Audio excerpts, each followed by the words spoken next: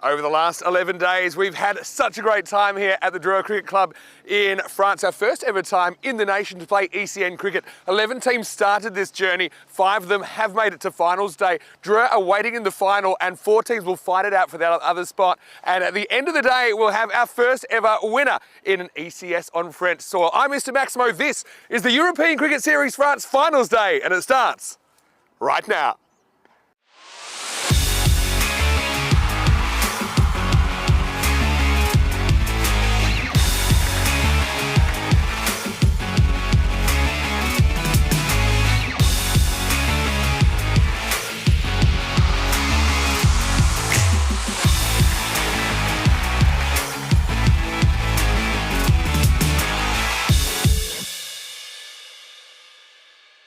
This European Cricket Network event is proudly brought to you by HCL Software and Paramatch. Bonjour, good morning to you wherever you're watching from around the world and welcome to another huge day in European cricket. It is the kind of culmination of a really exciting couple of weeks here in France in this European Cricket Series, the first ever we've had in the nation, and 11 teams have been boiled down to 5 that will take part in day 12, which is of course finals day. So we start the day with a couple of eliminators. The winners of the 2 eliminators will come together in a qualifier in the 3rd match of the day, and the winner of that qualifier will meet Dreux, who are sitting waiting in the final after finishing top of the table after the 55 group matches. So we start with Eliminator 1, and these are the 2 teams that finished in 3rd and 4th place on the ladder. So it's President 11 taking on Mitri in this one. I know that Charles Croucher, their sheriff, well, he's dolled up for the occasion. He's got the 2 captains. Let's see what happens in the coin toss for Eliminator 1. Okay. Mitri to call. Heads is the call. And it's a head. So Shazad Umar of Mitri has won the toss and he's elected to bowl first. So he's kind of got a little bit against the trend because we've seen more teams winning setting totals rather than chasing totals. But having said that, I think the dew factor is always present in the morning and he feels that he just like to maybe get the batting done when it's a little bit drier. Maybe the ball is carrying a little bit further. But it's a little bit of a gamble against a President 11 who had a pretty decent campaign. They finished with a 9-point advantage over Mitri. So certainly a little bit of distance between the 2 on the table. But I think for Mitri, they're a danger side. They've looked at all the way along. They actually didn't play too many games in the first half of the tournament. So they kind of gotten on a little bit of a run. Having said that, when these 2 teams met back in match 42, it was the President 11 that got the chocolates by 13 runs, 131 to 118. Watch out for a few players for Mitri. I mean, the mummy is always an ever-present threat. He is in the lineup, Ahmed Mumtaz, and I expect him to maybe bat in number 3 or 4 position. Got Mustaq Varoma at the top as well. He's a very talented player, and I just don't think we've quite seen the best of him so far. Let's talk President 11. We'll have something like 7 or 8 members of the French national team that will play in the ECIs this weekend, so you know that they're a very experienced outfit.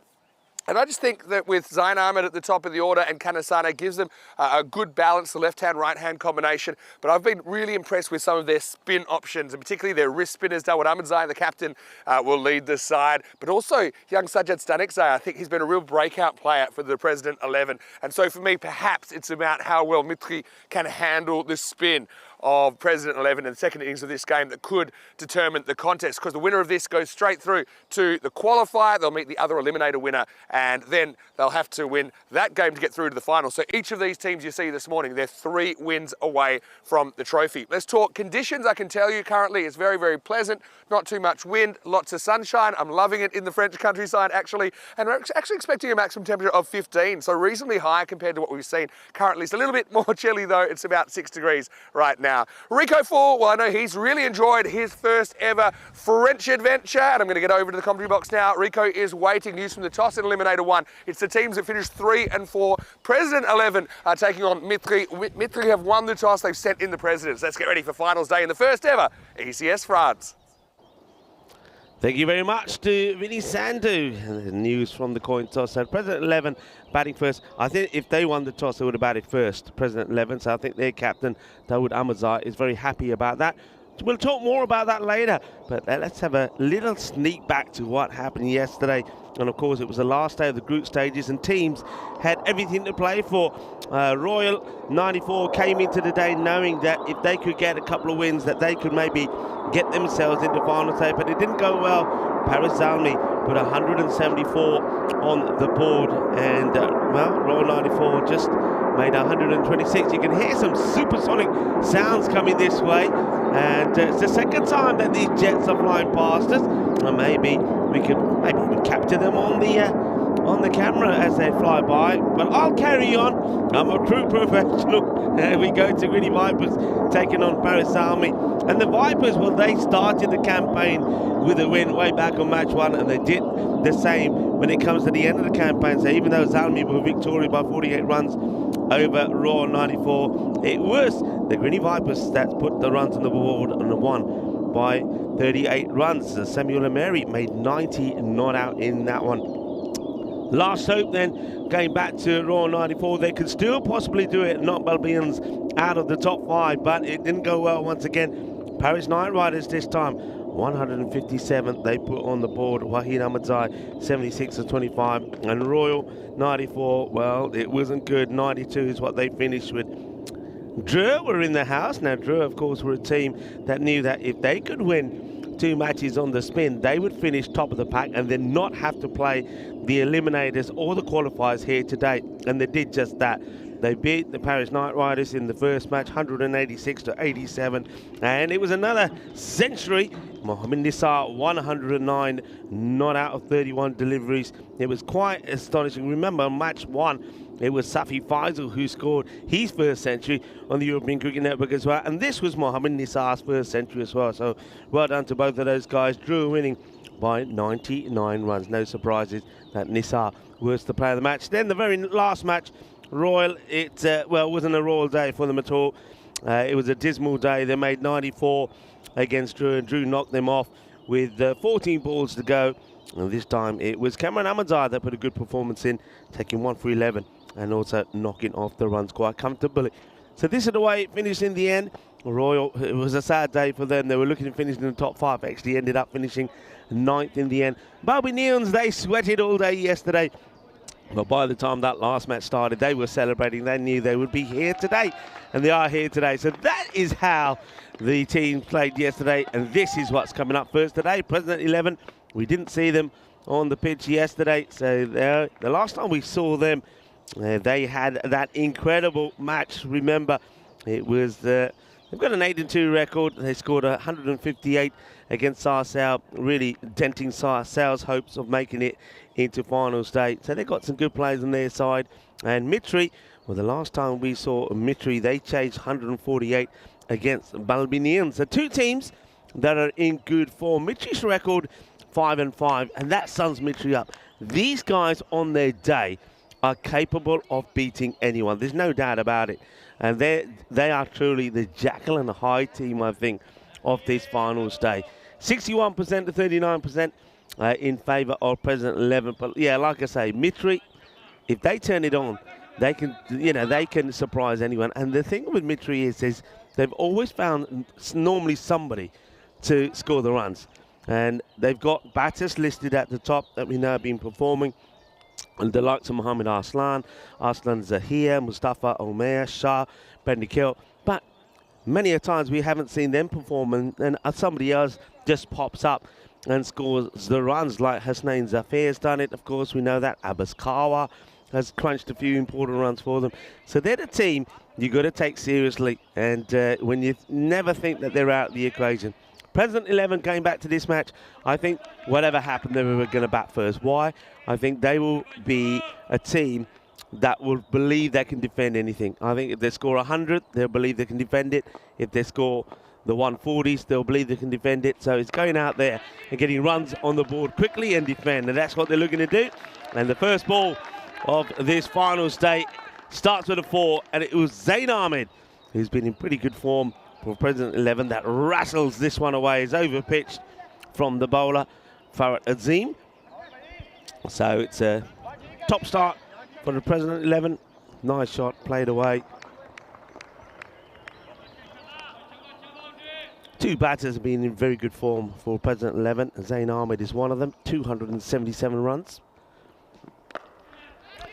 Oh, that's nicely played. Soft hands as he gets this in the gap. 4 more. Delightfully timed, just using the pace off the bowler and just, look at that, carving that away to the boundary. Zain Ahmed. Also, they've had Jamshid Nasiri, who's been in pretty good form, 214. Another man on 214 is out there in the moment, in the middle. And Lingaswaran Kanasane, who hasn't played as many matches as some of the other batters above him, but he's also got 200 runs to his name. So these three, or those three I mentioned, 2 of them out there in the middle, are going to be very, very key to the present 11 getting a big score on the board. And gone! Well, that's an absolute sensational comeback. What a delivery that is. It's been missed. I mean, let's see this against Zain Ahmed. Has he played all round this? But Farhat Azim has come back, and we have seen an explosive start. 2 boundaries and then the leg stick clean out of the ground. Well, the stump is flying out there. Look at this. Sensational. It's not probably the best of shots. He's played down the wrong line as Zain, and he sees his stumps shattered. Leg stick out of the ground. The 2 boundaries and out. 8 for 1. Oh, and what a comeback that from Azim. Cleans up Zain Ahmed. So one of the dangerous batters out of the equation. Shayan Iftikhar comes in at number 3. Hasn't really made any innings of any real substance as yet. Is he going to shine on final state, Shayan? Interesting choice to go with Shayan when you've got some of those other key batters in there. I mean, Jamshid Nasiri would probably normally, I mean, we've seen him open, and you would think he'd normally come in at 3. I wonder if this is just a move because the wicket has gone down a little bit earlier. We'll have to wait and see what the role it is that he plays here. It looks like he's got a bit of a twinge here, does the bowler Farhat Azim. Goes to bowl that ball, he doesn't look good here. He's got issues here. He's definitely got issues. Something's happened here to the bowler for Azim. Because, I mean, this is him taking a wicket. So, he looks all right there. Well, maybe he over-celebrates. No issues at that point. And then just coming up to bowl here, he just pulls up and feels something. He just has a little practice, but yeah, he's definitely twinged himself. Now, conditions today, like they have been most mornings here, it's bitterly cold. You've got to make sure that you warm up well. I just wonder if he just doesn't warm up and he just has a bit of a muscle spasm. Anyway, let's see how this one goes. Oh, he seems okay, but yeah, he just takes a lot of the pace off. He gets the ball in the right area, but yeah, he still looks a little bit uncomfortable. Single gets taken. Iftikhar gets off the mark straight away. Okay, Lingaswaran Kanasane. Now this guy, if he turns it on, can be pretty explosive. Hello and good morning to everybody in the chat. Hope you're well. Well, we had a supersonic start to the day with those jets flying past, drowning me out, and that takes some doing, doesn't it? The single gets taken here. Hello and welcome to everybody to Finals Day. Also to Peacock Friday as well. That's the end of the over. And he gets a couple of boundaries, a wicket there as well. Look at the total amount of runs here, 13,000. So we will get to 14,000 by the end of this European Cricket Series, I'm sure of that. Total maxima is incredible, over 1,000. And we're going at around about 10 per innings. That's sensational stuff, it really is. And that's not a bad start either. What a good delivery that is. It wasn't quite the end of the over. There was still a ball to go. It is now No more done, but this one's pretty close as well. Gets that through. It's very similar to the delivery that he bowled to the lefty and got the wicket of Zain Ahmed. 10 for 1 off the first. Teams batting first, pretty successful. We saw that in every game yesterday bar the last one, which Drew chased. That the teams batting first one, so 33 to 21 there. Highest score batting first 200, average around 134. So that's what President 11 will be hoping to get to. Highest successful chase, 162. And that was done by Belbinions, who we'll see a little bit later. Runs per day. Yesterday, again, another good day, 13.2, even though the last match was low scoring. But teams batting first yesterday in the first. Oh, well, he's walked right over this, and it's going to be 4 runs. Well, it's a dummy done by the fielder. And I don't know, was he just so confident that the fielder doing the sweeping on the boundary, Husnain Zafar, was going to get there? That's the captain of all people, Sazar Umar, just jumps over that ball casually, and it goes all the way to the boundary. Abaskawa gets good bit of movement here. Ooh, a bit of a tight call here by the umpire. The ball is swinging, but I think it does catch some of the line on the way through. Yeah. Encouraging signs, though, for the bowler. Abaskawa.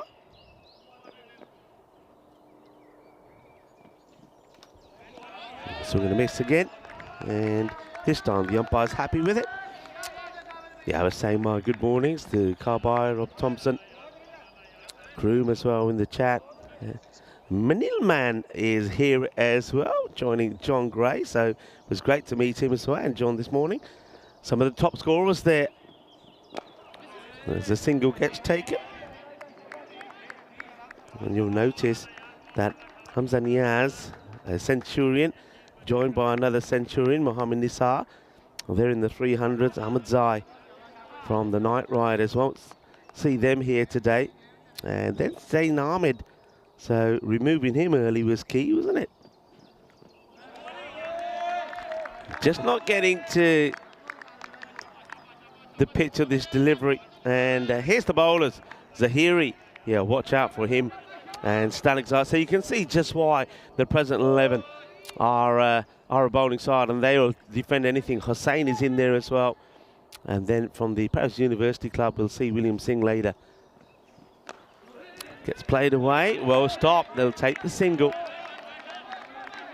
So very good over this so far from Kawa. Only thing with Kawa is, and I think I've said this before with Mitri, is with the movement that he gets, I'm really surprised that they don't give him any bit yet third man on the boundary. They've got an extra cover out or a sweeper on the offside, but the way he's moving it, I'll be surprised if anything goes there. So you go up in the air, it's in the circle, should be, oh, he's lost it, I think, and down it goes. Yeah, he loses this, and this goes up in the air, never gets a good base. That's Mumtiaz, never gets a good base, and you got to be taking these sort of catches against President 11, because if one of their batters get in, they can hurt you. So that's a big opportunity. He gets dropped, and Kanasane gets a life on 6. End of the over, 18 for 1. And this is how the team's finished.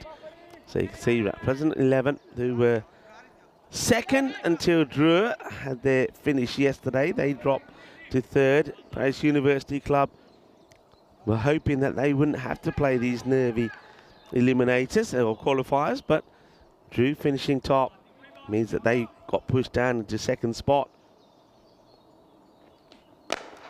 Firmly hit, but to the fielder.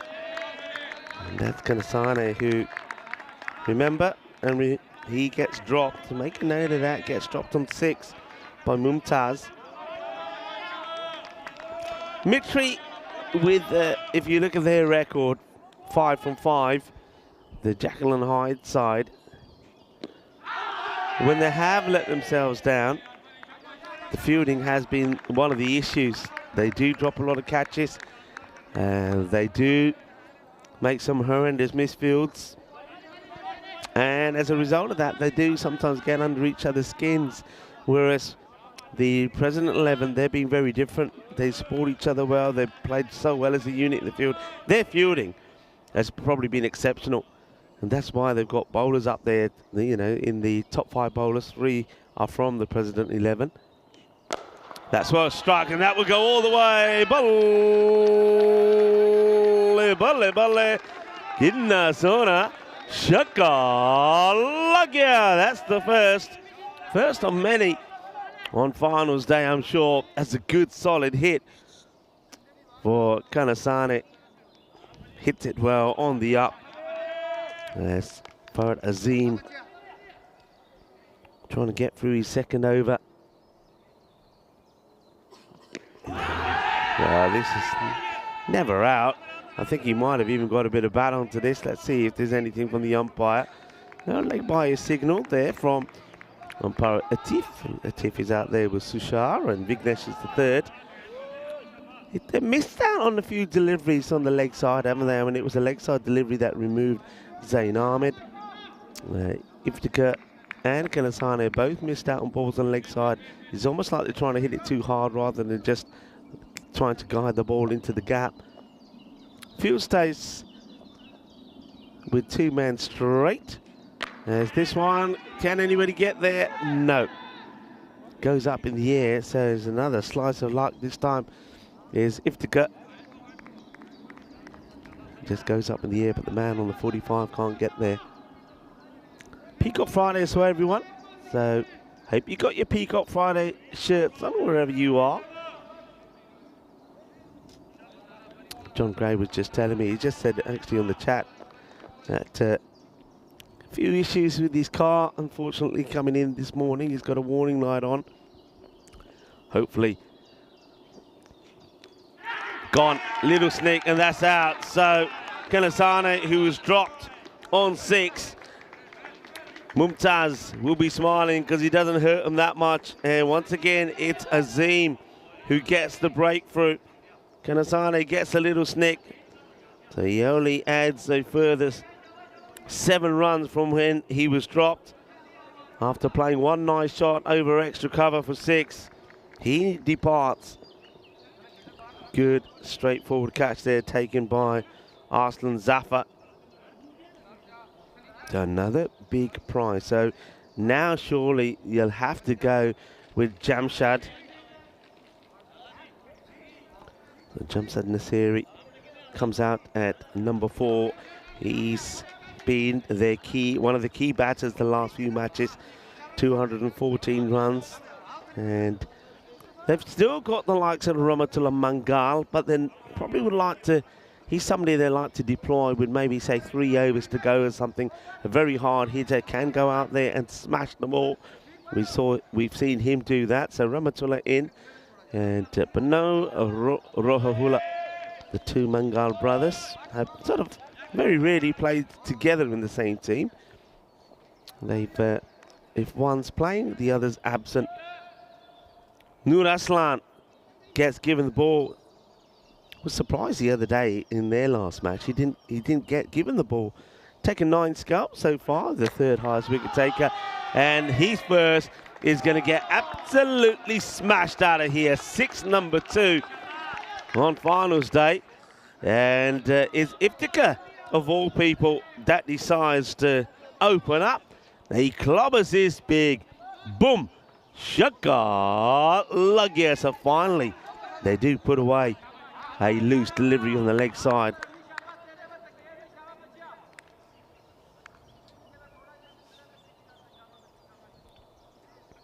.26 for 2 was the power play score. Now he goes outside the off. This one's going to be a little teaser as well. That could go all the way, you know. I think the umpires want to check this one because it's quite difficult to see with the sun at the moment, the way it is there, and the dew glistening around. And, well, the fielder is saying, I don't know. And I don't think we've got a replay of this either. So you're going to have to go with the umpire's call here, maybe. There's the shot. Let's see how much of it we have. No, we don't have it. So the umpire's going to tell. If I'm looking at that, I think I'm going with 4. I think, well, the umpire decides he's going to go with 6.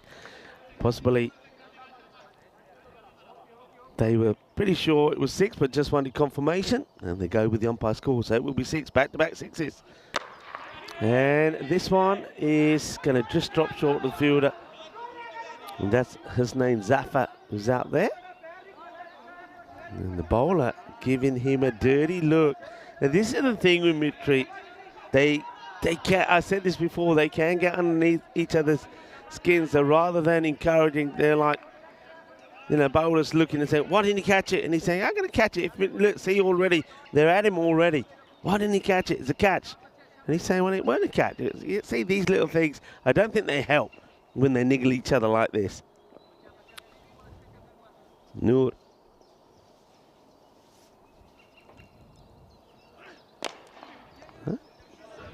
Jamshed gets off the mark. Hello to Shahag as well, who's in the chat. I think a lot of people are very excited about this finals day, and so we should be as well. Yeah, so hopefully, John, get the car sorted. Hello to Zubair Gujar, was also in the chat saying a big day here today. So a lot of people excited, but I hope you're all wearing your Peacock Friday shirts. It's well bowled. Oh no, the wicket keeper. He's had a mare, hasn't he? He's had a mare. It's a good delivery, cleverly bowled by Nur Arslan, but now he's let down by the other Arslan in the side. Arslan Zafar needs to stop this. He doesn't. He goes all the way down to the boundary, and that's going to be 4 byes. Have a look at the win predictor, everybody. And remember, Mitri, there are the side, the 50-50 side with a 5-5 record. And the win predictor a moment ago was 50-50 as well, 52% at the moment, swaying on the side of President 11.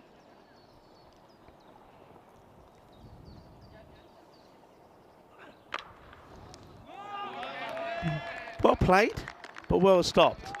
No run. There's the end of the over, so 4 overs complete, and 44 on the board. 2 wickets gone. That's the wicket of Zain Ahmed, an important one, and also of Kanasane. So I think at the moment Mitchell will be pretty happy where they are, but they know they need to get a few more wickets. Or Shahag is saying good morning, as well as a lot of other people. And it's time for me to say good morning or bonjour to Vinny Sandu, who joins me in the cube. Bonjour, Rico. Yeah, bonjour to all the viewers as well. It's been a pretty exciting first 4 overs, really something for everybody. And yeah, the fact the win predictor is 50-50 says all you need to know. Yeah, frustrating one for the keepers union last over. Zafar kind of goes with the feet. He gets megged as we start the 5th over. And we're going to get a little bit of a change of pace with Shazad Umar, the captain, bringing himself on. Yeah, Umar, we've seen him open. We've seen him bowl sort of the 3rd over. And we've seen him bowl at this stage as well. It's been pretty successful. A bit of a slog there from Iftikhar, misses out on it. No footwork really, just hoping to reach and get something on it. I said before the toss that spin would be really important in this first eliminator. Would nix that onto the keeper's pad, so it's not really a realistic stumping attempt, but you can see already the addition of Umar's made a bit of a difference. Yeah. But then also think of the wrist spinners that Mitri are going to have to deal with in the second half of this game. In form, they're tricky. Well, that one, he does get where he wants it. It doesn't have to move. Well, he's not moving his feet really, but when it's in the slot, it gets put away, and he clobbers that well, bringing up his 2nd big Maximo in the same area over cow corner. Yeah, what a really good strike that is. Just picked up the length perfectly. But I mean, you can survive that as a bowler. If you only get hit for 1 boundary and over, you've probably won the over. So it's got 2 balls still to go in this one. Let's see if Shaduma can come back well. Yeah, all right, goes for it, but this is possibly an opportunity. No, it's... Oh, no would you believe this? Welcome to the European Cricket Network, everyone. It's another comedy moment, another bit of cricket entertainment. He's in between the fielders. He passes it back, but he hits the other fielder. He clobbers his onto Husnain Zafar, and it rebounds off him and goes to the boundary. Can you believe it? Well, it was a slap back that goes wrong, doesn't it? His teammate becomes an unwitting obstacle in his attempt to keep that away from the rope.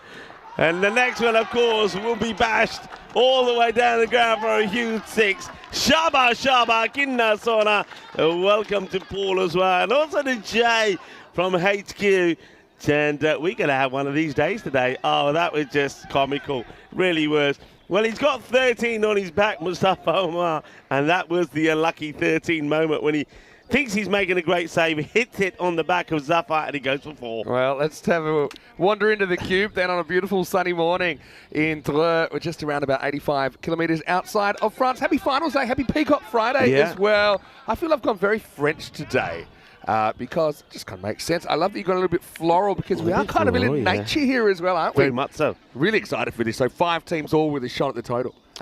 Yeah, and really, I said this. I had a feel about this all the way through. I reckon there could be a few surprises as well, because any one of these teams can go and compete with Drew and maybe pick up the crown, pick up the trophy, because they're all good enough.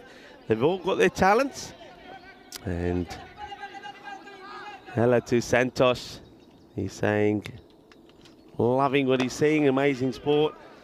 And he's saying that Iftikhar at the moment could be the key. Yeah, Iftikhar, look, I have to say, he hasn't really made any major contribution with the Battery side at the moment. But hey, you know, come at the big occasion is when big players stand up, and maybe Iftikhar is going to save his best for this finals day.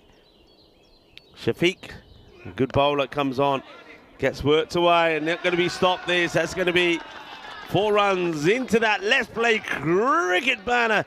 A great partnership here between the European Cricket Network and the Federation of Cricket France. So that's another one that gets worked away. Nice shot. So Shaihan Iftikhar just keeps on going at the moment. One of the things, and it's mentioned, Santosh in the chat's actually said, one of the great things about ECN and this format is that, you know, sometimes the star players or the big names will fail, but new stars are made and different players emerge. This is a lucky French cut from Iftikhar, and he's having a fantastic morning. Entrusted in that number 3 position. He's responded 40 off 17. That one was un poco de suerte, a little bit of luck for him there off the edge. Yep, suerte. And the bowler can't believe it. Shafiq's been very good, actually. He's their top wicket taker. He's taken 12 in the series so far. But that one, it's a good length delivery. He does beat the batter, but the batter gets a little bit of something on it. And Iftikhar now moves to 40 of 17 deliveries. 70 on the board now as we come into the close of this, the 6th over. Shafiq with 2 to come in the over. Okay, he goes with a similar delivery as before. Once again, it's been played and missed. Haven't been, all the batters so far, surprisingly, haven't been so strong into them. You see where we're standing there. This is where you go the other way and you just give it a little nurdle around the corner. Or you get a wide. And it's missed the leg leg stump. Or you get a wide, yeah. If it misses the line of your pads, but there's a couple in a row that have been pretty similar. A lucky 4, and then the bowler's a bit unlucky the next ball. It's another one that gets through, similar as before. So just moving too much, isn't he? Moving too much down the leg side. End of the over, it stays the score on 70 for 2. Oh. And look, I reckon now we're together, we're going to say a big thank you to the Federation there for taking us out to a wonderful meal last night. Definitely, yeah, it was really, really kind. I even got a birthday cake. I'm really milking the birthday. I think that's 3 nights in a row. I don't know if I can keep getting away with it. But yeah, let's just say I woke up feeling more like Rico full this morning because I was full. That was a feast, wasn't it? So thanks to everyone for their thoughts. It was a lovely establishment, and got some great food, great company. So yeah, once again, thank you to the likes of Atif, Asif, and the Federation here for treating the crew to a lovely meal as we get set. Well, Shafiq ends the over with some sort of unholy hat trick, doesn't he, of 3 balls that are all in the same spot. One got French cut for 4, the other 2 were missed. Now Jamshid Nasiri faces up. Arslan is coming back for his second over. Oh, what's it? This has been signalled a wide? Yeah. For what? Semi straight over the line. So, yeah, see the batter just with a little sneaky suggestion to the umpire. Arslan doesn't look too plussed about it, and I can understand why. Yeah, it's not the best of calls. Nur Arslan comes back into the attack. Jamshad needs to now find his form. All right, that'll do nicely. Jamshad gets his first one out of the middle, and that one goes into the middle of the trees behind us. Good hit, good shot, powerful hitter is Jamshad. Yeah, we saw the fighter jets overhead, didn't we, this morning? I was a little bit worried. I've watched a few too many documentaries lately, actually, perhaps, but I think it was all peaceful. But yeah, that's a powerful strike. Remember, they've got the clock over there on the clubhouse. If you can hit the clock, it's 500 euros. Makes me want to take up the game again. Right in the long on hitting zone.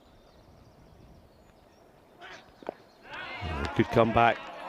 Nicely bowled, bit fuller outside the off this time. Look at the length that's been effective, and you even go back to that last over. And who's that in the background? That looked like Chris. I don't know if we've got that again. That's that is Manuel Man. The Manuel Man, there he is. And yeah, good to have a couple of spectators. He's driven a couple of hours to be here. It looks like he's got his packed lunch with him. There he is. He's got a little. We'll have to try and get him in the commentary box a little bit later on, perhaps. Got a little tiffin of something. Oh, so now, see, once again, that's about 4 deliveries that have been missed out on the leg side. So look at this, coming angled in. Meg. And this time he nutmegs himself. So once again, if you take that extra step, you go across, you get the wide at least. The more I've seen this cricket, the more I think that length is even more important than line. Okay, that line's not actually very good, but the length, it just bounces pretty much right between the feet of Nasiri. And that's been the effective ball, hasn't it? Especially in the last over and a half.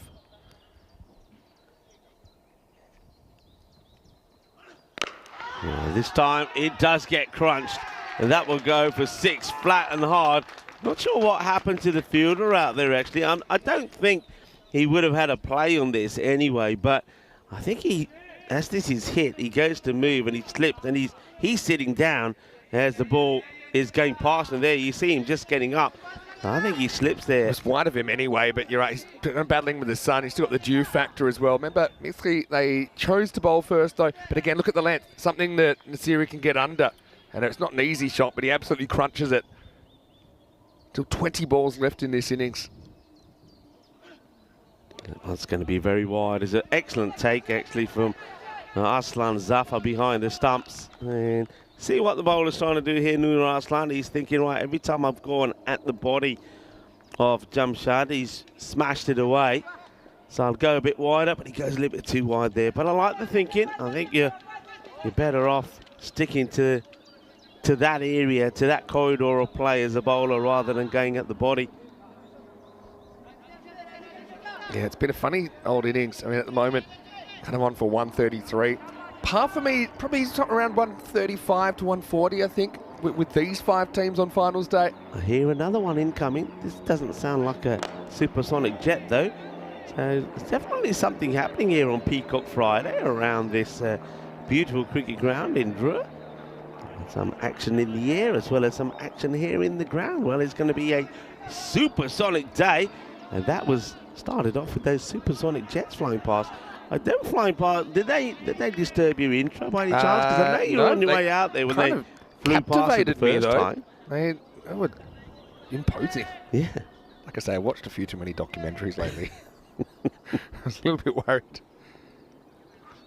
Slower ball, and this is going to be a tease for the fielder. Can he get there? No, he can't. It's a good effort. It's a good dive.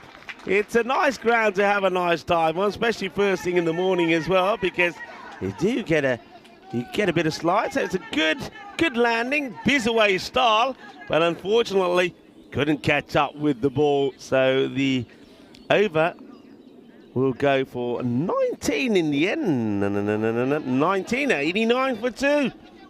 Yeah, look at the run rates. So I just feel like it's probably 135 to 140 on finals day, because there probably have been some teams that have dragged that average down a bit. Yesterday, the average score, 132 per 10 overs. And this is where we are, of course, on finals day, with the winners of the two eliminators meeting in the qualifier. Maybe we can go back to that one more time. So it's such a big boost to finish top under this format. I think we'll try probably a couple of different Final Fives formats this year. But Drew, they're waiting in the final.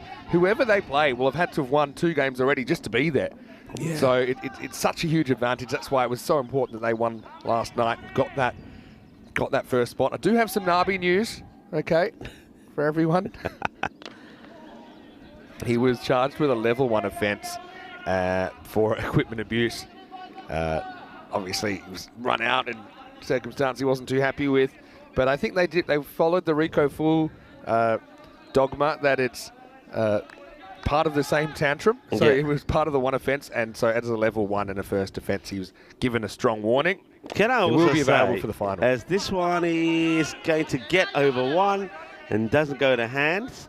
But I'll just say, look, give Nabi credit. I know when it happened, he was seething. I know when we saw him sat to one side and he didn't make any sort of movements or give any facial expressions away. But afterwards, he was very apologetic to everybody, including in all of the chats, including via email, including going up to the tournament referee and saying, I'm sorry. One man who's not saying I'm sorry is Iftikhar, because he brings up a half century. I believe that's his first in the series. It might be his first in the network as well. Good, solid shot from Iftikhar. Half century, well batted. Well, he's only played 2 games in the series, right? So he's going absolutely crazy right now. And this one could be in clock zone.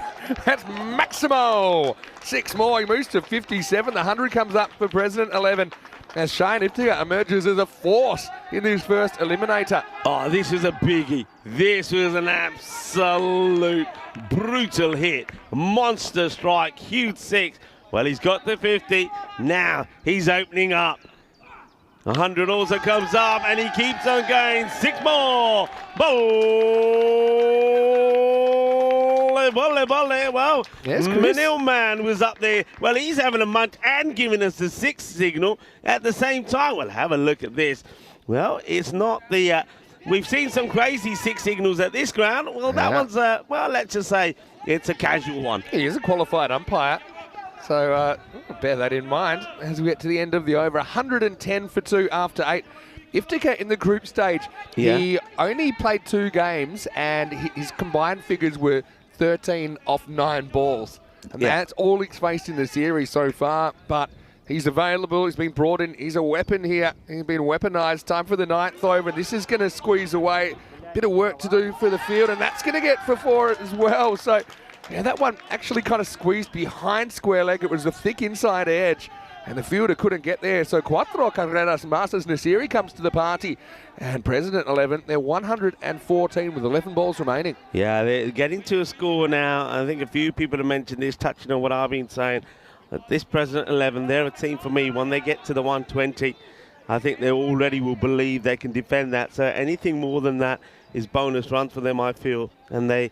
Well, at the moment, the way the last 2 overs have gone, they're eyeing up 140, a score between 140 and 150.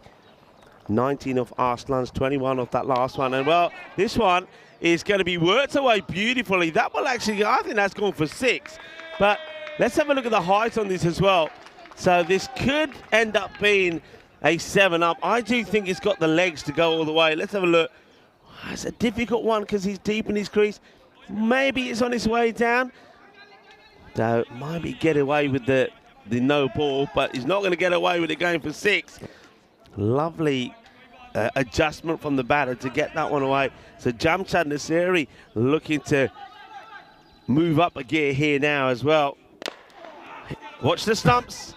Well, did that hit anything? Because that looked like it was going a lot quicker. Yeah, I think it was actually went past the stumps. It was more of a miss hit, and it just kind of bit away at the last moment. So yeah, got away with not being called for a no ball. We couldn't really get it any higher, but I can kind of see, standing at the crease, is it just dipping below? Probably.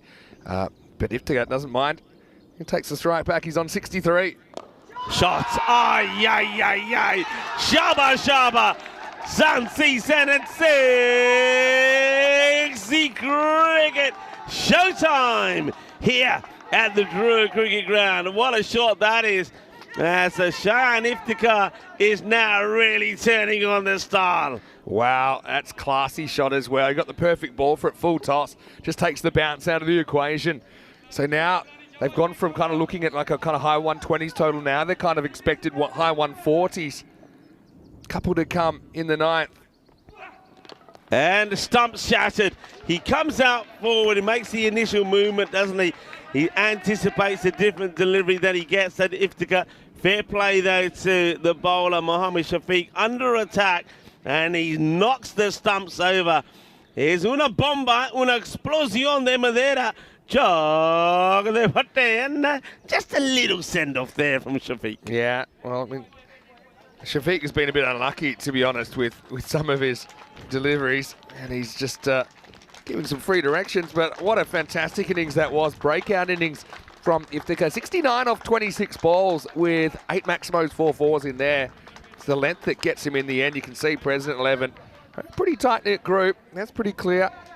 And there are a bunch of guys that, 8 of them, 8 out of the 15 in the national squad are from President 11. So they'll consider this quite an important day as well, just to kind of justify their selection. Anyway, Rahman comes in, the lefty. He gets a piece of it.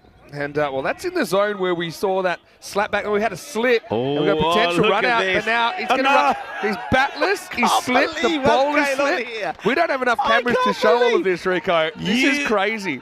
You are not going to get the full picture here.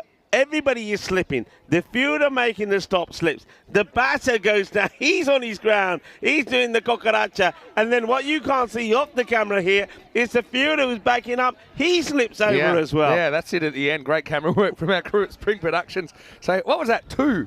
But I actually love the fact that Rahman didn't really care that Nasiri had slipped over and was on the ground and said, hey, we're coming anyway.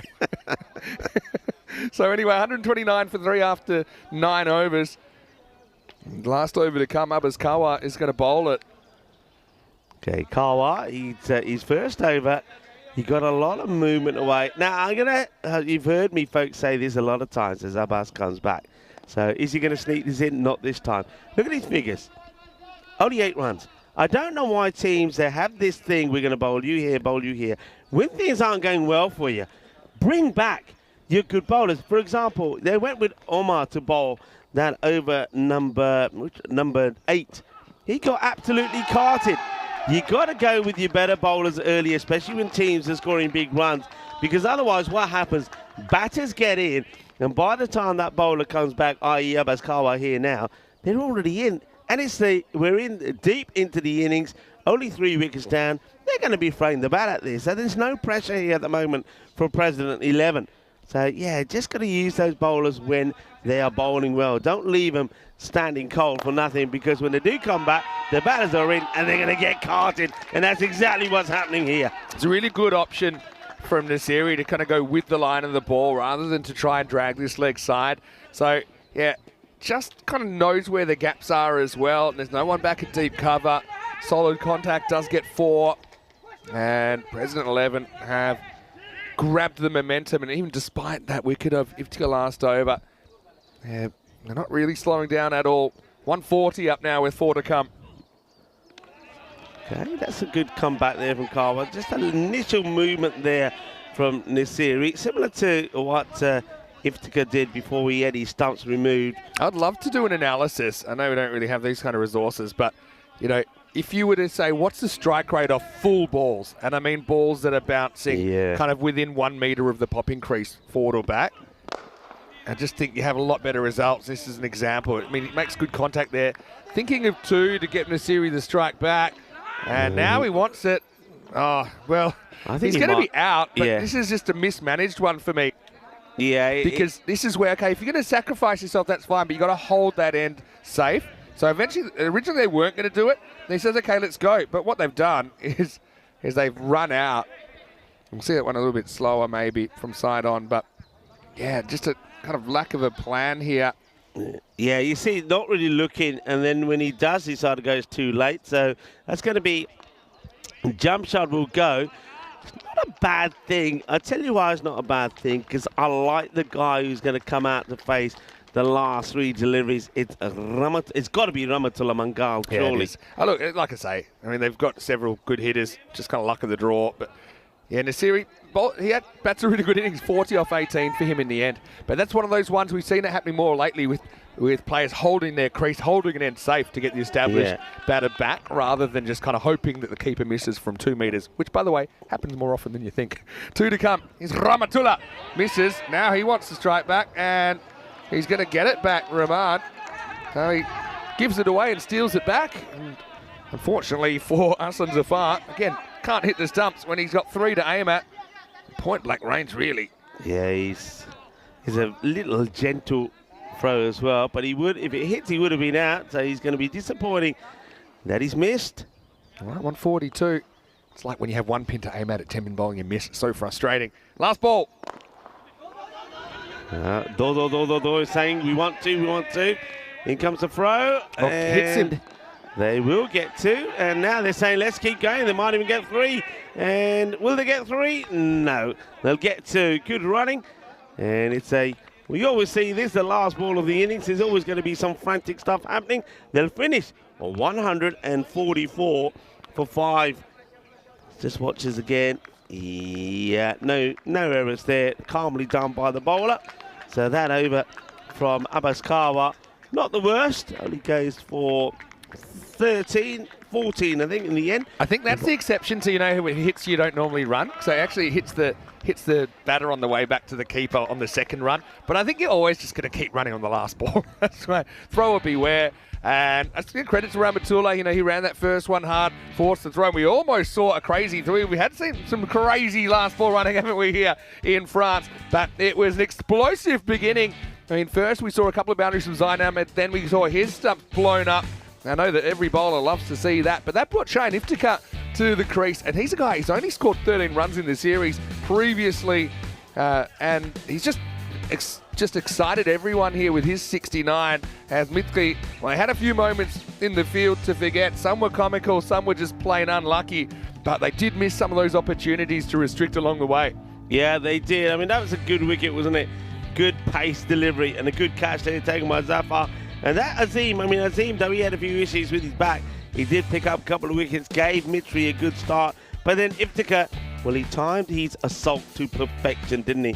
61 came off the first 5, but then they absolutely motored on into the second 5, scoring 83 of the second half of the innings. And it was shots like that did it. Iftikhar, like you said, and I knew that he hadn't done much in the earlier matches, even though he didn't play many matches, but that's a breakout innings from him. And when he was out there with Jamsan Nasiri, you knew that these two were going to hurt them, and they did. That was the old slap back onto the teammate and across the boundary for 4. I mean, you can't really fault the efforts here. I mean, I know juggling your bowlers is always tough, and you mentioned maybe some part-timers. We saw Chris getting in on the action. Welcome, Manilmart. But, I mean, that was probably one of my favourites. We got the perfect ball for that ramp. Eventually, he would go for 69. That's I suppose, you can question who they bowled and when they bowled them, but I think also you got to take your hat off some really good stroke play. I think Nasiri was good late in the piece as well. I like the way he went offside a little bit as well. I love the fact you said you can take your hat off, and we see the Mr. Universe there, Dawood Amatar with his beanie on. Perfect timing that, but he'll be very happy when he... Because, that was another one. That was another running. He'll be very happy. Decent viral-ish moments in this as well. And this is the last. This is when they decided to try and sneak Nasiri back on strike, but he came up a little bit short. Again, just needed to kind of stay in that end a fraction longer rather than hoping the keeper would miss from nowhere. And then the last one was a bit of chaos as well. They get about 2.9 in the end. The keeper was thinking, what's my plan here? But he just spotted that was the play. I got to say, Rahman, he looked absolutely flat out at the end of that. The 66-yard dash, but in the end, 144 for 5 for President 11. For me, they're ahead, but only just. But Mitri, like I said, they'll have to conquer the spin, I think, in particular. That's not to mention guys like Zahiri, the big left arm, has had a really good series as well. And, of course, you've got Ramatullah Mangal in there lurking around. 69 for Iftika, his highest score on ECN by some distance. And he hit 8 towering sixes in that innings, supported by Nasiri with 40. Kanasane early with 13 and Zain Ahmed 8. A bit of an underwhelming performance, but it just allowed the chance for an emerging star in Iftika to shine. And he certainly did, setting up a decent total here in Eliminator 1. Yeah, you got to remember, Mitri. I've said they're Jacqueline Hyde's side. When they bat well, remember what they've done. Yeah. Golden ball, 161 to 161. Yeah. True. Yesterday, the last match you saw them play, they chased. Well, the last match they played, they chased 148. This team, if they click, they can score runs. And the one thing about them, and I know that Iftika, who was in comments with me the other day, said the same thing. They bat all the way down. They will never give up any fight. They will never give up. So this match is well and truly still alive. I don't think they get batted out of the match. Yeah, I agree with that. So Farhad Azim 2 for 17, best of the bowlers. The other wicket went to Mohammad Shafiq. It was a bit unlucky in his 1 for 28. We'll take a break then. Back very, very shortly. We have to say goodbye to one of these two teams. One will survive to the afternoon in finals day. It'll be 145 for Mitri to remain in the tournament. Vinny Sandu here, Mr. Maximo, with Rico Full. Will settle down and get excited because we'll be back shortly here from the Direct Cricket Ground with more finals day action in the European Cricket Series.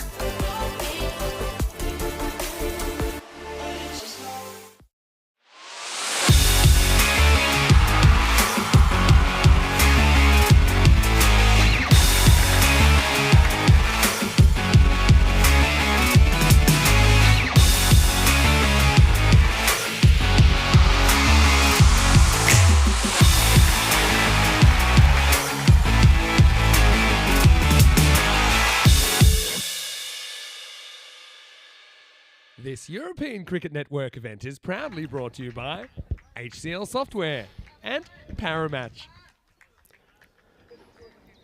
Hello, cricket lovers, and welcome back to Eliminator number 1. On finals day on this Peacock Friday, President 11, they'll be very happy with what they've achieved. They've got to 144, so 145 becomes the target.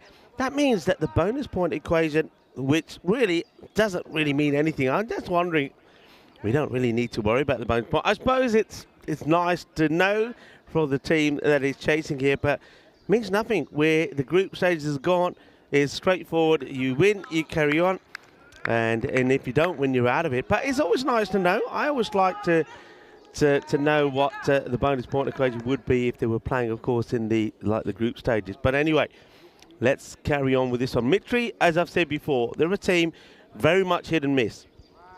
If they get clicking, they can chase anything.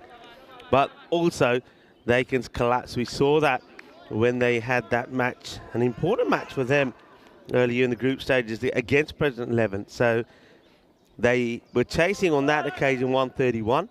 They were 59 for 9 and then still got to 118 before they were all bowled all out with 5 balls to go. So they know that last time they played President 11 sort of had the better hand over them, but President 11 will also know that they had the opportunity to finish off the job pretty early and they weren't able to do it. It will be Iqbal Hussain to start.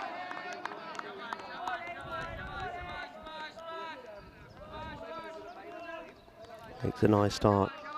Yeah, going back to that match, Mitri, they got to that 118 thanks to Nur Aslam coming in at number 10 and scoring 48 not out of 16. A partnership worth 59 with Ahmad Bilal. So it just goes to show their depth. All right, this one's hit high up in the air, gets it over the infield, and they'll get a boundary. 4 runs, the first boundary in this eliminator. One team will survive and play in the qualifier later. The other will be gone. We'll say goodbye to them.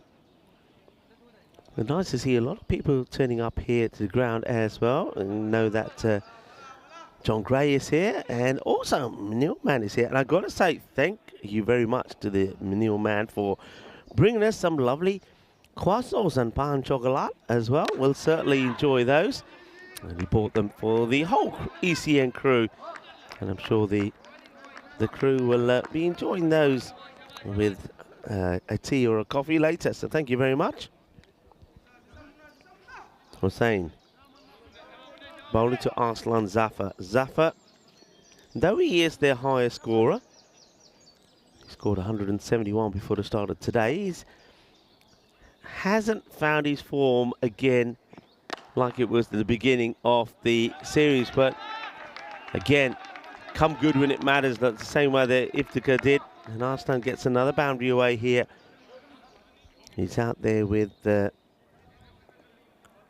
Mustafa Omar, who has scored 217 in the series. So 2 good batters. They've also got the likes of Mohamed Arslan, who can certainly make a big difference as well. So they've got good players here. Oh, that one has just taken off, and well, what a delivery this is. It's going to be called a wide, so that's going to be 5 because of the height. Watch this take off. Oh, well, I don't actually think it's over the head. But because I was a bit surprised, it was just a real spicy delivery, but it's given us wides. I think it's a bowler, and no complaints really there from Iqbal Hussain, but yeah, that's a tough call because it was a fiery top draw delivery, which gets called a wide.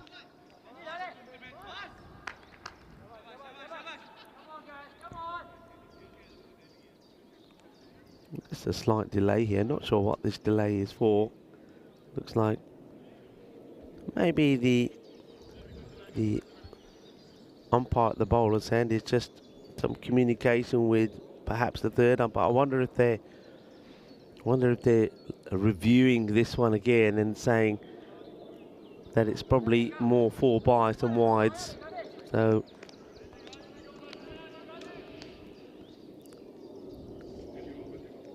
I was saying 14 off the over so far, and no change, so it will stay as 5 wides. Oh, it's a good full delivery, and oh, this one gets through the fielder. Disappointment. It's a good delivery though. I was saying he's having no luck, is he? Gets a nice sharp delivery that goes through the batter. Cuts him in half really, Arslan Zafar, and that gets called a wide. Now this one should have been stopped by the fielder. Gets this completely wrong, and it goes for 4. Good start. And this is up and over, but the fielder comes in and takes a catch, and that's what Rahmatullah Mangal does. He doesn't drop these. And just from seeing him get down and get into position, you know who it is. So there's the breakthrough. So it is a good start. It was 18 of 4, but the 5th ball rewards Iqbal Hussain with the wicket. So Arslan Zafar, as he has done so many times lately, gets the start and gives his wicket away. He'll go for 12 or 5 deliveries. And a new batter that comes in. Sharp and the kill. Sharp and the kill, a good all-rounder. We didn't actually see him with the ball. I think with the likes of Azim coming into the side, he wasn't called upon. Let's see if he can make a difference here with the bat. He scored 202 runs in the series, so he's very useful. But he too, I have to say, I mean, and I'll say a lot of this about Mitri in the last sort of 4 or 5 games they've played. It's not the key batters that have been getting the runs for them. Sharp Endikel's another one who's made starts for his side. Gets into the teens, plays some dashing shots, particularly out on the offside, and then gives his wicket away. So that is the end of the over. It's 18 from it, 1 wicket, and that was the wicket of Zafar. He sort of found the safe hands, really, of the fielder. 10 matches also since a golden ball. So 127 required in 54 balls. And we've seen this before from President 11. They make a nice tidy start, and then they could, I mean, there's Dawood Ahmadzai. Probably will bring either himself or Stanek Zai maybe onto bowl in possibly the 3rd or the 4th over. At the moment here, they're going to go with the only bowler so far.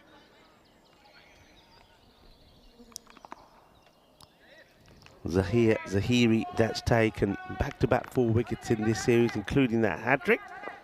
So Zahiri And he gets hit high up in the air. This is going to be a real teaser for the fielder. Can't get anything on it. That's going to get over Zayn.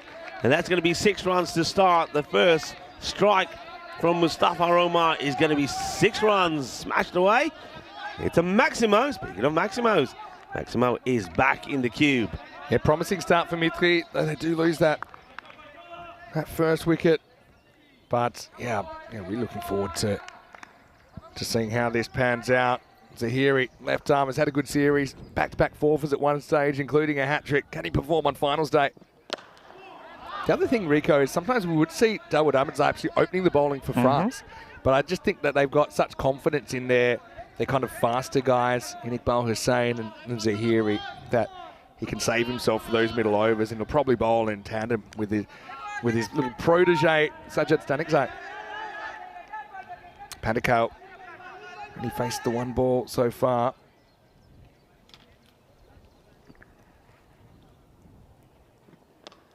That's nicely clipped away. That's a nice shot. That's something that I felt that early on in the innings, the President 11 missed out on a lot of these where they were moving too much the wrong way. But look, he just stands nice and straight. It just gives that a little clip away. So sharp end to gilt and brings up his first boundary as well. So the Spiders have taken over the queue pretty early today. Must admit, I think they got into my hair yesterday. John Gray, he was here. He knows that we're not joking about it. Okay, no run this time. I must admit, I'm guessing there must be an injury to Mohamed Arslan, because I remember the last time we saw him. Remember, he looked like he pulled his hamstring in the field and he couldn't run.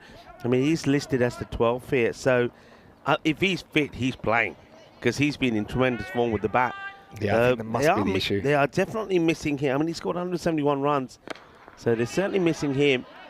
So he's listed as the 12th because of that injury he's picked up. So that means that somebody else, one of the other key batters, one of the other top 4 have to really click here. And maybe it could be one of these two.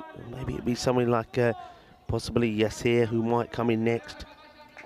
Nur Aslan, like to see him go up the order. I can't believe that he is still listed way down the order when against President 11. Remember that match, Vinny, when President 11, 131, they had Mitri 59 for 9. And Mitri still got to 118. They picked up a very vital point. And how important were those points that Mitri picked up? Remember, they played one day. I'll get to the day in a moment. I think it was day 9 where they lost every match. They lost to President 11 in match number 42, 131 to 118, when they were 59 for 9, but got a point. They lost to Drew, 152 to 109. 6 of the last ball from Abbas got them a point. And then they had the golden ball, 161 to 161, but at least they got a point. Yeah. If they, they're gutsy, and because of those points that they picked up, that's why they're here. Yeah, that's right. Yeah, no, and you're right, they could have finished a lot higher if some of those results had gone their way, at the golden ball, for example. But look, they've got a shot here. They're right on the rate, the 14.5 and over so far. Malik Zada looks like he's ready to bowl over number 3. It's just a slight technical issue that's holding things up at the moment. Gives us a chance to welcome everyone in the chat. No, Dave B's in there. Hello to you. It's been pretty busy this morning. We haven't been able to spend too much time in the chat. Got a couple of the chatters at the ground as well. Rob Thompson watching from New Zealand.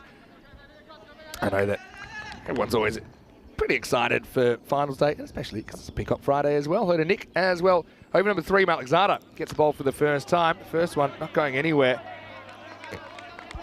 Malik Zada, another 4-wicket hero for President 11. He was one of the bowlers that took a 4 for the same day that Zahir Zahiri took 4 for. There were 2 4-fers in that innings. There was 4 on that day. Yeah, having said that, we've had a bit of a 5-for drought, haven't we? Because I don't think we've had one since the very start of the ECL. That one probably just does miss the line. Remember the interpretation in place from this tournament, although it seems like it's coming in gradually, is that the line belongs to the bowler. But you still got to get some of that line. That one doesn't. Yeah, you're right. We haven't seen the fight for a while. We've had, like I've mentioned, several bowlers here that have been in the run-in. They've been contenders. We've seen plenty of fourthers. So goes back to his mark here. Does Malikzada, just doesn't feel right about it. And there's the Dawood Ahmadzai. Great captain, great leader. Encouraging word to his bowler. Who once again goes wide, so wants to keep it in that corridor, but just, you saw there, he's saying it's just seeming away. Thing is, though, not a bad spot to miss, though. Yeah, it's not only, we have a good look at that, bat is still going for this shot, right? So there's still a chance he can still get the edge. You got 6-3 field, so you got 5 infielders really, and an outfield on the offside. All right, here we go. Here's a reward, and it's Dawood Ahmadzai. He'll be celebrating. Here he goes. Catch him if he can. Under, Iba. Grab him before he disappears. And catch taken. He's taken a lot of good catches. As Dawood Ahmadzai, no big celebration from him this time. He hasn't done the Mr. Universe celebration, but whenever he catches the ball, he's just off and running. Yeah. You've got to pin him down. Here he goes. And luckily this time, Rahmatullah did manage to grab hold of him. Otherwise, tackle. he'd still be going. Yeah, well, that's the thing. He doesn't celebrate because he gets taken down. It was probably one of the better tackles I've seen from Rahmatullah Mangal. Never gave up the chase. But Ahmadzai, or Mr. Universe, you know that he's an excitement machine, and he'd love to lead this team to a victory today. Got to love a little bit of byplay there. Bit of an unfair fight between those two, size-wise. Yeah, these are the 5-wicket hauls. We haven't had one since the 29th of February. Arafat Afghan, remember that, playing for the Mechlin Eagles against Hornchurch in Group B. So it's been a while. And maybe we'll get one on finals day. You never know. 31 for 2 then. And this one will go into that vacant third man area as it gets over the short third. 4 runs. It's we've seen a lot of this here in France, haven't we? Where you've got bowlers who are naturally getting that ball to seam away and bowling with a fair bit of pace, but there's a lot of reluctancy to put the third back. Yeah, I mean, you compare having the third back compared to the long off, for example. I just think, yeah, I'd rather a bowler get hit over long off for 4 or 6 because that's a genuine shot, whereas the edge isn't. Yeah, now the change happens, but they wait for it to happen before making the change. That's a good spicy delivery, which is a little bit too spicy for Lungas Warren Kanasane to take as well. Really gets good carry through here. Really good delivery. Look at that. That's a top-notch bit of bowling. It surprised Kanasane as well. It did. Definitely bit away off the pitch. Nain Zafar trying to get going. Well, there's more oohs and ahs. And it's known for a good ooh-ah here in France, aren't they? Seem to remember the old Cantona. It used to be ooh-ah Cantona. Of course, a very famous French footballer, Eric Cantona. We had our own variation. It was ooh-ah Glenn McGrath. Okay. Okay, that is high up in the air. And Rahmatullah will take it. Of course he will. In his trademark style. All right, well, now he says, I'm having you. All right. If there are any youngsters watching, look away now. We're gonna have to up the rating here pretty soon. I mean, I thought we were PG, but now, well, maybe it's going to be 16 because, well, look at this. Okay, no, I don't mean a piara, and well, Dawood Ahmadzai. I mean, I do like captain supporting your players, but hey, I love it because, hey, what's good for the goose is good for the gander. Ahmadzai tried to get away, and Rahmatullah took him down with a tackle, and now Rahmatullah is basically a sitting duck for Dawood Ahmadzai. There's good communication as well. Rahmatullah straight away said, "No, I've got that one. That one's mine." 35 for 3 now after 3 overs, and President 11 well ahead. Now we are going to see the spin twins, I think, for the next 3 or 4 overs, as Dawood Ahmadzai himself, the captain, bring himself on in the 4th. Yeah, and this is what they do. They get the seamers get the earlier wickets, normally 2 or 3 in the power play, and then the spin comes on. This one just gets guided away, but no run. They're playing from behind before the spin even comes on, right? But you got the mummy there. So if there's one guy I think could probably swing this, the mummy, Ahmed Mumtaz, did some incredible things for Byron, the Greek champions in ECL 23. Firmly hit. That's in the gap. That's 4 runs. And that's smashed by... And that's Pandakel, who gets a really good shot in here. Firmly hit. So, yeah, well, you have, like you say, you're quite right. Mumtaz is there, but what a good shot that is. A powerful hit. Timed that so well, Pandakel. It screamed away to the boundary.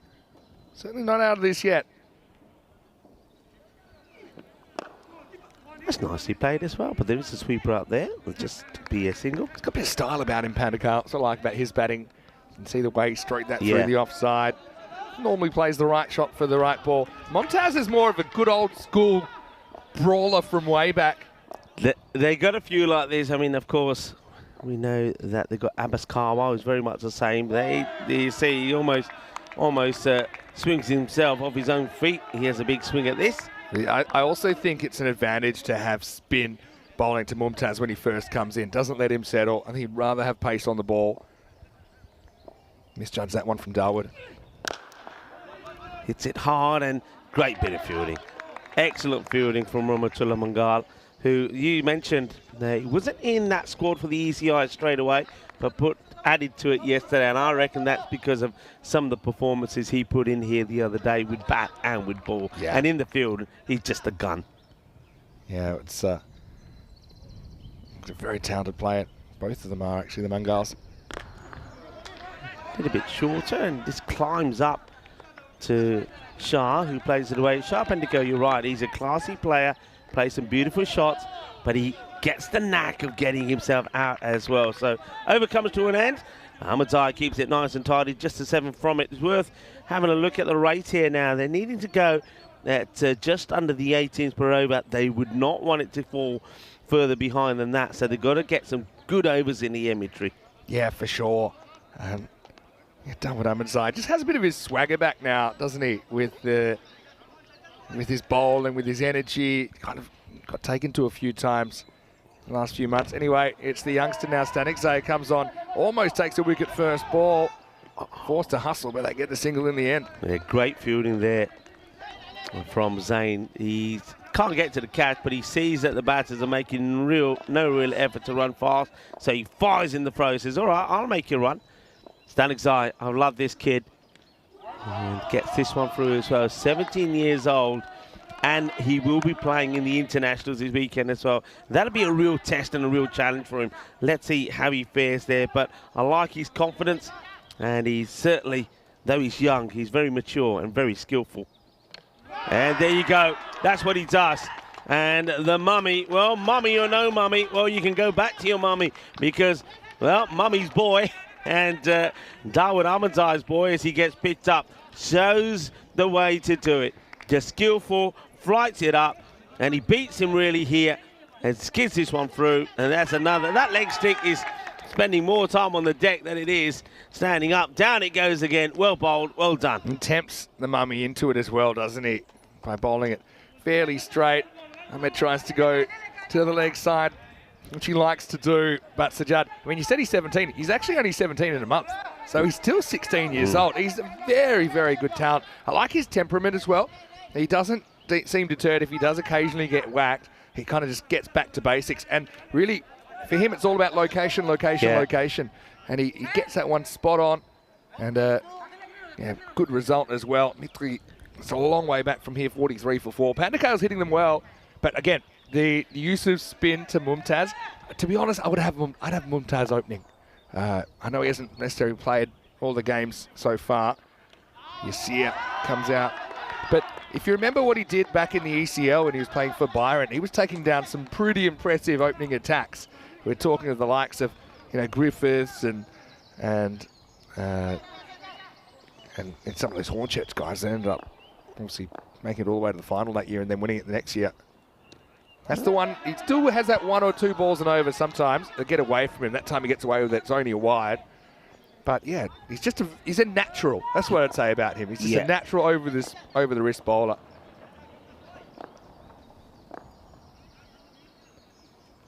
All right, high chance, opportunity, and the way these guys field, you'd back them to take it, and they do take it. Zain Ahmed makes it look easy, doesn't he? Takes the catch, and Stanikzai gets another one. They're just a joy to watch, aren't they, in the field? The energy the enthusiasm, it's always there. You know, some people say, well, maybe they're a little bit cocky because they're celebrating big time, even when they're picking up wickets early on. There's still a long way to go in the match, but that's just the way that they are. Look, they love being together, they love playing together. The team dynamics there are good, and when you've got a team that are playing this way, they will and they do go a long way. Yeah, that's it. And look, these guys, they're actually from a bunch of different clubs around the country, have been brought together for this tournament, President 11. So, you know, they're really excited, obviously, to kind of forge and improve those friendships. I mean, a lot of them have played for the French national team or kind of been transitioned into the French national team. So, yeah, they're having fun. They're allowed to have fun. They're well on top now at 44 for 5 as Abbas Kawa comes out. Last ball the 5th. Kawa, we know how he plays. I mean, he's done heroic things for his team before. He's got them points when they looked out of it.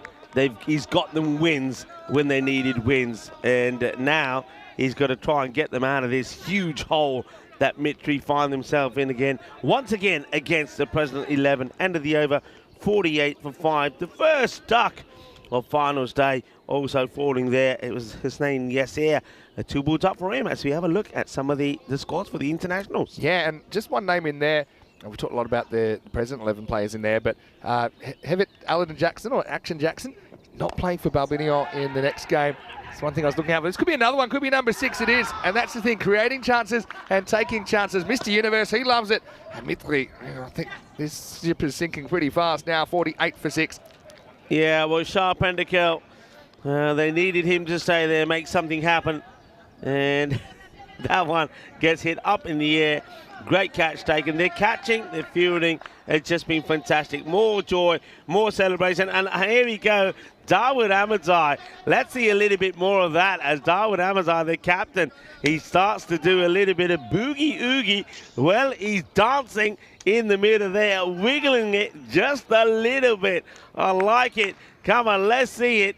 Wiggle it.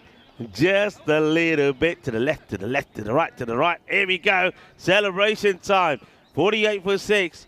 Pendekel is the last batter to go. He'll go for a run of ball 11. Yeah, well, good luck if you're coming in from here. Still got a swing. Need pretty much 105 overs too. Oh, this one stays a little low. He gets a bit lucky here. Nur Arslan. Nur Arslan was, I suppose, a hero in a way in the contest when these two came together last time. Coming in at number 10, he scored 48, and he and Bilal helped his team with a 59-run partnership to get to at least a point. But this time, well, as I've said already, the point system is irrelevant. It's win or lose, and if you don't win, you're out of it. You're out of this finals day, and you fall at the first hurdle, the first eliminator. And at the moment, President 11 looking slick and sharp as they have done all the way through this this series. Dawood Ahmadzai picked up 1 for 8. The other spinner, Sajjad Stanexai, 2 for 6 in that first over from him.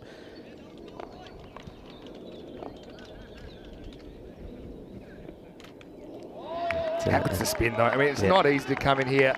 And first you got to pick it, and Ahmadzai's got a few subtle variations. He's got like a quicker one, he'll just kind of rock out fast, but his location's been excellent here.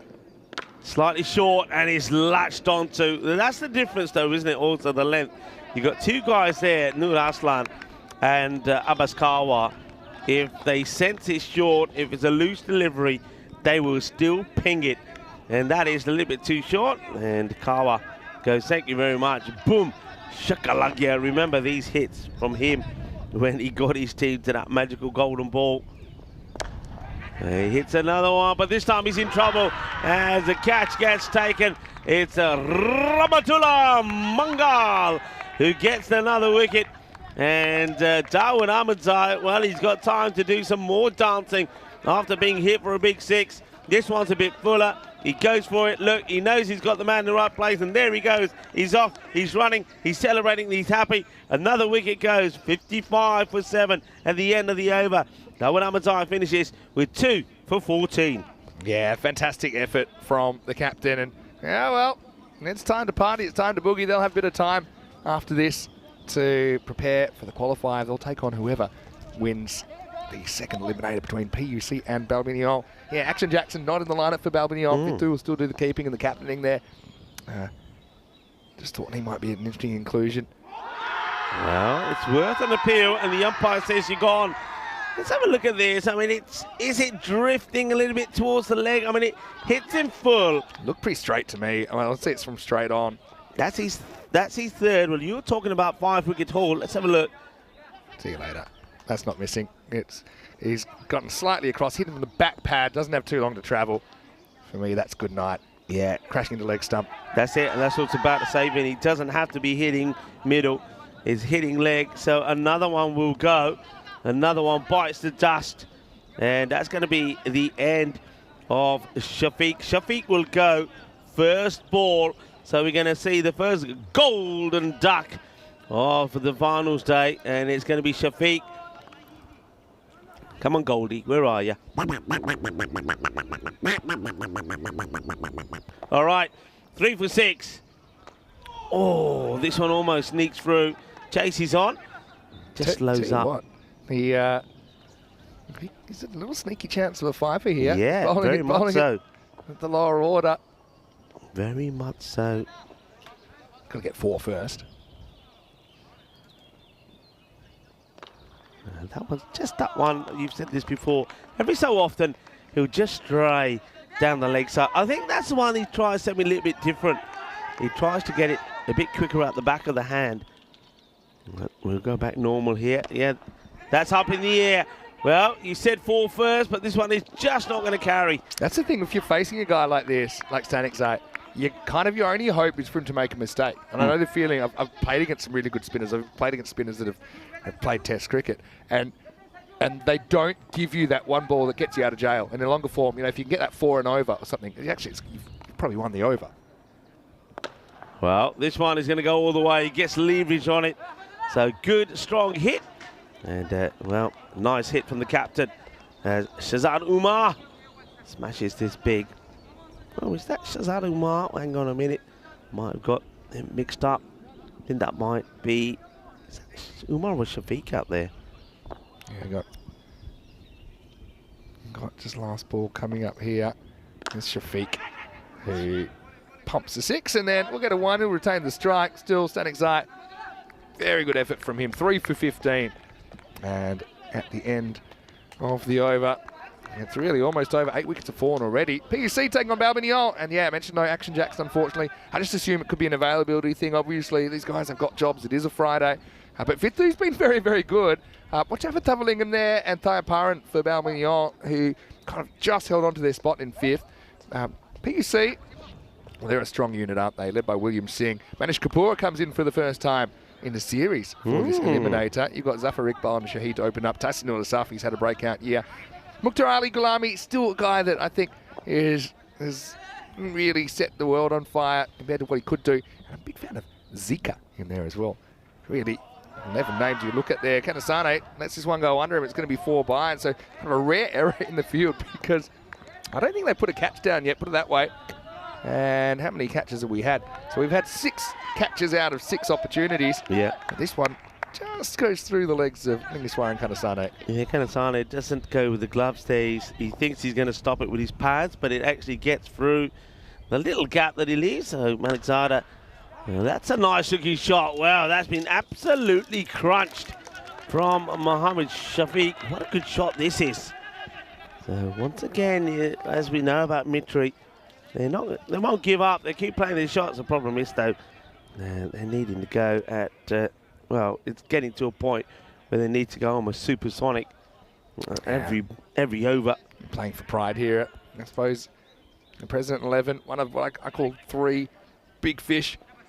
Drew might be like a shark, but Mitri just haven't been able to withstand the variety and the skill of the bowling here.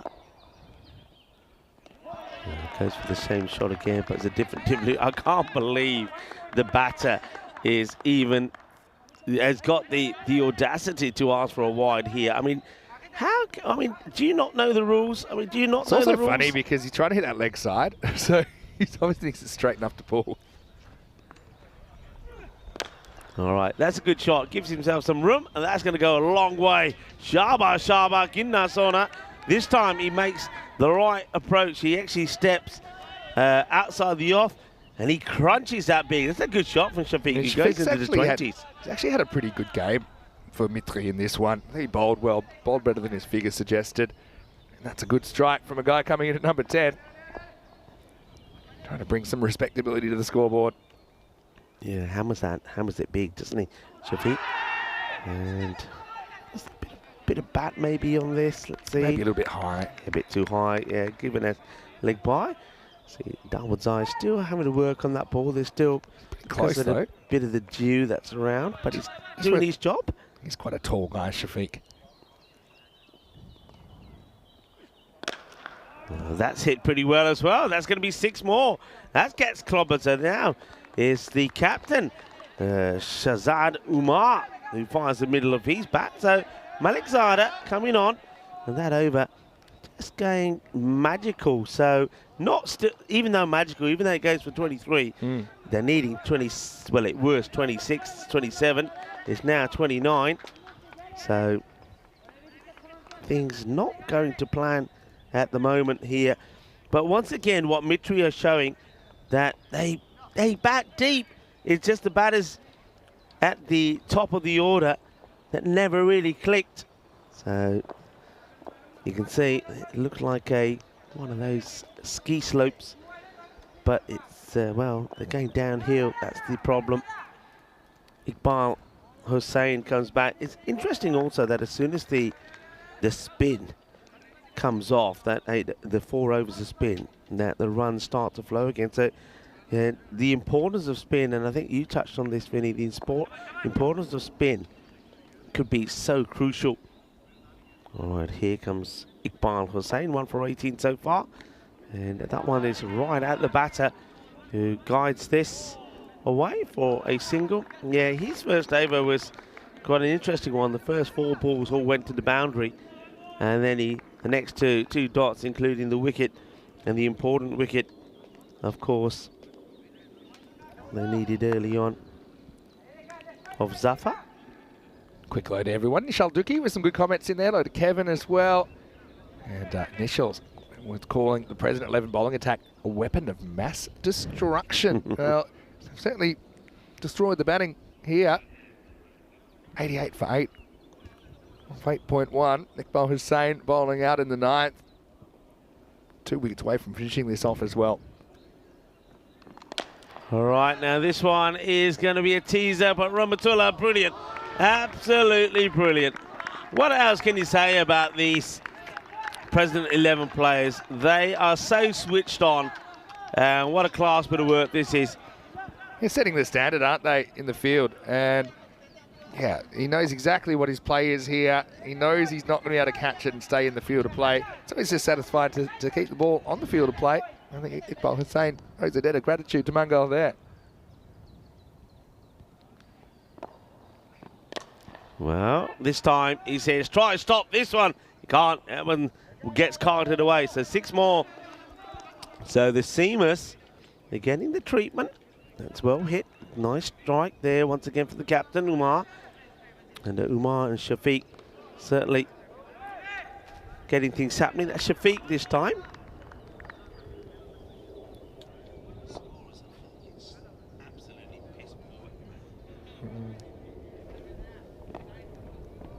And gone. It's a leg stick again. Well, the leg stick.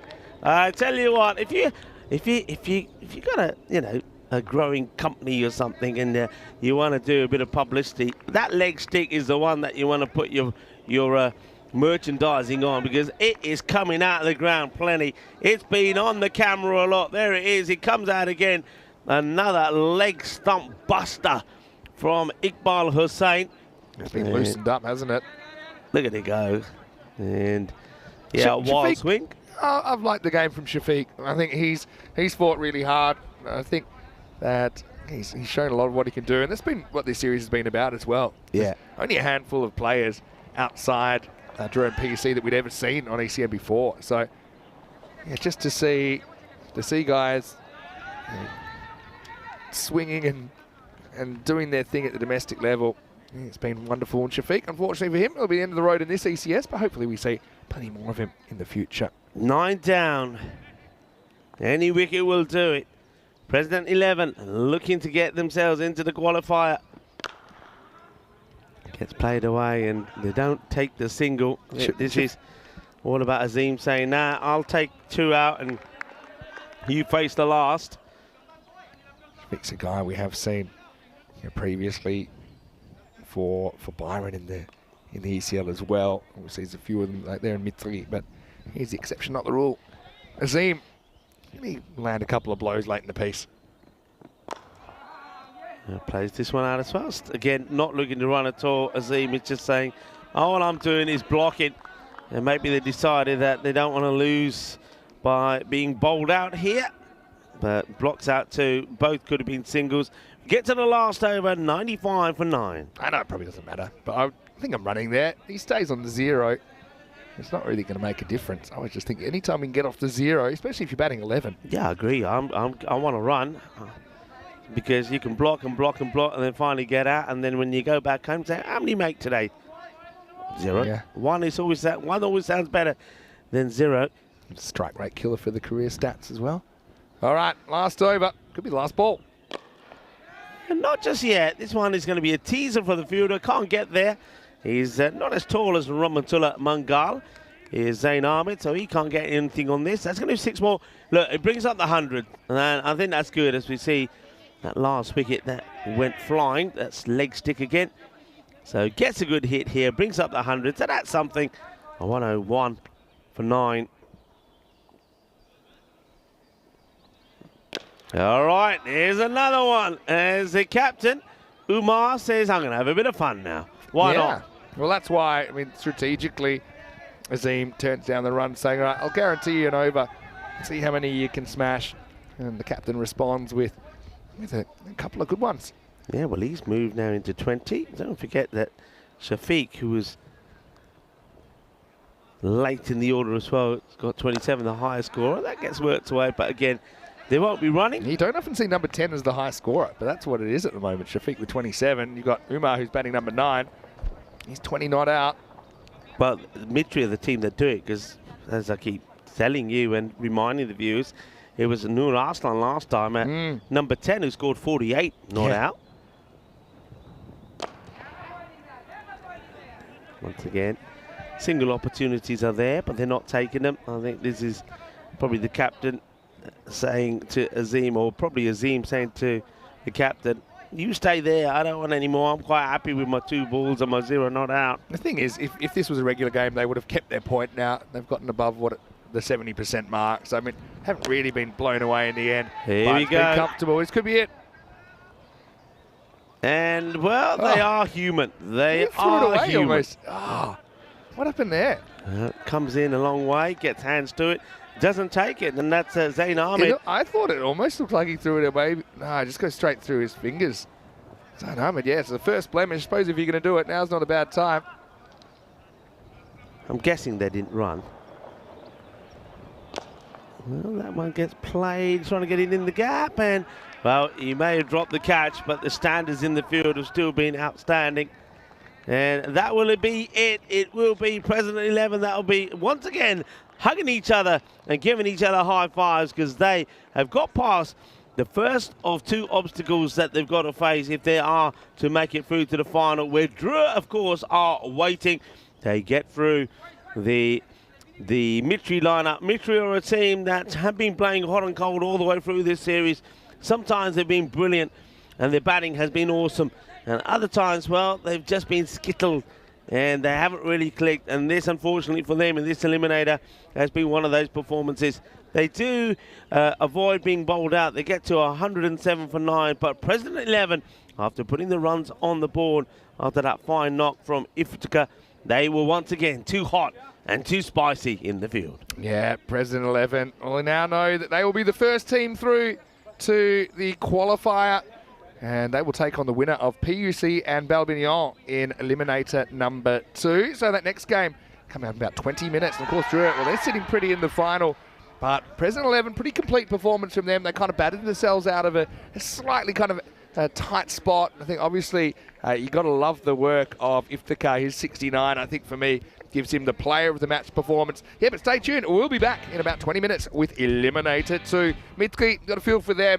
But in the end, kind of probably fair according to form. They were close, but often just couldn't quite get up in the tight contests. This one wasn't so tight after a barrage of early wickets. And really, not only the bowling, but the fielding, I think, was super important in getting President 11 on top in this second innings. Yeah, and I think what they do is we see that first wicket fall with that good catch from Ramatullah. Remember, up until that point, things started pretty well for Mitri. They hit the first four balls to the boundary. 18 came off the over, and then Zafar gets himself caught, and then it was, well, stop him if you can. Well, luckily, the reach of Ramatullah Mangal was able to stop Dawood Ahmadzai. But then there was this, well, I tell you what, Dawood Ahmadzai, I don't know what he was planning on doing here. To be fair, he copped the first tackle, so he's just pretty keen to kind of stick the boot in, figuratively speaking. But what another great outing from the youngster, the young leg-spinning sensation, Sajjad Stanikzai. His 3 wickets were really important. So they kind of set him up with the pace, kind of knocked him down with the spin in the middle overs, and just didn't allow some of those middle order batters, like the Mummy, for example, to get going against spin.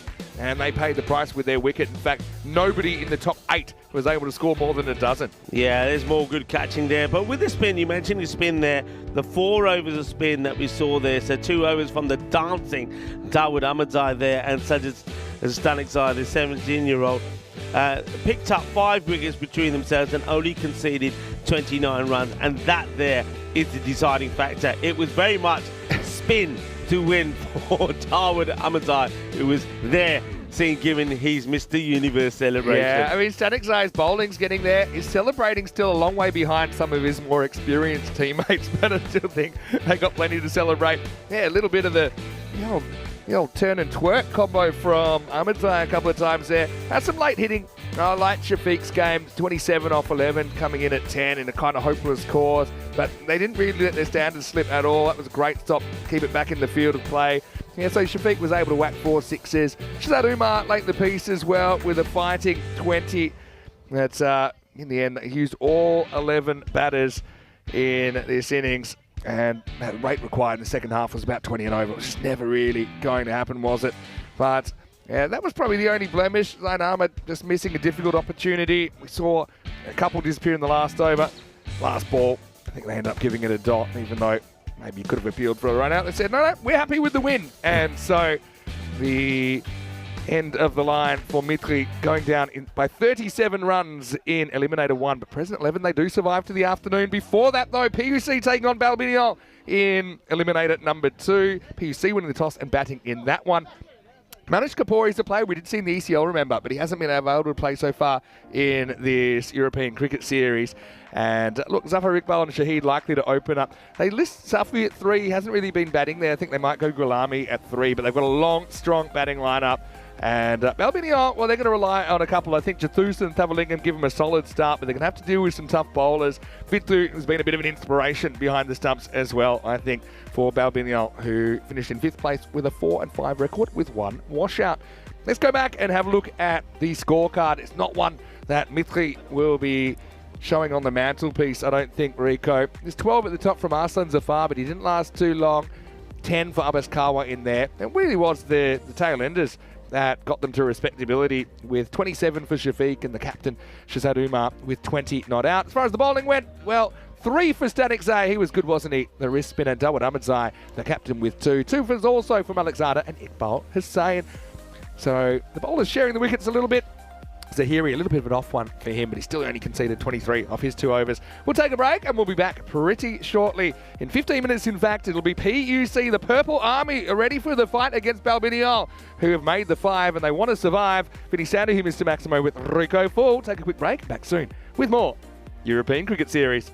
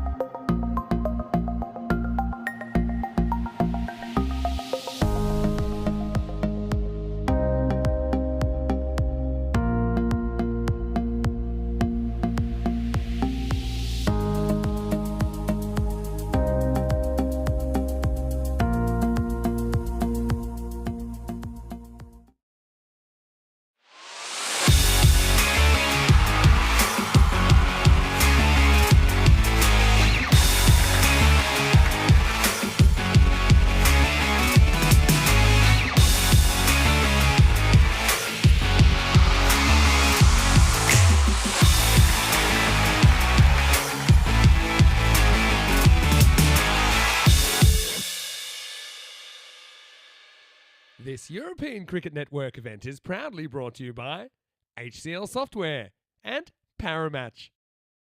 Hello and welcome back. Great to have your company wherever you're watching from around the world. And we're one game deep into finals day. Coming up now is Eliminator number 2. Now these are the two teams that finished 2nd and 5th after the group stage, but only one of them can survive to the qualifier a little bit later on. It's Paris University Club who are taking on Balbignan in this game. Charles Crouch, the Sheriff, or he's in his finals day mood and he's got the two captains. Let's see who wins the coin toss. Balbignan's to call. Heads is the call. It's a tail. I'm going to bat first.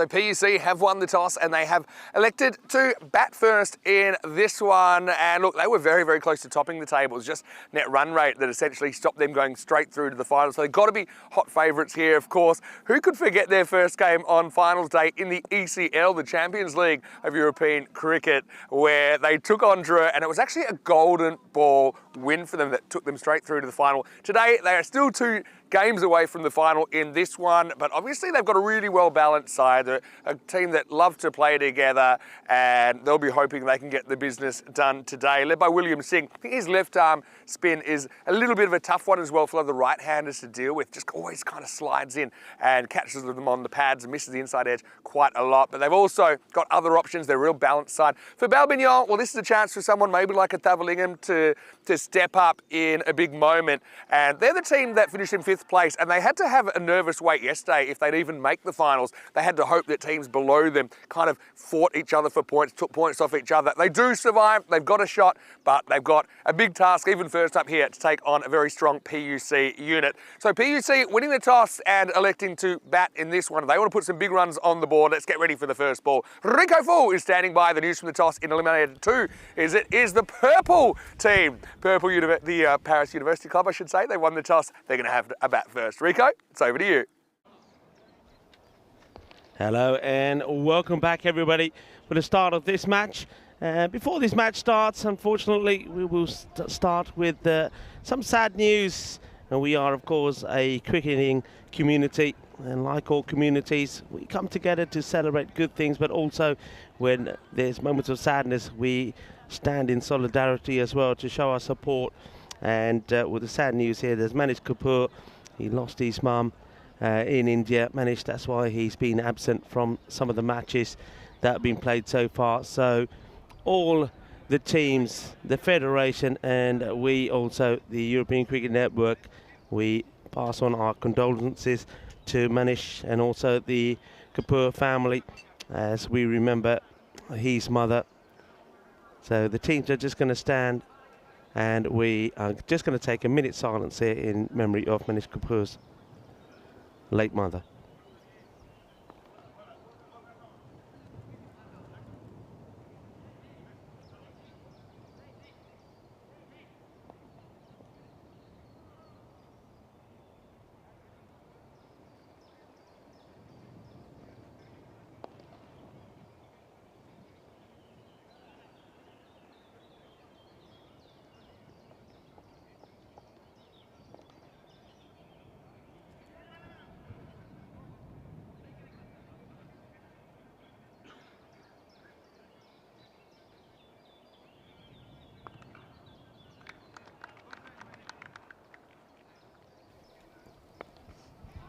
So once again, our condolences from the European Cricket Network and everybody around the ground. It's nice to see that all the teams and everybody at the ground, as well as the Federation here in France, just giving their support to Manish and his family. This match, Paris University Club taking on Balbignan, I think is going to be very similar to the match that we just saw, in the sense that Paris University Club will be the favourites. You'd expect them to win this one. But Balbignan's a bit like Mitri. They're a club that if they click and if their players click, they are more than capable of causing an upset. Remember, Balbignans, they had a very, you could probably call it agonising day yesterday with any one of Raw 94 or even the Knight Riders could have pipped them to 5th spot. Things went their way yesterday. Will they go their way here today as well? 76% to 24% is in favour of the Paris University Club to be victors here. But the way we've already seen, the way things have gone in this series, that anything can happen. News, just to remind you from the coin toss, was that the Paris University Club elected to have a bat first. So they're looking to do what President 11 did in the first eliminator, get the runs on the board and then try to restrict the Balbinions. But Balbinions, they're a team, you just don't write them off. A bit like Mitri, if they get going, they can hurt you. And remember, Drew know all about that. The only match that Drew have lost was to Balbinions when they chased 162. Paris University Club themselves, the only loss that they've had in their campaign so far was also against Drew. All right, here we go. Here's the first ball. Kumran to bowl it, and he's going to start with a big wide.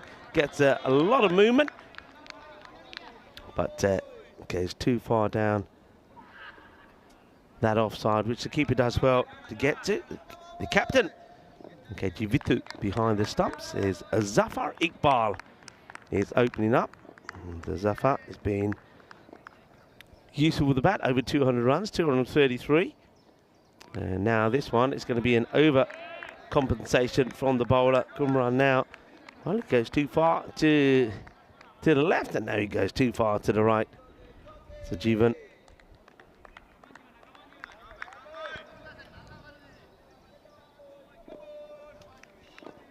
Well, maybe this one will be right down the middle. It's not too bad, gets worked away, the chase is on, and not going to get there. This outfield is quick, it's fast. There's going to be 4 runs. There's a bit of cloud cover comes over, a few big clouds hovering around us at the moment. And just stopping the sun from coming through, and just like that, it feels a lot nippier around the ground. A good sprint will warm you up, and that's what the fielder has to do to try and get there. Immediate change in the field. As now 2 men have been put back on the leg side boundary. And this is well bowled, banks it into the deck.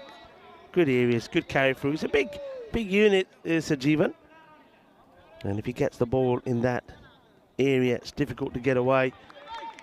And Zafar Iqbal, his partner is Usman Shahid. Usman, of course, being in the runs himself, has scored 238, and that one will go all the way. Manos, arriba, 6 carreras. Well, he's got the 4 and now gets the 6 as well. Absolutely smashed. Usman, of course, fell 3 short for a century himself in that golden ball victory against Mitri. Had 3 balls to get the 3 he needed, swung and missed every one of them before just, I suppose, in disappointment, walking out of his crease and making no effort to get back and getting stumped on 97. So, but he's in form that has seen him score 238 runs, but also he's been in form with the ball as well. He's taken 9 wickets. Another wide, the 3rd in the over from Kumran, and well, that's hit firmly, but being stopped. So this field, interesting field at the moment. It's almost like a sort of a one-day feel about it. You've got the a little leg slip in, very fine leg slip, and an offside field, but that sea of red gets pierced as this one goes over the top from Zafar Iqbal. So 4 more runs, 17 off the over with the ball to go. Yeah, so you've got like a, I would say, catching almost like gully, backward point, cover, extra cover, mid-off, all in the circle, all keeping the squeeze on. Right, work to be done by the fielder. Shouldn't have any issues with it, and he doesn't. That's nicely dealt with by Ramanjam. Kajantaran comes across and makes a stop. That is the end of the first over. And, well, the same as in the very first eliminator, the score from 18, but no wickets, as we see that President 11 have booked their place in the qualifier, and they're waiting to see who they're playing in that qualifier. Will it be BUC, the favourites, finished 2nd in the standings? Remember, they were top until Drew won both their matches yesterday, so Drew pipped them. And Balmy Neons, they're a team that had a nervy wait yesterday to see if they would hold on to that 5th spot or not. In the end, they did, as both the Knight Riders and Royal 94 slipped up on their quest to knock Barbarians off that 5th spot.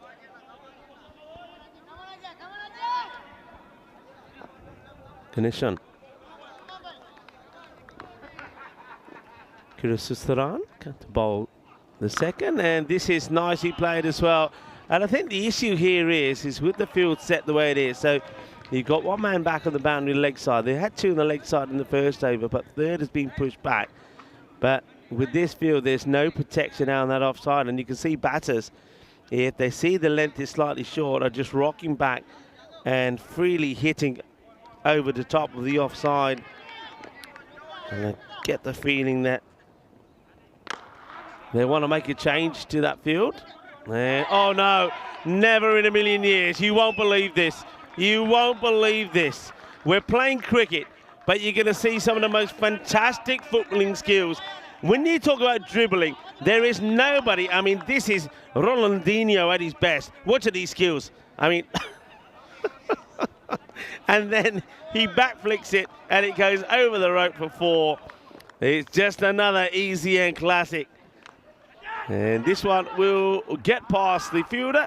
How many? 4, says the umpire, so 4 more.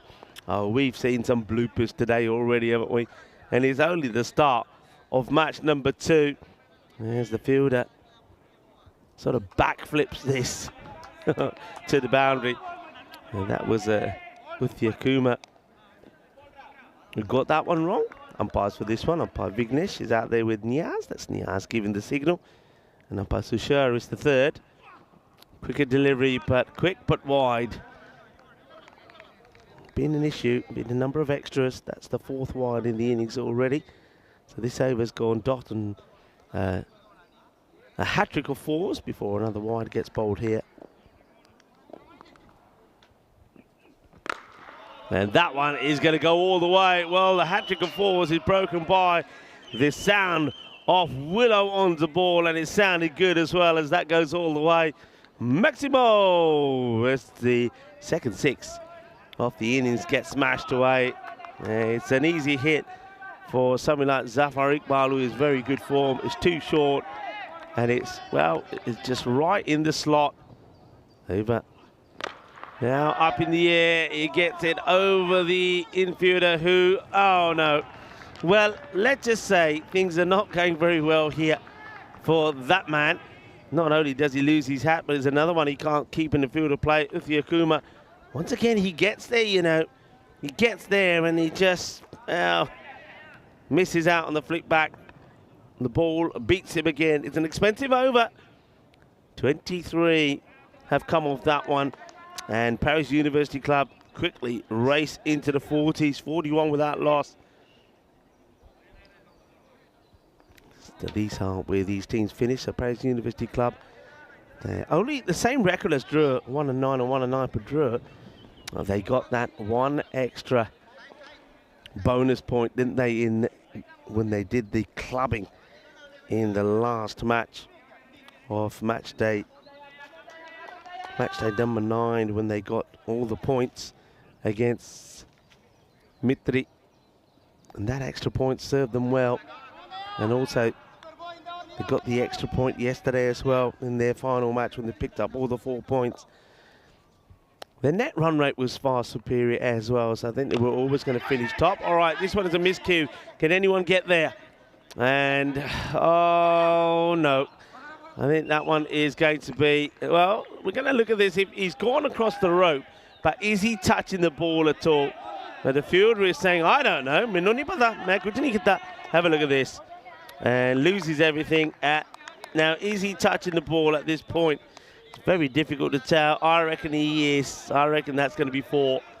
Loses everything. Loses his shades. Loses the ball. Goes over for 4. 4 carreras. Down the leg side. It's going to be another extra as well. So Manoharan with the ball. Manoharan, a leading wicket taker for his side. He's got 15. Sanjeevan Kumaran is 2nd highest. It's already had one over, didn't go to plan. And that is a beautiful pickup. It's an effortless shot, actually, as it sails over. Cracking shot.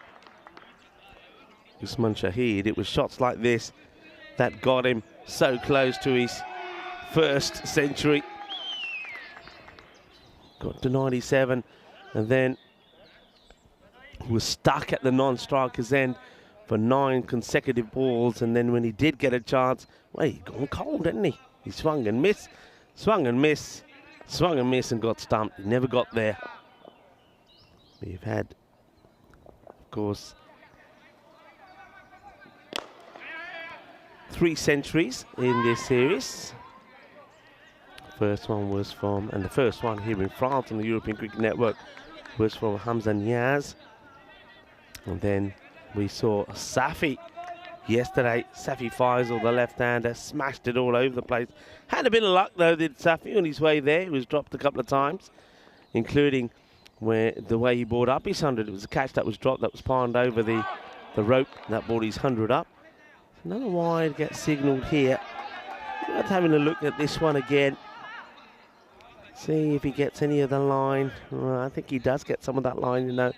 There is swing away, but I think it catches a good part of the line on the way through. Slow delivery. That's well bowled. It's almost like Iqbal went for a little walk there. Iqbal though, 37 of 12. 50 is up already, so it's a good start. He gives himself a lot of room, but just doesn't get the contact that he desires. Be happy to get this over out of the way. They can then start thinking about spreading this field. And it's up in the air, and this one may be out, and it will be out. Well, there you go. He's had a few troubles, has Uthia Kuma, especially trouble trying to stop the ball when it's on the ground, but when he's in the air and when he's at him, he takes the catch. So well done, well taken. The first wicket will go. Zafar Iqbal will be the first to fall, but he has given his team a very good start.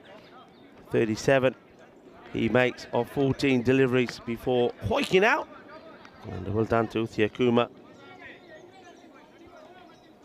Uthia Kuma takes the catch, and Manoharan is once again the man who takes the vital wicket and gets the breakthrough. Ali Gulami comes in at number 3, so he's been the regular number 3, and he's had a few ducks along the way, but at the same time he's also made some good contributions as well. He's an aggressive player, doesn't hang around. He wants to be out there hitting hard right from the start, and that's what he does here. Just a little bit short from Manoharan. He picks the length well, hits it well, it gets a boundary, so that over it does go for 17. There's a wicket in there as well, and the score at the end of 3 overs, 58 for 1. An opportunity for me once again to welcome everybody in the chat. Hello to Mr. Jay Grant. I hope you're well and looking after yourself. Quite a lot of people, of course, tuning in today on this Peacock Friday. Also the start of the weekend, and what a weekend we're going to have here on the European Cricket Network as well. So it'll be international fever tomorrow. And welcome to the teams that are probably arriving as we speak. Like so Romania and Hungary will be here, and they'll do battle with the host nation, France, in those ECI internationals. Hello to Ivan B and to Paul. Hope you're all very well. This one probably will be another extra. It's been an issue in these innings already, and that's the 7th extra and the 7th wide, and we're only into the start of the 4th over, so they've got to sort that out really, because that's, you know, what you're basically talking about is this one gets blasted away. That's going to be a lovely shot for 6 over the extra cover boundary. Usman Shahid, delightful shot. And the thing is, he knows that the bowler's trying to go across him, and Usman just takes a couple of steps up to make sure he meets this on the full. So that's prompting a field change now. So they get another body to go on out onto the offside there. Tried to cover the V really that's been hit into at the moment from Usman. well, hang on a minute. Now they're making another change. What's going on here? They don't know what they're doing here at the moment. The field is running backwards and forwards like a yo-yo. But he'll stay out there. So cover back, extra cover, and long off. And does it work? Do they get the wicket? They could, they should, and they will. So even though they advertise the field change, it doesn't change the mindset of Usman Shahid. He goes for it, doesn't get it right. And well, this young man doesn't drop any catches. Mohammad Barakzai, he's a genuine match winner, this guy. Genuine match winner. Holds on to the catch. Barakzai, of course, he'll know that he was under pressure there. Remember, he put the catch down the other day, which allowed Mitri to get the big run chase against them in that final over. Dropping. And Abbas Kawa, but not this time. Holds on to it. Usman gets going, but gets out. He'll go for 17 or 5. Barakzai holds on to the catch, and he rewards the bowler, Ganeshan, for his first, who will again go wide again. And Ganeshan, once again, he's going right across, but he's just going too far across. So it's obviously a plan. I'm looking at the field here. Third is back, and they've still got those 3 men out there on the offside because that's where they believe these will be hit. So sticking to a plan, that means that on the leg side, there's only a long on back. So nobody back at mid-wicket, nobody back at square.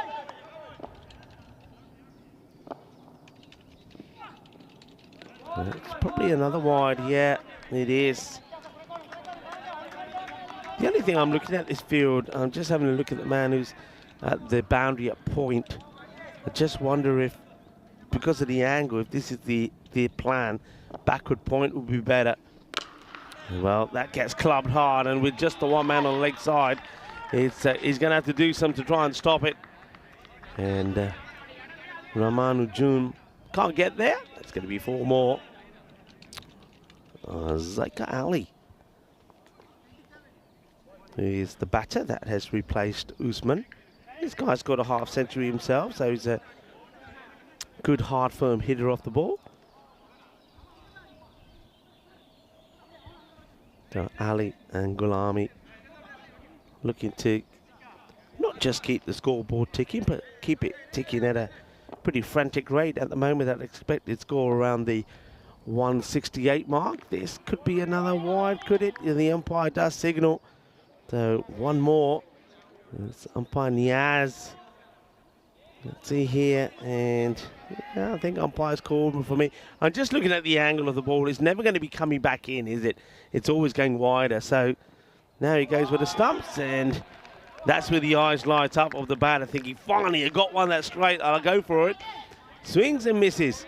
They do change the field here to Zakir Ali as well. They actually do deploy a third. So one of those fielders on the offside, the man who was at point, comes inside and one goes across. And talking about going across, the bowler goes too far across. Again, this is a very long over. I mentioned already the number wides already. I mean, before the start of this over, it was 7. Now that's going to hurt them. I mean, he's all over the place as well, the bowler. His balance is gone, but look at the time, everyone. Look at the time that's ticking. All right, in the air, catching opportunity. And it's Barakzai again who makes it look easy. So celebration for the bowler. As Ganeshan gets another wicket. That's his second. But he's bowling a, I mean, how many wides? I think there was 5 wides in that over. There was also a 6, there was also a 4. But there's been 2 wickets as well, I suppose you can say. It's just a typical ECN over. And is it over yet? I think it is. I think it finally does come to an over as well. So 73 for 3 at the end of 4 overs. Gulami now is joined by the captain. Also pretty dangerous, William Singh, and I'm joined by Vinny Sandhu. Yeah, thanks. A really interesting start. Kind of something for everyone. I was a little bit surprised they put Zika in above some others. Tassin Ulusafi's an obvious one, I think. But I think they really like him batting in the second half of the innings. They like to get him in around halfway. So they even don't go to Tassin Ulu here. They go for the captain, William Singh, who I think batted a bit too low generally in the series. Anyway, here we go with Thayaparan. He's going to get worked for a single. Yeah, it was interesting. He was really kind of almost frustrating Zika with those wides. And I know it kind of goes overboard with 5 wides in the over, but at least, he had a plan. And in the end, Zika, he was so determined to go leg side, he just wasn't able to get the ball he wanted. You see, he was really frustrated the way that he was dismissed. Good hands as well by Barak Zai. He's been reliable. I also like William Singh at this stage. He's a good hitter, also left-hander, so that left-hand, right-hand combination. So PEC ahead despite the 3 wickets. That run rate up in the 17s at the moment. And William is a good hitter, and Exhibit A there. He's been so good early in his innings, clearing the ropes, and he goes Maximo with a monster first ball. Yeah, it's a wonderful shot. William Singh, the captain. I mean, okay, they've lost wickets, they've lost 3, but in terms of the rate they're going at is great, and he's just saying, right, we're just going to stick with this. And I'm with you. I think William Singh, for me, he's my number 3, number 4 any day, because he is out and out devastating. He plays good shots. He's a hard hitter. And also the other thing about his game is, as well as being a left-hander, which can throw some bowlers, he's running in between the wickets is fantastic. Yeah, he does the basics well. He's an experienced campaigner now, William. I don't know about this angle of attack. I think you're bowling right into his strength. He loves to kind of go with that angle, the right arm around. He's feasting on it at the moment, 6 and 4. And the captain, I think he's sometimes quite an unselfish guy, the way that he's batted himself.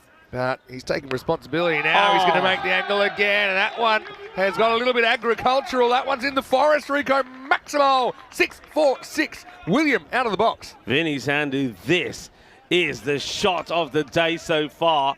I mean, it looks good at this angle, but when you see it from behind the bowler's arm, that is an outstanding shot. It's quite outrageous, actually. Look where he ends up, and he ends up playing it. A little bit of the old Vivian Richards about that. You've got to go over the wicket now, surely. Surely, yes, he is. But, yeah, get a bit more traditional, go across the left-hander. Maybe you can nick him off, use your natural angle. William doesn't care. He's in now, and he hits a 3rd out of the ground. That one was over the fence by some distance. Maximo, as this has gone magical in the over. And William Singh, 6-4-6-6. He's 22 off just 4 balls. Oh, it's the hitting here is just incredible. And this is something that still amazes me. Having played cricket for so long and for so many years, talking about batters getting in, he'll play himself in, he'll play the ball around a little bit, start to get a feel for it. Those days are gone. Those days are gone as the batter just comes in and he's blasted. What's that, 4 6s on the spin? Can't give him length here. Well, runs at it and gets a piece of the line. Okay. According to the umpire. I mean, this is the new interpretation. You've got to say, is this ball getting any of the line? Umpire says, I think it does. So, I mean, it's probably one of those 50-50s and it goes the bowler's way. So he gets some relief there, 96 for 3 after 5 overs. I want to welcome you into the commentary coop. Vinny Sandhu here, Mr. Maximo. Got Rico Full with me. Happy Peacock Friday as well. And we're going to see some big hitting. I think this is just the beginning, but William Singh has come out, the PUC skipper, and he's absolutely blasted the first few balls of his innings. Gonna stop here. It's Peacock Friday. You know what else it is? Come here. What's that? You're going to like this. All right. It's Hug an Australian Day. There is such a day as Hug an Australian. Why did you wait until midday to tell me it's Hug an Australian Day? Hug an Australian Day. All right. So there you go. I've done my bit. Go out there and hug an Australian Day. I honestly think sometimes you make these I up. don't. Honestly. You can check it out Google yourself. Shots. Well, it's going to be more of the same as Gulami, who hasn't had the greatest couple of months form-wise, but he's going to step across and he's going to power it out of the ground. Trouble on the cards for Balmignon here as Paris University Club bring up the 100 in the 6th over. Yeah, amazing. Vinny's going to go check this now. I'm not making it up. International Hug an Australian Day. Australians, well, they say they're friendly, helpful people who are well known and well loved all around the world. Australia's an old solid nation for at least 50,000 years. So it is a genuine holiday of hugging an Australian. So I've done my bit. So come on, go out there and hug your Australian friends. I feel like I'm going to have a busy day now. You are going to have a busy day. Yeah, it's a real thing. It's an international holiday as well. I love that. So you definitely checked it. You don't take my word for it. Put the link in the chat. Oh, I don't believe you. All right, here we go. As Gulami now wants to follow his captain. All right. He's going to go straight, and he's going to go in the air. And I think this is catchable. Abiraj, he's going to leave it. It's a last moment leave, and it's going to be knocked over the line. And Barakzai has caught well in the game so far, but that wasn't his catch. I think he calls his teammate off it and ends up sneaking across the line for 4. Oh, Barakzai. He is a good catcher, but he calls off Uthia Kuma, who also has taken one good catch. Not an easy one, but yeah, I think that's Uthia Kuma's catch. He's in the right place. He's in that long off position. Anyway, Gulami gets credited with 4 more. Oh, yeah. That's hit hard. Yeah, it's hit very hard, and that's going to get through the field as well. So just a couple of errors just stacking up now. Balbillon, they're going to be chasing plenty here, I think. Yeah, Barakzai's caught well, but I don't think he should have crossed the centre line there. I think that Abiraj is down the ground for a reason. He's got a good pair of hands as well. And Barakzai made it awkward for himself. He created a communication that probably wasn't required. Probably should have stayed in his box. And then the next one, Gulami smashes for 4 through the fielder. Slower ball. Now Abiraj will come into the game. I want to say hello to Emma, of course, who's tuning in, and Miriam. I don't think they've missed a PUC game. I'm curious about this holiday. It's even got a timeline. It says Hug an Australian Day is a copyrighted holiday that was launched by Ruth and Thomas Roy. Does that mean you have to get Ruth and Thomas's... how can you copyright a holiday? And did you get their permission before you hugged me? They said they believed it was important to set aside a day to simply appreciate the Australians in our lives. Australians are friendly, helpful people who are well known and loved by people all around the world. Yeah. Okay. Like that stereotype. Bowled him. So that's a cameo that comes to an end from William Singh. And it's the over the wicket that does it in the end. So, yeah, Kadantanan is able to rattle his off stump out of the ground, and the 6th finishes on a high for Balbillon. Still a fair few conversations flying around in the middle, but William goes for a quick fire 22, and it's 111 for 4. Oh, these stumps are going to need counselling by the end of the day. They have been knocked out of the ground in serious, brutal fashion. Just chops his on, doesn't he, William Singh? But that's what he's there to do. Look, he's 111 for 4. That's the end of the 6th over. Now, of course they're happy. Of course they're happy where they are. They're looking to go past that 150 score here at PUC. And you still got Gulami there. All right, got a bit of luck, but he's set on 20. And now this, very exciting, Tahsin Ullah Safi comes out. This guy, if he clicks, is a joy to watch. I'm so interested. It even has a FAQ. Frequently asked questions. Hug an Australian activities. Number 1, hug an Australian. Number 2, hug a friend, even if they're not Australian. And 3, get an Aussie a gift. Okay, I can get around that. How did I want to put that on my reminders for next year, by the way. Put it as a reminder. Okay. Anyway, Tahsin Ullah Safi does come out. That was the end of the over, so he won't be facing. This is Gulami. And the first ball, I think, just sneaks inside. Remember, they have kind of loosened up the line now. The line belongs to the bowler. For me, I think that's... Yeah, I think that's okay. It's not completely outside the line, which is what the question is that you're asking yourself now if you're umpiring. Now this is into the pads, but he's able to get the hands through it in time. Gulami has been good. Hasn't faced too many since he's been there, but he's 24 off 9. PUC looking dangerous here in the first half of this eliminator. Yeah, they are, and you can see one thing that they've done here, PUC, is that, and that's evident from all the batters that we've seen, even the likes of Zachar Ali, who only makes 4, is go out there and just play your shots. If you get out, somebody else will get in and get clicking. Don't waste up, don't chew up any deliveries, and they've all done that so far. Oh, this one is one that really just rides. The other thing here with Barakzai, and he's not helping himself, he's running right across the umpire. Yeah. So he's not helping his cause. Look, he starts there. Look where he ends up I don't here. think that's a wide, but you're right. The umpire says, well, I'm not going to give you those 50-50s. Yeah, good shot of that there. This one gets dragged away. They run the first one pretty hard. They're thinking about 2. And PUC, I mean, obviously we didn't see them on ECN until they secured the second French spot at the ECL this year. But you can see why they're such a good T10 unit. They've got a bunch of hitters that come in. They're not wasting any balls. They've got good variety in their attack as well with pace and spin options. And they've got that kind of unselfish approach that they're all going to go out there and play their shots, and they're going to back that's going to come off for enough of them. And that is a screaming cut shot. I think it's gone for 4. It went so fast, we'll have to check it. But Safi, when he does get this strike, doesn't waste any time either. This was absolutely mashed through backward point.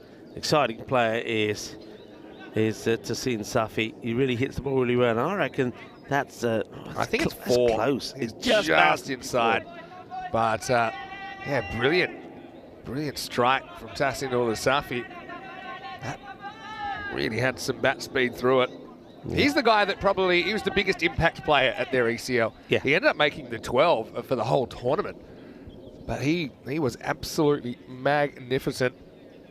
And PUC now 121 for 4. Even in this series, at the start of it, Vinny, when the PUC were winning matches, their top order wasn't clicking.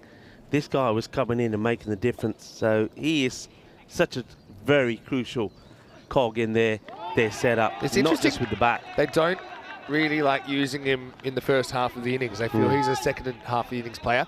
And you might say, well, why don't you just put him out there in the third over and just tell him to pretend it's the end? But I can understand that. I was a similar kind of player as well. They'd often give me an over in 2020, like the 12th over.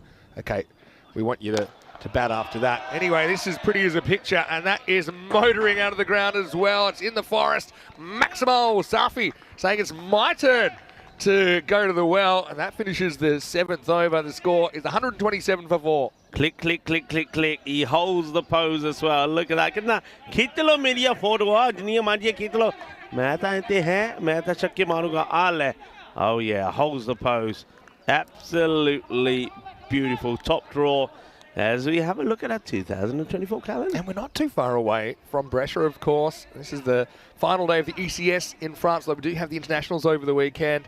Brescia starts on Monday, runs for 2 weeks, but yeah, really excited. In the next month or so, we'll visit Estonia for the first time since 2020. We'll visit England for the first time ever. We've managed to get through the extreme amount of borders and paperwork and everything that you have to do these days. And then back to Cyprus, where it'll be a bit warmer than it was last time. I know you were there in January. This is a tough stop, and that's not going to be stopped either. That's 4 runs. So Gulami, he just seems a bit more relaxed in this innings. Maybe it's the fact that they've already got a big score on the board. He's kind of betting with the house's money, if you like.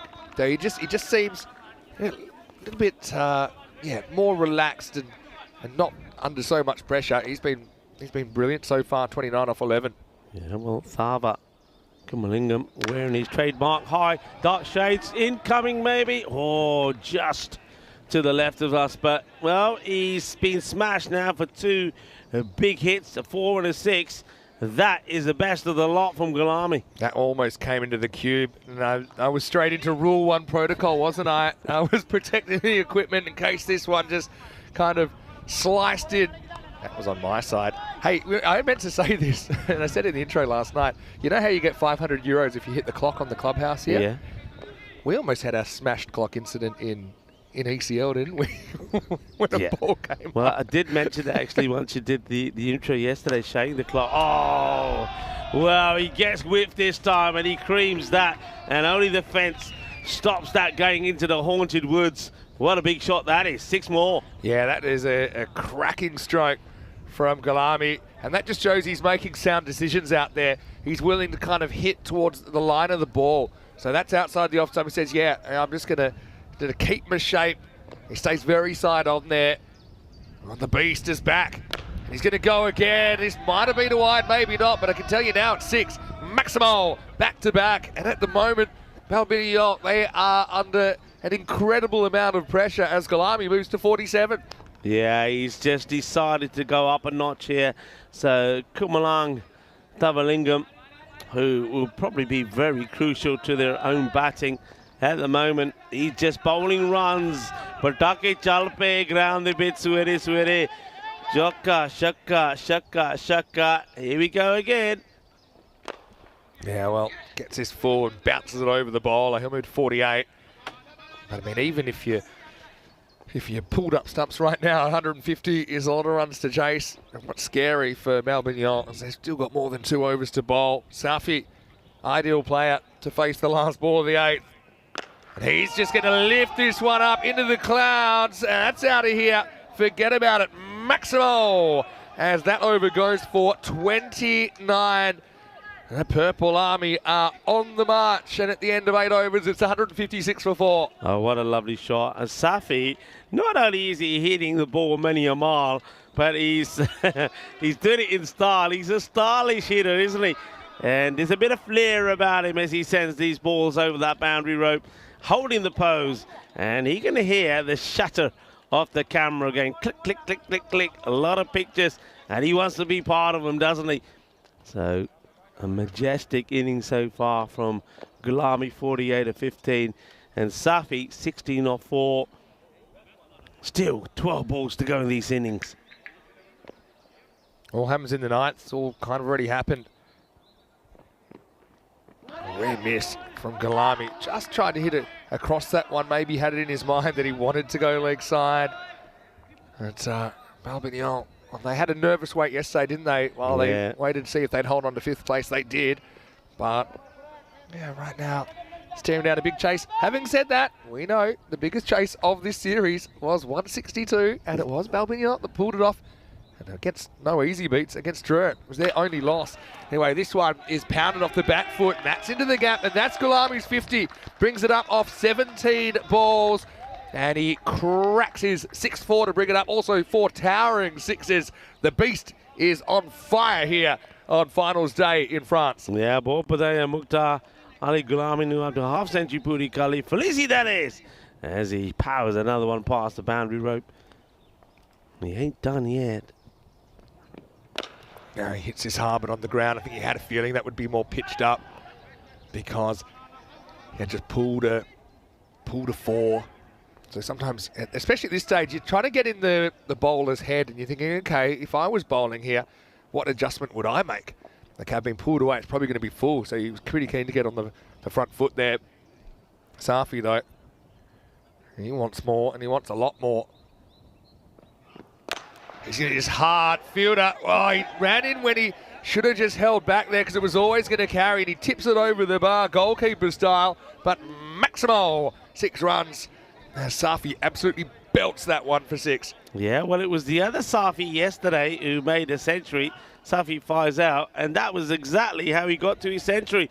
But not having the best of times there, Uthia Kuma in the field. Yeah. I know he's held one catch, but he, I mean, if he had his time over, he really could have used those extra 3 metres if he'd stayed at home. Yeah. Because it was absolutely smashed. Now it's going to be a revenge for the bowler, and Safi swings across that one and loses his off pole. But your classic 6 and out situation, another impact innings that certainly has a big bearing on this total as Safi goes 22 off 6, an identical set of numbers to his captain above him, William Singh, and he has to go. Nice comeback from the bowler, and it's 167 for 5. well, look at the stump doing the cartwheel. Just laughing there as I just saw as Niaz was running in. He loses his walkie-talkie, but the stump goes flying. There it goes. And what a sight that is for a bowler. And what? There it goes. And Don't step on it. almost stepped on it as well. Well, hello. Do you read me? Over and out, over and out. The thing, though, is the hitters just keep on coming. So you've got Abdullah Anwari coming out at 7. We know how long he can hit the ball. He's got 1 ball to go in the 9th, and he might as well swing at it. He will, and he's going to nail it for 6. Well, that tells you all you need to know about PUC at the moment. Maximo! And really, it was a fighting effort from Ramanujan Kajantanan, but he's going to finish 2 for 32. And PUC with an over remaining 173 for 5. Well, this gets absolutely smashed. Who is that out there by the old food tent? I got the feeling that might have been, is that Joe out there who was trying to get into doing a little bit of catching and his match off? Might have been, you know. No one's really had the answers. Everyone's got at least 16 and over economy. So they've kind of shared the burden, haven't they, in a way? Yes. Looks like Sajeevan Kumaran is going to bowl over number 10. He bowled the first to bowl the last, and this is skied in the air. It's another chance for Abiraj. He goes right back, and that's going to be 6. Well, that one just kept on going. I thought for sure this was going to stay in the field of play, but Gulami has other ideas, and a Maximo to start the last. Oh, what a big hit. Goes a long way up. And Uthia Kumar keeps an eye on this, watches it, and a real acrobatic. And how's that? Great effort. That's going to go as well with the spin. That'll go out of the ground. It was kind of like a back spinner off the bat, and it kept on motoring. To be honest, the 200 could be on here, Rico, as Gulami moves to 65. Back-to-back sixes to start the 10th. 200 could definitely be on here. You're absolutely right. 185, 15 required of 4 deliveries. We did have a 200 from Drew in the group stage. Good comeback from Kumaran. We've had a few 190s as well. And this is great signs for PUC because, really, okay, with the exception of Zika, everyone that's come out has hit the ball pretty nicely. Yeah. Okay, they found a way to get out, but they've shared the burden. So Iqbal and Shahid opening up. Gulami obviously at 3, and he's going to go on the uppercut here, and that's going to be 6 more. He's been really strong in this area, and that is a cut that's gone a long, long way off the stick.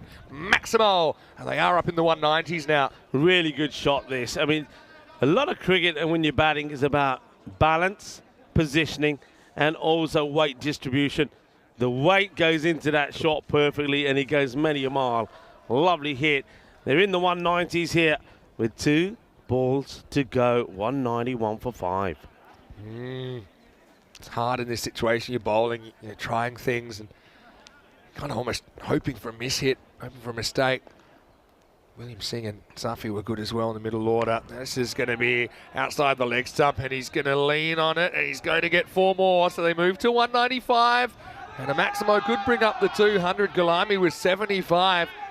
Yeah, the issue... He's saving his best for finals, isn't he? He certainly is. I was going to say the issue here for Bombardiers and their bowling attack, they've never really stuck to a plan. It's been very difficult to deploy any field. This one gets thrashed away. It's to the fielder. They'll take just the one. You can see Gulami saying, I want my not out here. I'm not coming back. No, I'm not doing it. I know it's the norm, but I'm not doing it. I want the not out here. But and he'll finish on 76. See, what's crazy about Gulami is that's only his second half century on the network. And for a guy that's played a lot of cricket, I know he had a 49 odd out when he was playing in Sweden back when we first saw him in 2020. And he goes past his highest score of 61 that he scored against Switzerland in 2023. So he's going to finish with 76 to his name at better than 3 a ball. And it wasn't just the beast that was inflicting the damage. And of course, there's a somber moment that we started this game with the loss of Manish Kapoor's mother earlier this month. But PUC certainly, they were playing like their life depended on it. It's a survival game here in Eliminator 2. And really, most if not all the batters we saw doing some kind of damage on the way to this monster total of 196. Yeah, and well, there we saw Asfi Akuma showing some of his dribbling skills, but unfortunately it was a self-inflicted on goal, and then when he had a chance maybe to knock this one back in play, he couldn't do it. And Barakzai was in all sorts of trouble with the line as well, but nothing was going their way early on, but some of the hitting was just superb. Usman Shahid, we know what he can do. He hit a few big bombs himself, got to 17 before he was finally caught by Uthi Akuma, who had a mixed day out there in the field. But you're right, every batter that came out went for it. The only blip really was that one there from Zika, who gave his wicket away with 4 or 4 balls. But everyone else came out and did a magnificent job. Just came out there and went clubbing. Yeah, they did. And yeah, Balbignon, they kind of went through a phase in the middle as well where they kind of spilled a catch and kind of got blasted. A few ground balls went through them for 4. How about William Singh just coming out and going bang, bang, bang, bang, saying, yeah, you know, I could send anyone, I'll send myself. It is also, probably my highlight of the innings actually, International Hug on Australia Day. I was a little bit shocked to find out it was a thing. And really, I think most of the bowlers were pretty shocked as well. As I'm going to count out the Maximos in this innings. We had 18 balls leave the field. And yeah, despite losing the odd wicket there, William got bowled for 22, but it brought Safi out. It was more of the same. And PUC, well, they were pretty close to topping the ladder and going straight through to the final. They have to do it the hard way. But really, they put Balbignon in a hard situation, who are just playing for the win and need to find 197 to do it. It'll take something sensational for them to get anywhere near that total. Yeah, it will. And we've said this already, just the array of shots from all of the batters. Of course, Gulami, he bats all the way through the innings, 76, not out of 24. Also doesn't get all of the strike either, but I like the The cameo little innings there from the captain, William Singh, also from Safi. What a lovely sight that is, though. Isn't that really absolutely beautiful? We've Really been is beautiful. We're really honoured to spend some time in France here in the European Cricket Series. Yeah, but Galami leads the scoring with 76 not out of 24. A couple of cameos in there. Zafar Iqbal with 37 up front and a pair of 22s for William Singh and Safi. As far as the bowling went, well, they all kind of shared the burden of getting smashed. 2 wickets apiece to Kirisantan and Kajantanan, who was able to hit the stumps a couple of times. The other wicket went to Thayaparan. We will take a break and we'll be back pretty shortly. 196 on the board makes it 197 for Balbignon to stay alive. It'll be the biggest chase we've ever seen, but we've seen a couple of close 190s chases. Is there another twist around the corner? Join us after the break to find out. Vinny Sandu here, Mr. Maximo, with Rico Full back shortly here at the Drua Cricket Club with more European Cricket Series.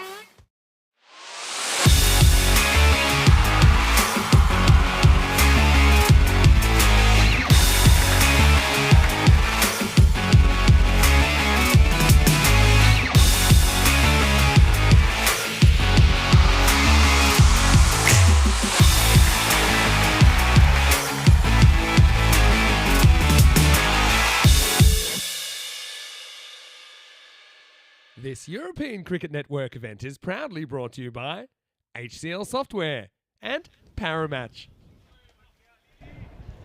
Hello and welcome to Eliminator number 2 on finals day here in France at the beautiful Dreux Cricket Ground. It's another high-scoring chase required for a victory. Well, in the first Eliminator, President 11 put 144 on the ball, which proved too much for Mitri, a team that we know are capable of a good chase. Another team capable of a good chase are in action here again, and that's Babylonians, but against Paris University Club, they're going to have to score what will be a record and a historic 197 if they're to get this win. We saw them do something special to inflict the one and only defeat to Dreux early in the group stages when Dreux made 161 and Babylonians, they got there. But this, well, this is a major run chase. And of course, in this Eliminator as well, one team will go through, one will not. We know that President 11 is waiting to see which one of these two they will face in the qualifier, which is the next match. We're going to start with Zafar Iqbal, who will almost take a wicket. This one hits the hands of the fielder, and it will be just a single. That could have been a royal start. I think that's Usman, and who has the... No, it isn't. It's Shabir, actually. It gets... it would have been an amazing catch. It would have been a fantastic one-handed grab. So... Davalingam gets a lucky break. Jatusan, he'll get a bit of luck as well. Suerte. Here's cuatro carreras, the first boundary. And just keeping the pace off to start with here. Zafar Iqbal bowling the first. Zafar, of course, made a good contribution with the bat as well. 37. So opening the bowling as well as he did with the batting. So Zafar is certainly getting value for his match fees.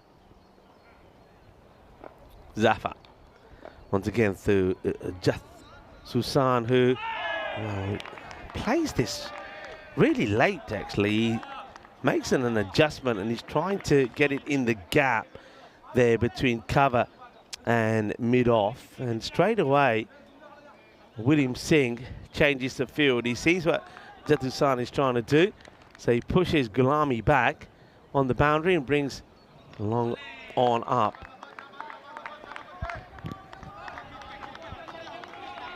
It's one of those replies, isn't it, or chases where 2 good overs that go PUC's way takes them out of the equation. And well, with these dots coming in here, that's exactly what could happen.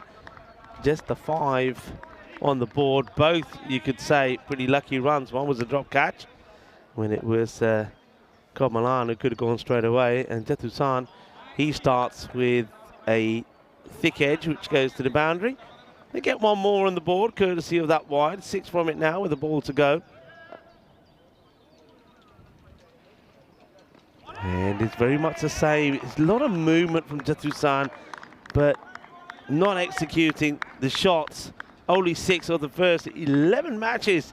Reminding you, since we've had a golden ball, we had a run of 2 consecutive days with golden balls here in France. Or will we get a hat-trick of golden balls? Or maybe we'll do what we had in Portugal, a golden ball in the final. Who knows? Stranger things have happened. Okay, Komalan, Tibalingam and Jatusan have got to get their team going here. These two are pretty key in their batting lineup. The KG Vithu can turn it on with the bat as well. And Barakzai, it's a good hitter of the ball, but they need the good start here, don't they?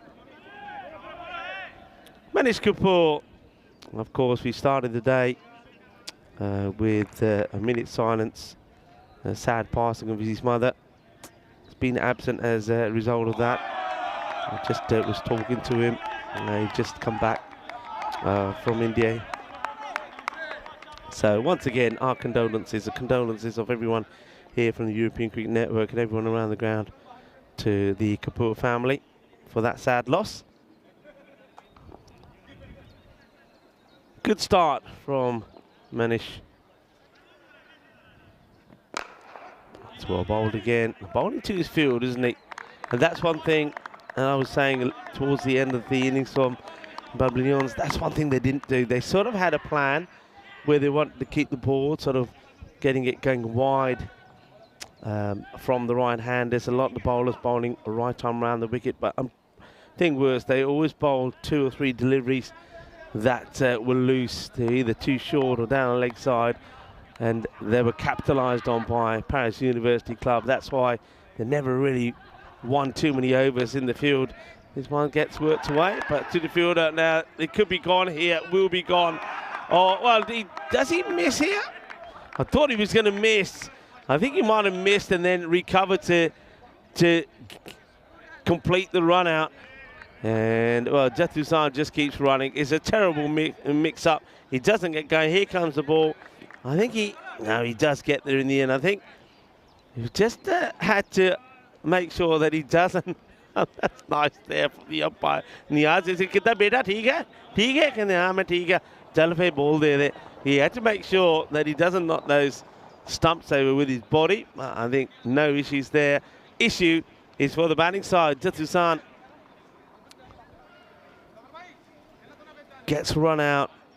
Yeah, he just was ball watching. Didn't really respond to the call from Thavalingam. So disastrous start. Not only did they only manage just to get 6 on the first, they've lost one of their key wickets already. Shot, big.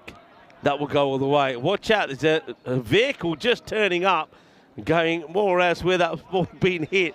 And that one could have been bad timing for the driver of the vehicle. That could be a lunch actually turning up. We don't want any issues with lunch arriving. But that's a nice pickup, good shot. They need a lot more of these though, don't they? And yeah, there's where I thought there could have been an issue. Well, maybe lunch ran over the Grizzly. No, it does come back. Right, Manish. Big shot. First 6 of this innings. So 19 sixes in this match so far. 18, of course, came in the first. Slightly quicker one. Gets pushed through by Manish. And Thavalingam not able to get anything on this one. It just catches at the inside of his, see there, inside of the leg. Which after making sure he's okay, he starts to give his leg a bit of a rub there. There you go.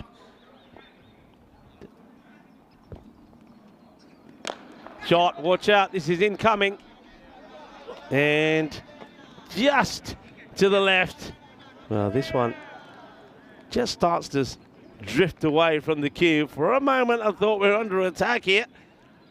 But firm shot, nicely hit.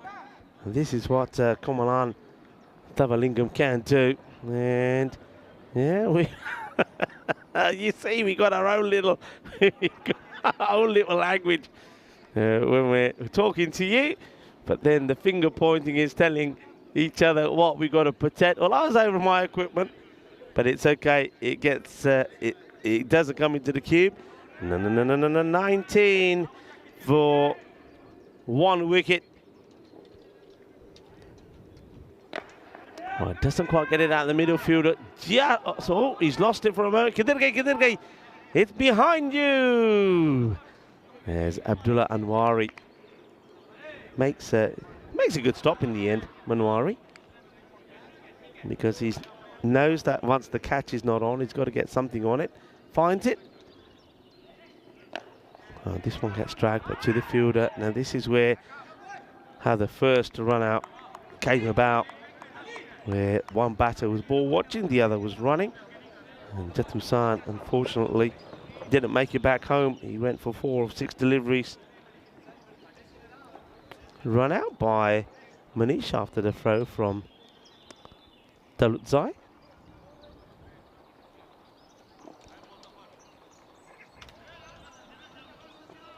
Bergzai cuts and just gets it over the outstretched hand of Shabir, who's almost already taken one wicket. A lot of talking there from Thivalingam, talking to Bergzai, probably saying to Bergzai, come on, me and you, we're going to try and do what seems the impossible here. This one gets floated up. That's a very good hit from Bergzai. He uses his feet well, and rather than electing to hit straight down the ground, he works this and he pings it in the gap between square leg and mid-wicket. It's a very good shot, but powerful. Look at the way he gets his wrist involved there. It's a dangerous shot. Now this one is going to be chased hard as well. They won't get to this one either, so the boundary's starting to flow here now. Thivalingam started it off in the last part of the over there from Manish Kapoor. That one went for 13. Now we've seen 3 boundaries on the spin here from Bergzai. 4, 6 and 4. 16 off the over.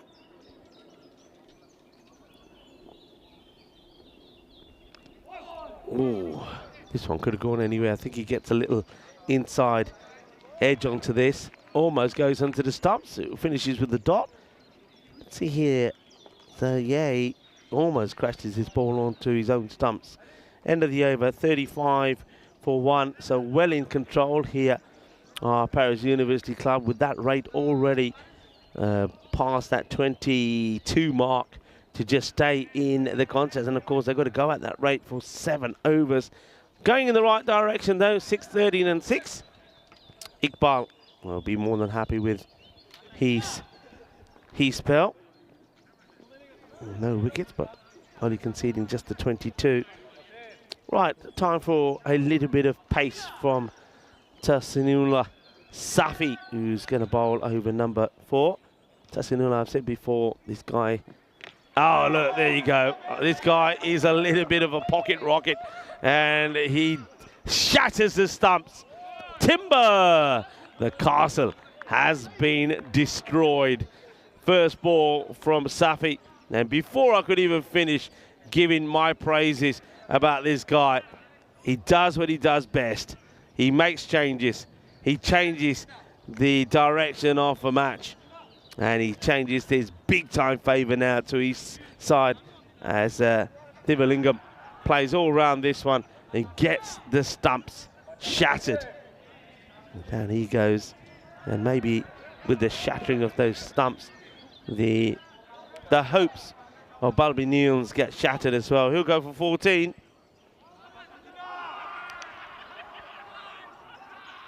Cleaned up by Safi. You can see that President 11. The noises you hear, by the way. See this one from Safi first. Well, that's actually a very sharp delivery, but it also is quite an exceptional shot from Sijavan Kumaran. And look at the look he gives there back to Safi. So Sajeevan Kumaran plays quite an exceptional shot, which I think probably does go for 6. I think the umpires were checking if it goes all the way or not. I reckon it's 6. Yeah, there's the signal. 6 runs signaled there by Niaz. Well, a bit of spice out there in the middle, a bit of masala. Quick ball after getting a wicket now. I wonder if he goes for the pegs here now. He does, but that's been hit beautifully as well. Back-to-back 6s incoming, and well, it's the 12th man of Paris University, Shahzad, that makes the stop. Well, this is a big hit. Absolutely smashed. And don't worry, I'll save you. Oh, well, this is high in the air. Is this going all the way? Oh, yeah, it is. Yeah, baby. Well, I'll tell you what. Sajeevan Kumaran did not take kindly to the ball that Safi pinned in to him. He hit that one for 6. And now, well, he's in a mood. He's hit the next 2 for 6 as well. What an over. What a fight. Oh, he just tries to guide this in that gap. See what he's trying to do here. He's trying to work this in the gap between point and third and misses out on it. and ends up on both of his knees saying, I missed it. Down he goes. Oh yeah, thale baith gaya. Miss ho gaya. 18, this ball to go. And that one's being carted away. That'll go for 6 as well. 4 sixes, a wicket and a dot in that over. So 22 of that one. The over before from Iqbal went for 16. The score moves to 59 for 2. The thing is, though, they get 20, in the end 24 off the over, beg your pardon. Get 24 of the over, they're needing 23. So it's a win. Only by a little, but it's a win. But they've got to keep doing it. And can they keep doing it? That's the thing. Well, Barakzai, we know he can. And anything like this helps the fielder. Extraordinary stop. Very well done indeed. Have to be quick, have to be nimble, get a hand onto it. And more importantly, he does what a lot of fielders have not been able to do. That's Zyker Ali. He keeps the ball in play as well.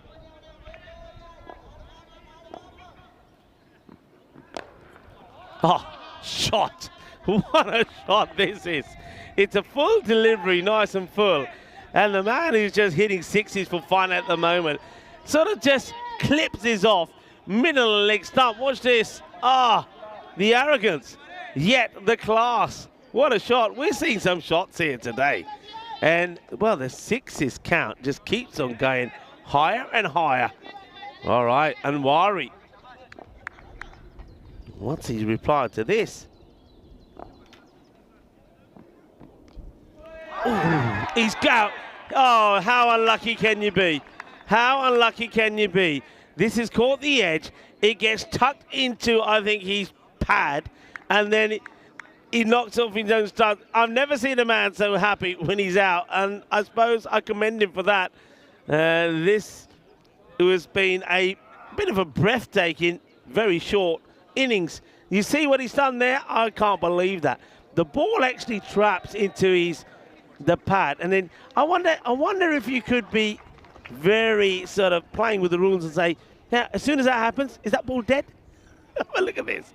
It actually gets stuck in his pad, and as he rotates, he actually hits his own bails off. Oh, that's so unlucky.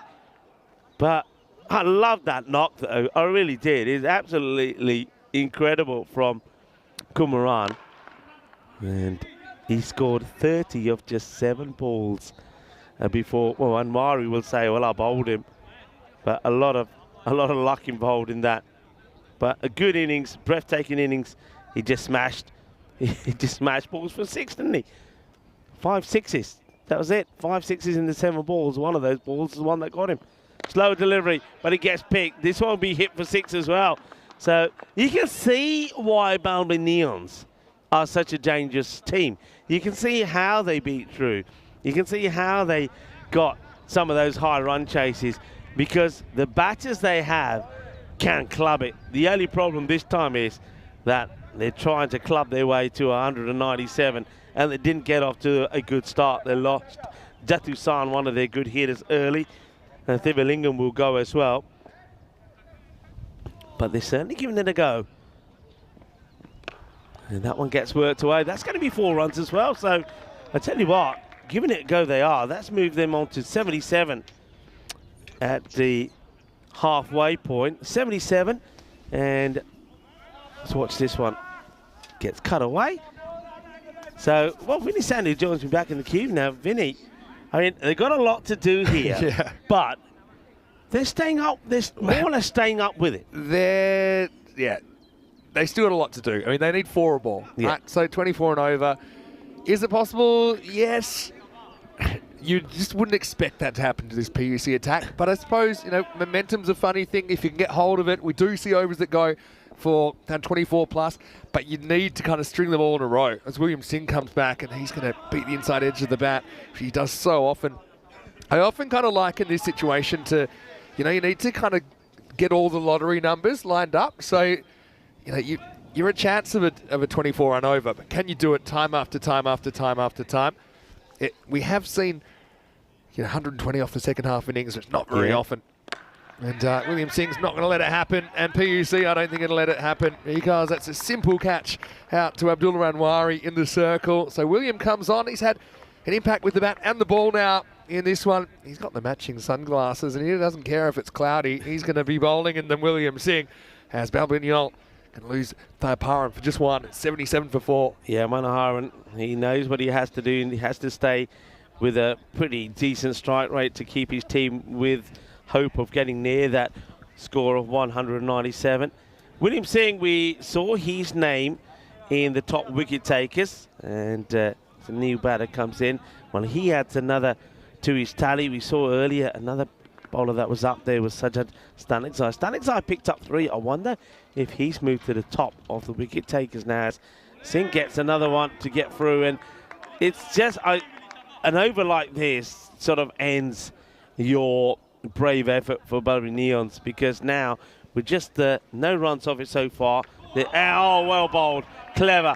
And I've never seen a slower ball knock out a stump. William Singh will say, did you see that ball? It was like lightning. It's the slowest ball ever, but it's knocked out the stump. Watch this.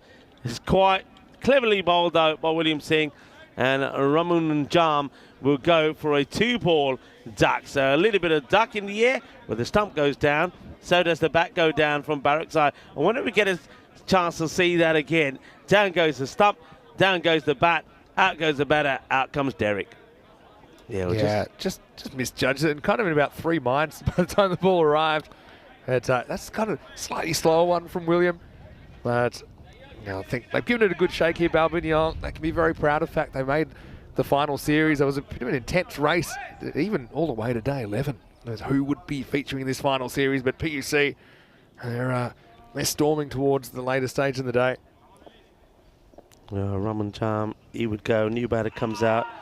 And, well, is this an opportunity? He looks disappointed, does Barty. It was. Yeah. He doesn't have the ball. Yeah, he doesn't have the ball, but if he gloves it clean, I got a feeling that back foot was on the line. The feet kind of crossed over there. Still, don't think it hurts their cause too much. Get just pushed out onto the leg side. It'll just be a single, but look at that. The intent in getting there, pick up, and the throw there from Safi. Singh right up there as one of the leading wicket takers in this series. Hey, I've mentioned some of the bowlers that we've seen today. This one gets played out into the same area. And William Singh being probably the pick of the bowlers really for his side. He's always made an impact when he's come on the bowl. We've talked about Stanixai, and that has me thinking, it's finals day. We've got MVP to be thinking about as well. Yeah, of course. So there's a few bowlers and batters in the hat. Yeah, let me have a think about that. And then the one I actually had a little bit of a thought of it overnight. It's pretty hard to go past Hamza Niaz, just the weight of runs and the way he scored the runs. But there's a few. I mean, even look at the youngster Sajjad Stanixai. Yeah. And what he's done with the ball for such a young player. Yeah, there's few definitely in the hunt. I mean, you mentioned Hamza Niaz. I suppose Mohammad Nisar would feel that Nisar has to be up there as well. He's catching, and he's been very consistent with the bat as well. I mean, Hamza Niaz, has scored a lot of runs. I think he is the leading run scorer, and Niaz is, and I don't think Nisar's that far behind him. But there's been some good performances by a lot of players, but consistency probably is what you're looking for as well, because Niaz, ever since Niaz scored that century, he then had two ones, but he did go back to scoring a few runs the other day. We got to 49 and got out before once again he had a bit of a failure yesterday. So yeah, it's going to be an interesting one. A bowler who's bowled around and also scored a lot of runs could get an opportunity. It might go down to whoever performs well in the final, because we mentioned a couple of Drua players. Yeah. And whoever, and for example, if the President 11 or here Paris University Club, if somebody like William Singh or Sajjad Stanixai have a really good final, they certainly could be in the hunt. Yeah, that's a good point. Good shot, and this one will go for 6. So after the flurry of boundaries dried up, remember that, you know, overs number 4 and 5 were pretty productive for Balbinians, but the boundaries have dried up. So even though they're still scoring at a healthy rate, it's nowhere near the 24 that they needed at the end of the 5 overs. It's not happening, and that means they're falling further behind here. I mean, it's one of those, isn't it? I mean, if they're 90 for 5 and they were batting first here, we'll be saying, right, they're going to get onto a good score, a 140 maybe. 140 might touch a 150, as that's another one that gets blasted away. But unfortunately, this time round, the Paris University Club just batted them out of the game. Yeah, and just way to runs. That's the only currency really that we look at. That's a nice shot. Kind of a slash over the deep backward point region for 6. Safi has his pace used against him. Barakzai has been good in a tough situation here, 44 of 15. Yeah, I like him, Barakzai, as a player. He's very good. Oh, well, this is a slower ball attempted by Safi. Safi, what about his spell?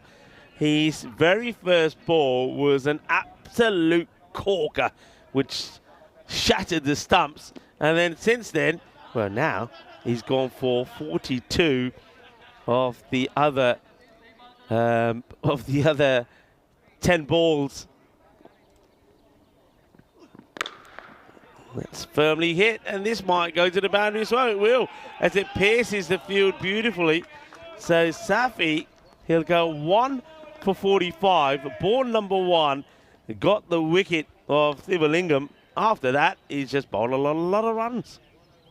Yeah, and almost took out his partner there.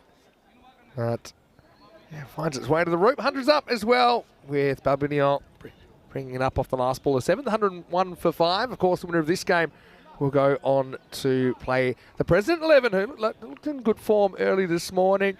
That's in the qualifier. There's a little bit of time before that game starts. We're about an hour and a half away from coming back to you with that one. Then Drew, of course, will take on the winner of the qualifier. So after this, we got the big 3 fish that I called them yesterday. They're all in the hunt, and one big fish will fall in the qualifier. One will make it through to the final. It's almost caught. He almost grabs that to his left, and Zeke Ali there. Nice effort. Almost a genuine slips catch. Singh comes back after a tremendous first over. We took 2 for 3. It could have been 3 for 3. What a great effort though from Zikr Ali. Yeah. Actually, it's not Singh. Yes. Beg your pardon. It's Kapoor. Yeah, it is Kapoor. Almost had his first wicket of the contest. Barakzai on 48 though. He's going to slash him away. That will be his 50, Rico, and he'll bring it up off 18 balls.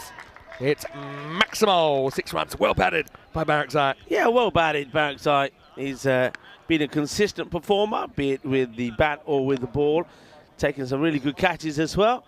And yeah, it's good that Balbinians are going out here with some highlights as well.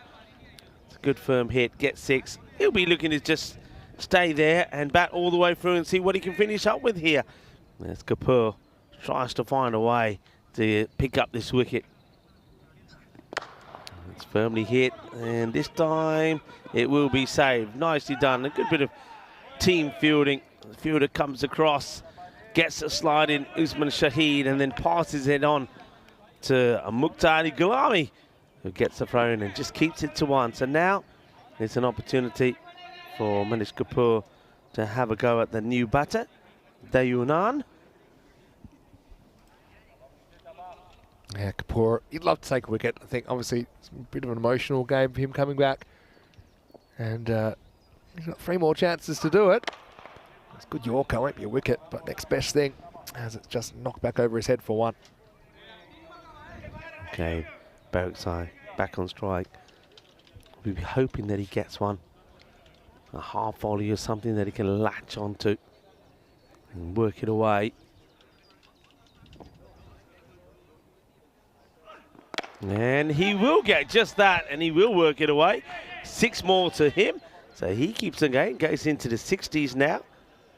60 on the board. I mentioned that he's an international hug an Australian day today. Well, I've given Vinny a hug, and it's cold.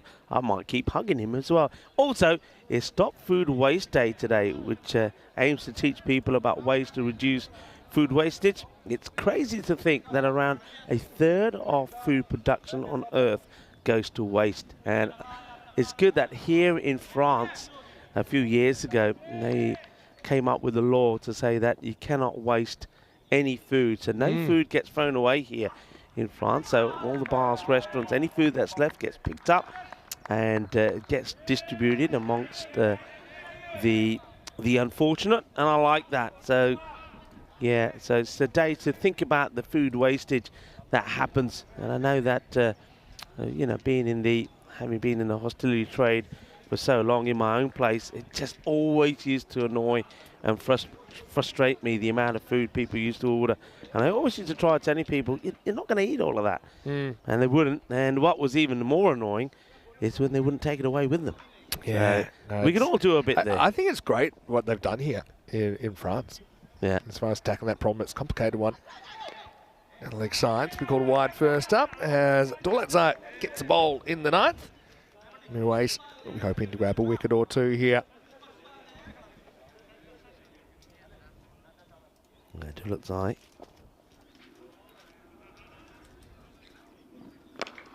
It just gets chipped up in the air, but there's nobody there to take the catch. They'll just take a single. All right, so Barrackside gets back on strike. Be looking to continue to at least finish on a high for himself. And that's a great shot, and he's going to take the catch. What a great catch. I think this is probably more good fortune than anything else. Dolezai is doing the celebrations, and the fielder, it has to be, doesn't it, Tasinullah Safi. He is just a special player. He gets there, and it's just out of the screen there, but he gets hands to it, pops it up into the air, and it falls nicely back into his hands. That will be the end of what has been a really good knock there from Barrackside. He'll get a warm welcome when he comes back. There's no doubt about that. Yeah, Barrackside, 61 on 22. They say if you can't be good, be lucky. That's make your own luck, as they say in the classics. Nicely done by Dolezai. Picks up a wicket.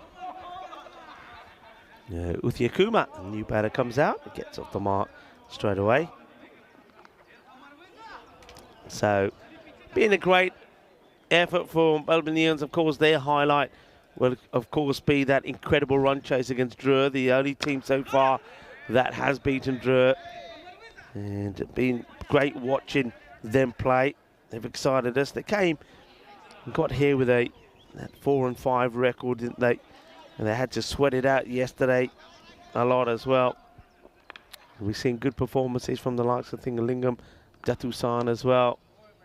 That one's going to be called a wide. So, to be fair to them, even that memory of the 162 chase against Dreux, that's something that will live with them for a lifetime. That's really what the European Cricket Series is all about. They've had a rocky road at times, but they've gotten through it together. This could be another one. Oh no! Well, this time you say you make your own luck. He's had a bit of bad luck there. Will save the boundary. Safi went from kind of on the hunt to self-preservation mode there, didn't he? This is proper Matrix. If we see this again, this is proper Matrix. We probably have to go back to the live action. That's a pretty good one, actually. This is in the air. This is going to be over the top. Maximo for Dayunan, who's getting a few consolation runs. And you're right, this is a decent score they've built here. Yeah. 128 for 6 with an over remaining. It won't be enough in this one. But they're going to go down swinging, Balbinion. And that was a nice blow by Siva. Yeah, so, yeah, I mean, you're right, but what they've done here, Balbinions, they were remembering it for a very, very long time. They have played some good cricket. But they've been a team that when they've clicked, they've been great. I mean, I remember day 6 when they got a day to forget. They lost to President 11, 102 to 104. Then they only put 85 on the board against Paris University Club on that day, and they got beaten. That's a really good catch, casually taken. Excellent work there as Miruas Dolotsai, after bowling an over and taking a wicket, he helps Shabir pick up a wicket as well. Shabir gets one of his very first ball. He, of course, is all smiles. So, yeah, they lost to Paris University Club that time by 8 wickets. And then also they went down to the Paris Knight Riders. So they had days like that where they just didn't click. But then on the days, as you've said and as you mentioned, they've come good and beaten the likes of Drew in an incredible run chase. Okay, Shabar starts with the wicket, and he gets this one in the right areas as well. It's not a bad delivery at all from Shabir Harris. Yeah, he's just showing the depth in this PUC attack. I was right on the money first up. That's why I think just misses the mark. Well, it's at Balbignon. Yeah, probably end up in the 130s here, you'd imagine. And PUC, though, their eyes are on the prize. They want more. Still 2 wins away from the trophy. Gets this one away. Fielder chasing hard. Safi, will he get there? No. But Safi's quick, but not quick enough to stop that. Stays on his feet this time, at least. It just kind of shows you what the road is. In this format, the difference between second and first is so different. Yeah. Because these are all tough games that PUC will have to win. They've pulled off a good win here, but then you're going to have to get past President 11, and then you have to get past Drew. Whereas Drew just kind of sitting pretty in the final at the moment. This is a pretty shot by the unit as well. Goes up and that was almost car o'clock, wasn't it? It was maximum time. Well, never mind the 130s. They're up in the 140. This is a very good strike once again by the unit. That's been hit big. What you can't see here behind the foliage of the tree is there is a vehicle pot just there, and luckily somebody's popped up. Can see that. And security guard stopped that guy to the van. It's well bowled. That one kind of went straight on with the arm. So last ball coming up, and then there were 3. Yeah. 90 minutes away from the first ball of the next match here. It just gets pushed away. They'll take the single. They'll finish on 141. Well, there's a happy man. That's William Singh wearing his brand new pumps here today as well. Well, maybe they're going to be his lucky pumps. Who knows?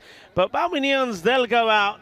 But they won't go out disgraced. They'll go out with their heads held high as they get to 141. But Paris University Club just batted them out the contest. They still win by 55 runs. Yeah, and so, you know, credit to Balbignon. I mean, same thing. I think they would have held their point if it was a regular game. So, yeah, you know, they were as competitive as they could be, but you're right, they were just kind of battered out of it by a series of the PUC batters in the first half. So this is what we've got coming up next. President 11 taking on PUC in the qualifier. And like I said, we're exactly 90 minutes away from the first ball, so come and join us back just before that. And the toss will be happening pretty shortly. Also, we'll have that information in the chat, and also it'll be on our website, EuropeanCricket.com. And Drew, like I said, they're probably still in bed right now. What are we, 1 o'clock? Just having a nice, easy start to their finals day. And we'll see them later on with their surviving team out of that qualifier. Let's go back and have a look. And like I said, they had a bit of a calamitous feel to it at the start as Kapoor was able to gather that and put it on the stumps. But there's some good hitting as well from Balbignon here. And they end up with a pretty respectable 141. Yeah, they do. And with Jatusan going early, they were relying a lot of Divalingam. This one was coming my way, Vinny said it, and it was, but luckily it just stayed out of the cube. Yeah, Divalingam also going pretty cheaply, but then we saw something quite special. We saw Baraksai find his form. Now, what about Kumaran? I mean, he came out and he smashed it. So this was Divalingam who would go. But he makes way. And remember, well, if you go, somebody else can come in and steal the highlights. And that's exactly what we saw, because some of the hitting that we saw from Sativ and Kumaran was quite amazing, because first of all, he gets tested upstairs by Safi, and then he wears one, and then after that, he just went big. He smashed the ball all over the place, and he was so unlucky to get out. What you don't quite see in those highlights, he smashed 30 of 6 deliveries before, unfortunately, getting one that gets wedged in his pad as he does the swivel, and he gets himself out. One hand comes off the bat, so that's a straightforward wicket straightforward catch there for Anwari to remove Manoharan. But Baraksai, even though wicket kept on falling, that was the slowest ball I've ever seen, taking the stump out of the ground. But Baraksai, he kept on pumping it, he kept on going, and he finished on a very healthy 61 before he goes on 22. But I liked his knock, I liked his fire, and I liked watching the way Balby Neils play their cricket. They're an exciting team, they've got some good players, they play with a bit of flair, they play with a lot of pride and with a lot of passion. But this time round, it just wasn't enough to get them into the qualifier. Paris University Club, having put the runs on the board, they were the ones that would get there. And this was just a little bit of Safi magic once again. And after taking a great wicket off one ball, he then was pumped for plenty of the next. But he still is a live wire in the field, and he takes a really good catch. And he did some fielding out there as well. And a few more highlights, a few big hits. Well, from the jacket alone, I can tell you that was in camouflage. Dawood Ahmadzai, Mr. Universe, just taking a little bit of time to rest, getting ready for the next match is coming up in about 90 minutes time. Yeah, and we're looking forward to that, of course. I can see the players almost ready to move into their areas for that game. Baraksai with 61 was a bit of a star there, wasn't he? And he went at a very good rate, 22 balls in his innings. Had a bit of support from Kumaran while he was there. 30 off 7 for him. I liked his innings. He certainly went for broke, 5 sixes, all 30 of his runs in Maximos. Dayonim with a couple of late blows, 22. And yeah, PUC don't give too many away for free as well, just the 6 extras in that total of 141. So Balbinion, they do make the final 5, but they will finish in 5th place overall. 2 for 3, William Singh just bowled the 1 over, but it was a pretty good one. And then we had Safi going for a few, but he picked up a wicket, so did Anwari. And late in the piece, Dolatzai and Haras also picked up wickets. But PUC, they did the heavy lifting, and really they knew a fair way before the end of that game that they were going to survive to the afternoon.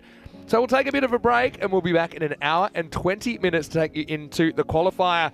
Well, the big fish are going to swim together in the qualifier. It'll be the President 11 taking on Paris University Club for the right to fight against Dreux in the final later on tonight. Until then, it's Vinny Sandhu, Mr. Maximo with Rico Full. Enjoy the break. Back soon with more European Cricket Series France Finals Day action.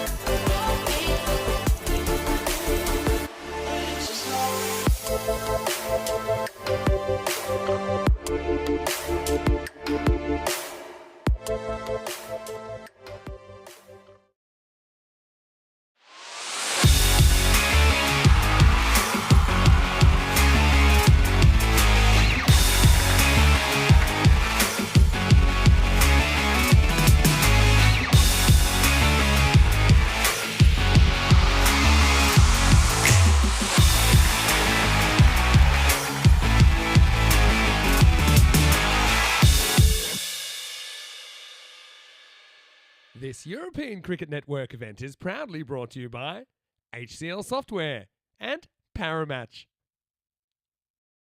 Hello and welcome back. Great to have your company as we roll into the second half of finals day in our first ever European Cricket Series France. So we started the day with 5 teams. We have lost 2 of them in the Eliminators, so we're down to 3. Draw awaiting in the final for the winner of this game. It will be President 11 taking on Paris University Club in the qualifier. Let's see what happens at the coin toss. The Sheriff is in the house. He's got the 2 captains. Let's see who wins the coin toss for this qualifier. Paris University Club to call. Tails. Tails is the call. It's head. It's tails. It's a tail. William Singh wins the toss for PUC and he says, we will have a bat. And honestly, I think that both teams did want to bat first, put some big runs on the board. And that's kind of how both of them operated in their eliminator, with President 11 this morning taking care of Mitri after putting a big score on the board, and then a huge score from PUC. A lot of contributors in their large win that they just completed in that last match. Barbignon, who were falling by the wayside there. So look, it's a tough day for all of these players, and I know we had a little bit of a sprinkle of rain, nothing too dramatic, but it's just kind of maybe made the field a little bit greasy at the moment. But PUC, they want to order up the same. Let's see if the President 11 bowling can have the answers. Maybe not a bad thing. President 11, I think their bowling has been a real strength of theirs. So I think we're in for a cracking contest. Rico Full standing by as we get ready for the start of the qualifier. Well, the 3 big fish are swimming together this afternoon. Let's see who survives this one as we get ready for the first ball. I can tell you that it is PUC winning the toss and batting first. Thank you very much to Vinny Sandhu, and welcome back everybody to this qualifier. And I know a lot of people are very excited about this match. I can tell you that I certainly am. I think it's going to be an absolute cracker. Paris University Club won in the bat first, and you can understand that after scoring 196 against the Barbignions. And they needed that big score, I think, to get that victory. President 11, I think, similarly to the first match, they would have probably hoped that they could have had a bat first as well, because I think they're a team that they thrive on what they know that they're defending. But having said that, they also did find batters that got into good form for them. Iftikhar put a breakout innings, didn't he? It's the first time we've really seen him go out there and get some runs. But they're top batters, really, the likes of Zain Ahmed and Lingaswara and Kanasane, they didn't really click. Jamshid Nasiri put a little effort in with 40 of 18. So the top order has to click for them, but they know that their bowling and fielding has been sensational. Ramatullah Mangal, he'll be looking to get within the wickets as well. I think the likes of Iqbal Hussain has been outstanding for them as well. And Malik Zada as well is somebody else, as well as Zahiri. Both of those guys have picked up 4 for us, are going to be pretty key as well. I'm quite surprised, actually, that the Paris University Club are 69 to 31%. I would expect this to be a little bit closer. I really would, you know, a 60-40 maybe, you know, at a push. But pretty big favourites here, Paris University Club, going into this one. So let's see how this fathoms out. You heard there from Vinny Sandhu in the middle, and also the coin toss, which was conducted once again by the Sheriff, Charles Croucher. So Paris University Club are looking to do the same thing again and getting plenty of runs on the board. But I will say, I don't think they'll find it quite as easy against the bowling lineup of the President 11. The other thing about the President 11 is they have got plenty of bowlers there. So if one of the bowlers doesn't click, they will pretty quickly make a change as well. Umpires for this one. Umpire Asif is out there, and he's joined by Vignesh. Umpire Sushir is the third as we get ready to go. And they will be starting with Iqbal Hussain. Here we go. He gets ready to mark up his run. We get ready and get set for the battle of bat versus ball. And the batter just getting himself composed and into the game mode. Hope you've had a nice break, had over an hour to maybe make your plans for the weekend. Get a few chores done, maybe have a spot on lunch. Well, we certainly get a lovely bit of lunch here. A little bit of lamb curry with some rice and some lentils there as well. Once again, huge thank you to the Federation here and the likes of Asif, and also to a lot of people working behind the scenes here So Niaz as well, looking after us. Many thanks to the Federation. Here we go, first one. And it's going to be swinging away quite viciously. And it's Malik Zada's listed. This is not Malik Zada, I'm pretty sure. In fact, I'm 100% sure. This, to me, looks like Iqbal Hussain. So, Iqbal Hussain with the ball.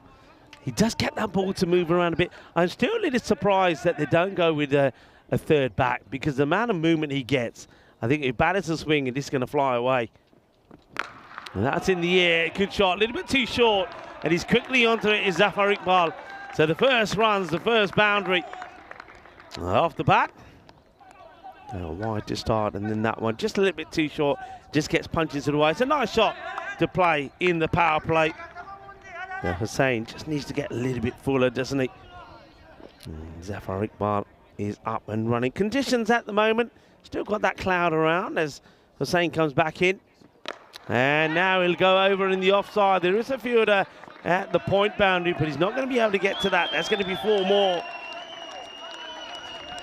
A lot of noise around the ground. A lot of noise being made, of course, by the University Club, PUC.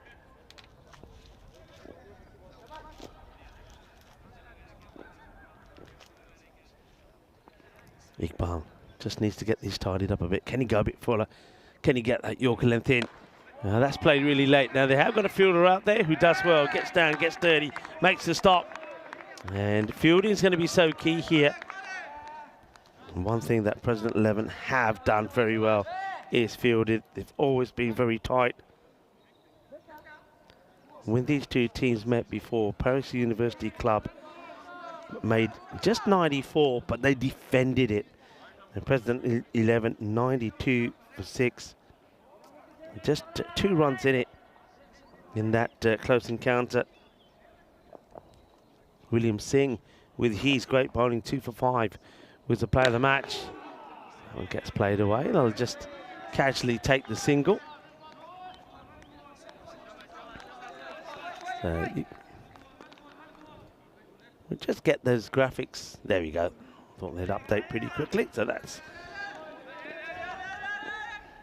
now we're correct. I'm saying, can he get a good finish in here? 2 balls to come. A little bit short. Stunt gets worked away. The chase is on. Needs to get down on it. Does brilliantly well. And they're the standards that I'm talking about. That's the young Sajjad Stanikzai. And what a couple of days is going to be for him. Obviously playing in this finals day. And then tomorrow we'll see him playing in the internationals. So making his debut. Great work. Really good work. Good chase. They'll get a couple. Terry Richmond saying bonjour. Bonjour to you as well, Terry. Firmly hit, and that's going to be 4 runs. Gets it past the fielder. Important hit. Just keeps them in top, I think. I think 13 is about your average. They get beyond that as they do. 17 off the over. So I think that's a win for Paris University Club in that one. As that one gets hit well by Usman Shahid. Wouldn't he love to find his form again? And maybe this time actually go on and register a century himself. And this is how it started today. President 11 took on Mitri, and it was a comfortable victory in the end for President 11, 144 to 107. They booked their place in this qualifier, and then later it was a Paris University club that had a high scoring contest with Balbrions, but winning by 55 runs after posting 196. Okay, they're taking this on, and now asking the question here. The umpire's having a good look. Going upstairs, but I suspect he might be a little bit nervy here. The batter is not in the picture here, and I don't think he makes his back. He is going to be a goner. And once again, Paris University Club, I have to say, and we've seen a lot of this here today, it's an unnecessary wicket. It really is. There is no need for this at all. As, Muqtali Gulami, he's running out there, but this is not a good bit of cricket. Zafar Iqbal, if you don't want it, turn around and say no. but Iqbal is going to have to go. Usman Shahid involved in the run out. And Zafar Iqbal, after making a decent start, once again, he'll go early, but there was no need for that really. You're running into trouble. But well done to Zahiri, who reads the situation perfectly and does the job. So after winning that first over, we see again a little bit of risky running and bad communication. So Gulami, who batted beautifully and got player of the match performance for his 76 or 24, comes in at number 3. Can he stay in the good form he was in? In comes Zahiri and gets one to go across him. Good areas for a left armour. You don't want to go too straight. You don't want to stray onto the pads. Gets it to go across, and Gulami drawn to the shot quite easily. Could have got a bit of inside edge onto this. So President 11, they're up and about. They'll support each other no matter what here. Looking to try and get revenge for the low-scoring defeat that they had in the group stages, 94 to 92. Well bowled, taken on a single. And Dawood Ahmadzai is onto this pretty quickly. Dawood Ahmadzai was recently got all of his French nationality. He was talking to me about that earlier, and which of course means that it will allow him to travel and be a part of other things as well. So exciting times for him. Zahiri now bowling to Usman. Strays down the leg side. Good work from the keeper. Good take, and just gets the ball through. So let's see this again. Does this get any of the pad? It might have done, you know, because I haven't seen the signal from the umpire. So we'll just wait on that. It looks like this just catches a bit of the pad. And the wicketkeeper pretty sharp from him, just in case the batters were thinking of trying to sneak a cheeky leg by in.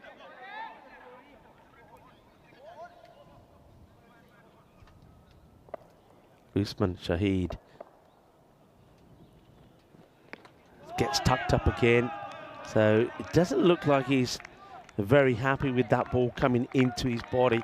We know he likes to have a little bit of room to play, but again, this one is leg side-ish, and just a little touch on this will send it through to the boundary if you get it past the man on 45. But you got to get yourself into a good position, and he's a little bit late moving. He needs to move early, and if he moves early, if he misses it, he'll get a wide. And similar areas again. This time he's quite happy just to get bat onto ball. Sounded a little bit hollow, that bat, I have to say. He does get a single. Hands but he'll go back on strike. That's the end of the over. Now, that's a very good over. 17 came off the first, remember. So that over, just 2 runs from it. As the score moves to 19 for 1. So I said the first over really did belong, especially a boundary being hit off the last ball, belonged to Paris University Club. But that one definitely belongs to President 11. This is where the two teams finished, and only a matter of a couple of runs between them. But when they did do battle in the group stages, it was victory for Paris University Club by just a couple of runs in a low-scoring thriller where 94 was defended. That one's going to be too wide as Malik Zada comes into the attack. So at the moment, the captain is going with different bowlers. He probably would have gone back to Hussain if it was a tidier over, but he's deciding he's got the likes of Malik Zada. He's another genuine wicket taker. He'll go with him. Malik Zada at the moment just a little bit too wide. As this one, again, moving away. Still reluctant to put the third back. It hasn't hindered them at the moment, but yeah, he starts wide and it just keeps going wide. He could do with getting a little bit closer to the umpire there. Oh, that's better areas. It'll just be a single. We know that President 11 do like to keep the offside very heavily stacked. There's the captain, and all his demands from his bowlers is keep it outside the off. I'll set the field outside the off, you keep it there, and we can keep it nice and tight and packed and cramped on the offside. Just got the 2 men on the leg side, Long on his back. the other two inside the circle, mid-wicket and behind square. And that one's too short, and that will get the treatment. That will go all the way. Bolle, Ginna Zona, Shaka Lagyan. Absolutely plastered away with Gulami. We know he's in the mood to scoring runs. He got a fine half century in the first match, and he's not going to miss out on that. It was too short, it was Gundy, and he gets put away. And that ball only just comes back. So once again, what I like about the President 11, so it's not a good ball, it's not a good bit of play, but they just try and G him up. They're not giving him a hard time. Ahmadzai just goes over to him and has a little chat and say, come on, don't worry about it. You know where you got to be. The thing is, he knows where he needs to be, Malakzada, but he just keeps straying just a little bit too wide. Once again here, he's playing with the line, and that was never coming back in. So easy signal there for umpire Asif. Okay, a little bit closer. He'll go over him. It'll just be a single. That's where he wants to be. I think that's been a big plan from the teams here today, as the heavyweights on finals day have eyed each other up. And I think the plan's been for most teams, right?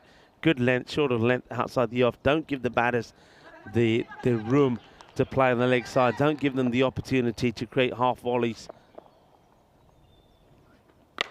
All right, tries to work this away. He gets the timing and placement off this just right. And once again, Sajjad is the one who does the chasing, gets the throw in. They'll take just a couple. So Hussain now in the territory where the wide balls become the extra balls in the over. And this is where bowling those wides can hurt you, especially if any of these deliveries go to the boundary. Oh, that's a good delivery. That is quick. Now this one is got just right. This is when he's dangerous. He's hit the seam, and this ball has just taken off. Look at that go. And he beats the batter there. He's playing so late on that one, is Usman Shahid. And that's the line they're trying to bowl. The batter can't drive it. And if you bowl that line consistently, batters will just throw their bat at it, hoping to get something on it. And that is where not to be. It's the second time that he's gone on the leg side. It's the second time he's straight, trying to go too straight. And Gulami is onto it like a flash. And lovely shot that's been played there. That was actually Usman Shahid, as Gulami will be in strike for the next ball. End of the over, 36 on the board, 1 wicket out. I think at the moment, President 11 will probably be the slightly happier side. They've contained, and but though we do know that Paris University Club, plenty of batting still to come. It's that second over, a very good one by Zahiri that keeps him in it. Question is here, would the captain go back to Zahiri? I personally would, but knowing the President 11, they want to go with a bit of their spin. They've got two spinners, two very good spinners that have been taking a lot of wickets, and normally we would see 4 overs of spin from here, as Dawood Ahmadzai, the captain, comes to the bowl, and Vinny Sandhu joins me in the cube. Here's Mr. Universe. First one down the leg side, but kind of a fairly even start for me.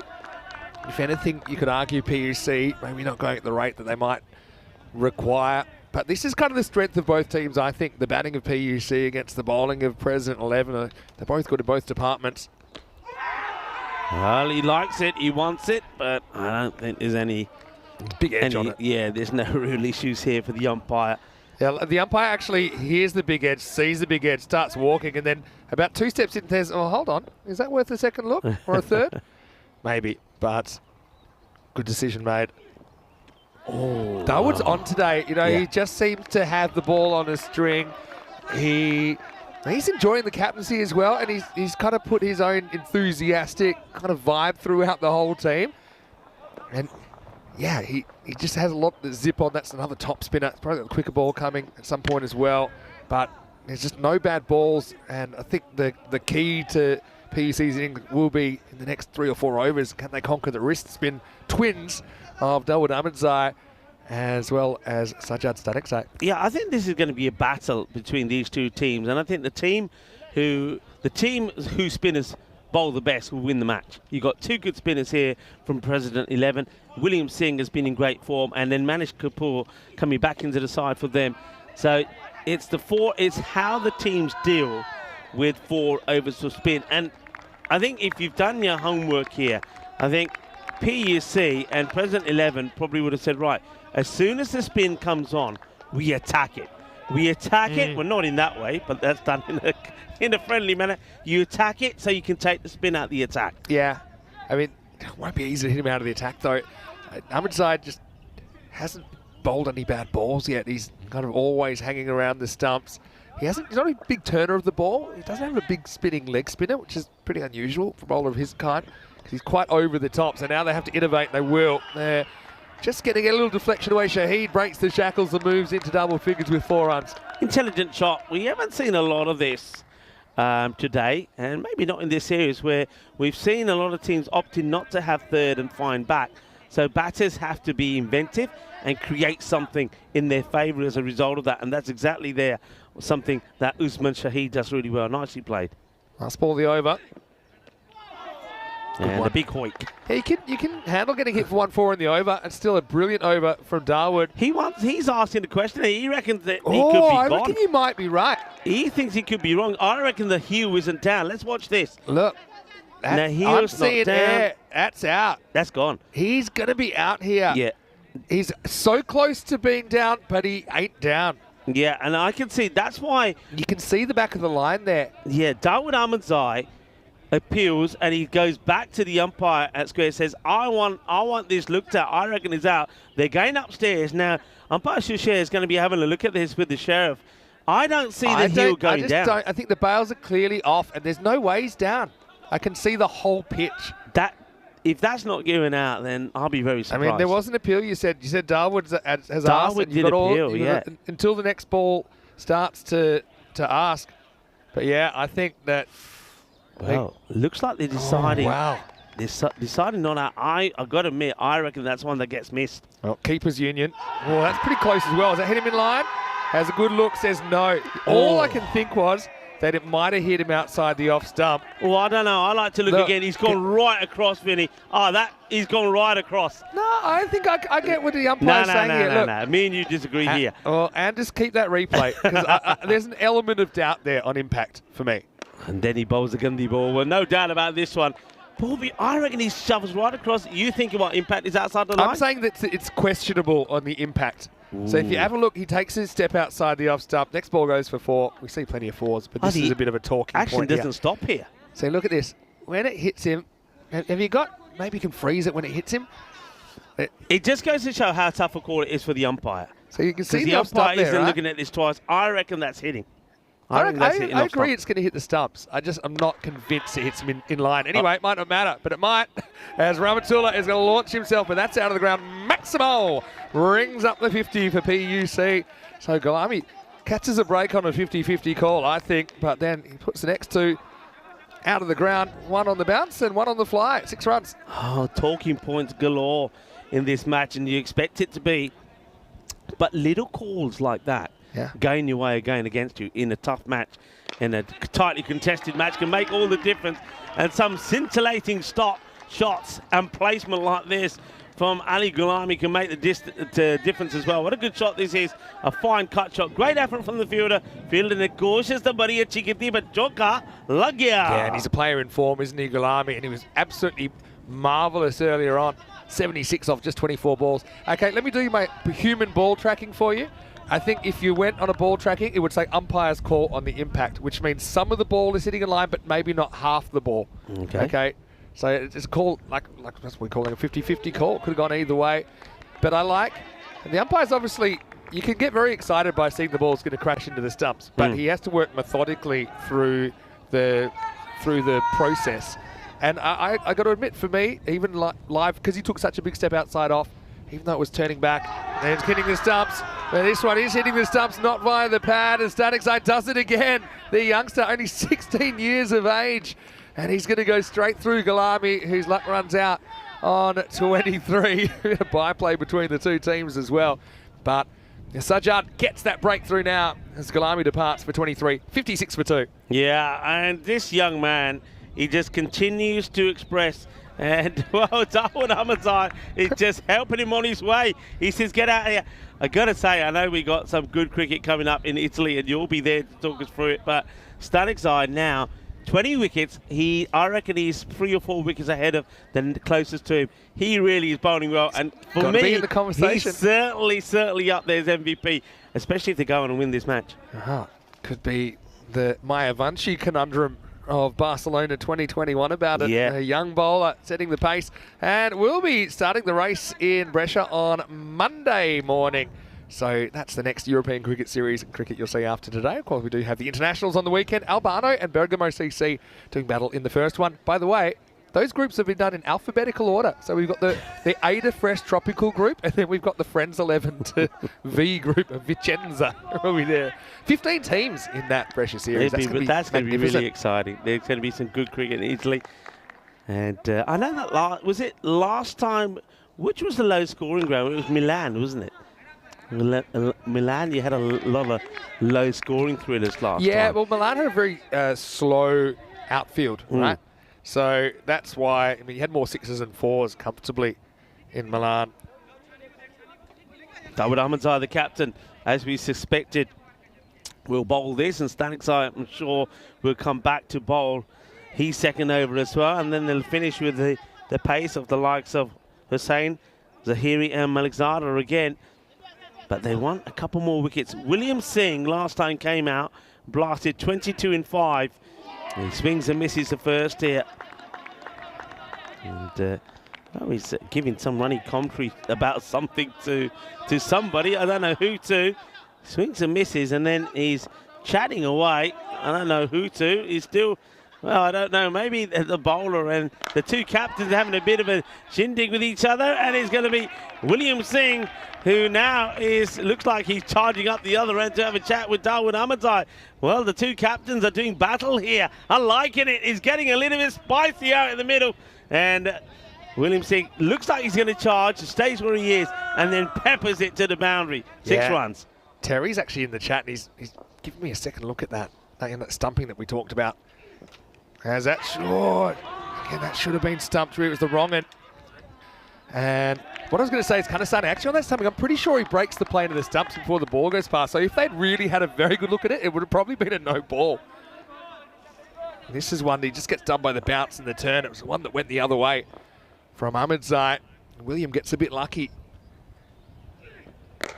Well, no luck here. That is just clean out of the middle. Boom.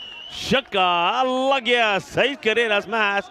Manos. Arriba, arbitro. Porque eso es una grande. Yeah, and so this is another one. I think it's the same delivery. He's trying to actually turn that back of the hand away from the left hander. That's his weapon, but William's got a few weapons of his own, doesn't he? And he's been so good in that area.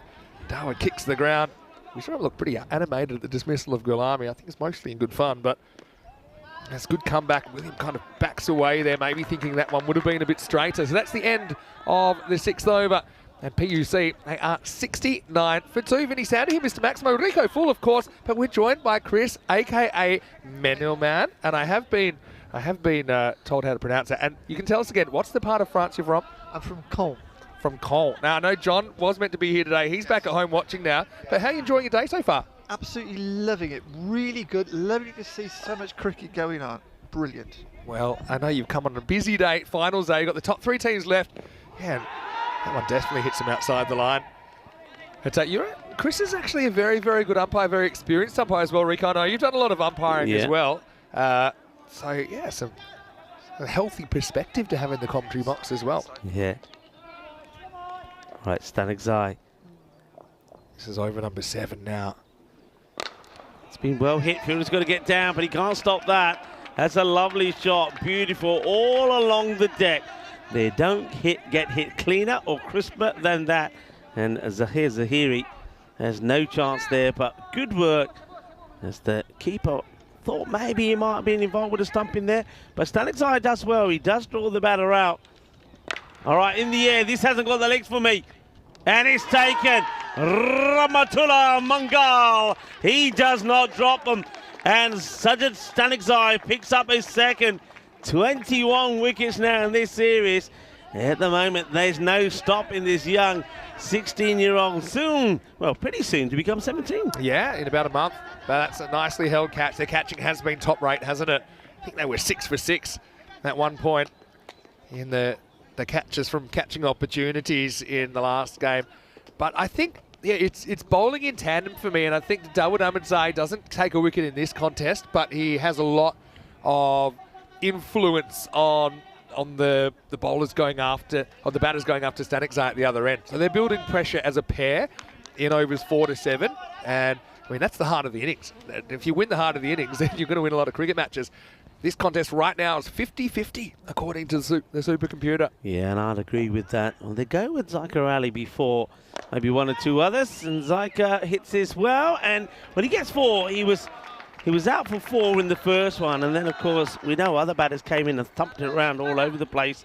So Zyka will be hoping this time to stick around a little bit longer. He's got his captain there with him, well set. But remember, in that last one, William Singh made a quick fire 22, but he wasn't the only one. He got some good support from Safi. Safi, they're just holding him back at the moment. I suppose there is still plenty of time to bat. This one will just be a single, so in comes the throw. But yeah, he would have been tempted, I think, to go with Safi earlier. Have a look at this. This is a good example of his action. It's a lot of over-the-wrist action, and this is almost looked like a bit of a wrong-un to me. But see how it comes all the way over the top? So it's not really spinning right to left like a regular leg spinner. It's hurrying on, and a lot of the batters are playing for that leg spin, and this is an example of ball that, you know, if he doesn't hit it, it's going to hit the stumps, and we've seen him hit the stumps so many times in this series. Great camera work there from our crew. That's brilliant work, well. Yeah, and you see just the craft that's involved for a good leg spinner, and how much strain sometimes there is on the wrist. Excellent work. Yeah, I love it. It's almost like he's got rubber wrists, Sajjad. He's going to go around the wicket. Interesting tactic, because William normally loves this. He over pitches, but he's got a fielder out there who does great work. Good hands, good pickup, good throw. That's Iqbal Hussain. So, end of the over, great spell of bowling. It leaves this contest very even Stevens for me going into the last 18 deliveries. 79 for 3 at the end of 7. Let's have a look at what's coming up in the next few weeks. And this is only the next few weeks. So we've got Italy, of course, starting on Monday, and that'll culminate in a men's and women's ECI best of 5. So Italy versus Spain. That's going to be a real spicy one. We'll see Corey hopefully getting a bit cranky in that weekend. We've got Medina Cup right back here in Dreux. That's the tri-series. French national team as well as Malta and Belgium is the first one. Slides down the leg side for a wide. Super excited about Estonia. It actually is going to get crazy because I think there's a weekend, the 24th, 25th, 26th, where you've got 3 series at once. You've got the ECIs, or the ECS final in Estonia, and then the ECIs, which is men's and women's, by the way. Estonia, Malta. So that's 3 series, right? But in one location. All right, in the air, and that's going to travel out of the ground. Maximo! Going, gone. William, he's just kind of been understated with where he's batted himself in this series, but when it gets to the pointy end, he says, look, I don't want to be out there. He's batting himself at 4. He's doing a really good job for PUC. Yeah, that's a very good shot. Now, remember that the President 11 had this issue in the last match. After the spinners contained, they had to go back to the seamers, and that's when Balbilions really did, or Mitri really did get going again. So, once again, they've just got to be careful here, because even though they've contained pretty well, and that expected score at the moment is not going to hurt them too much, about 128. But if they don't bowl well here, and the likes of William Singh gets after this, it quite quickly could be once again another 145 to 150 score, and that is then going to take some doing. That one doesn't bounce at all, but Alexander reads the room, and finally they've worked out. Let's stop just bowling right arm around into the slot of William Singh. But this one is an interesting one. Kind of kept low, maybe at a scrambled seam. And Kanasane does well to block it on the second bounce. He takes it on the chest, doesn't he? Takes it on the chest. All right, you can see William Singh is getting itchy. He needs to get hold of another one here. Alexander, maybe a slower ball here would work. In the air, catchable, taken. They don't drop him. They just don't drop him. The President 11, their fielding has been so good. You just knew William Singh had to go for this. Couple of dot balls, they can't afford that. So this over, starting with a wide, 6, Dot, dot, and another dot, but this dot results in the wicket of William Singh as well. Another fine catch out there on the boundary. Just means he has to fight the angle. It's not that he can't do it, but it's a bit more of a difficult shot, I think, to fight the angle. So the right-hander going across the left-hander does the job in the end. Malik Zada with the breakthrough. Again, nicely taken. That's Zahiri out there that takes the catch. And they've been so solid in the field.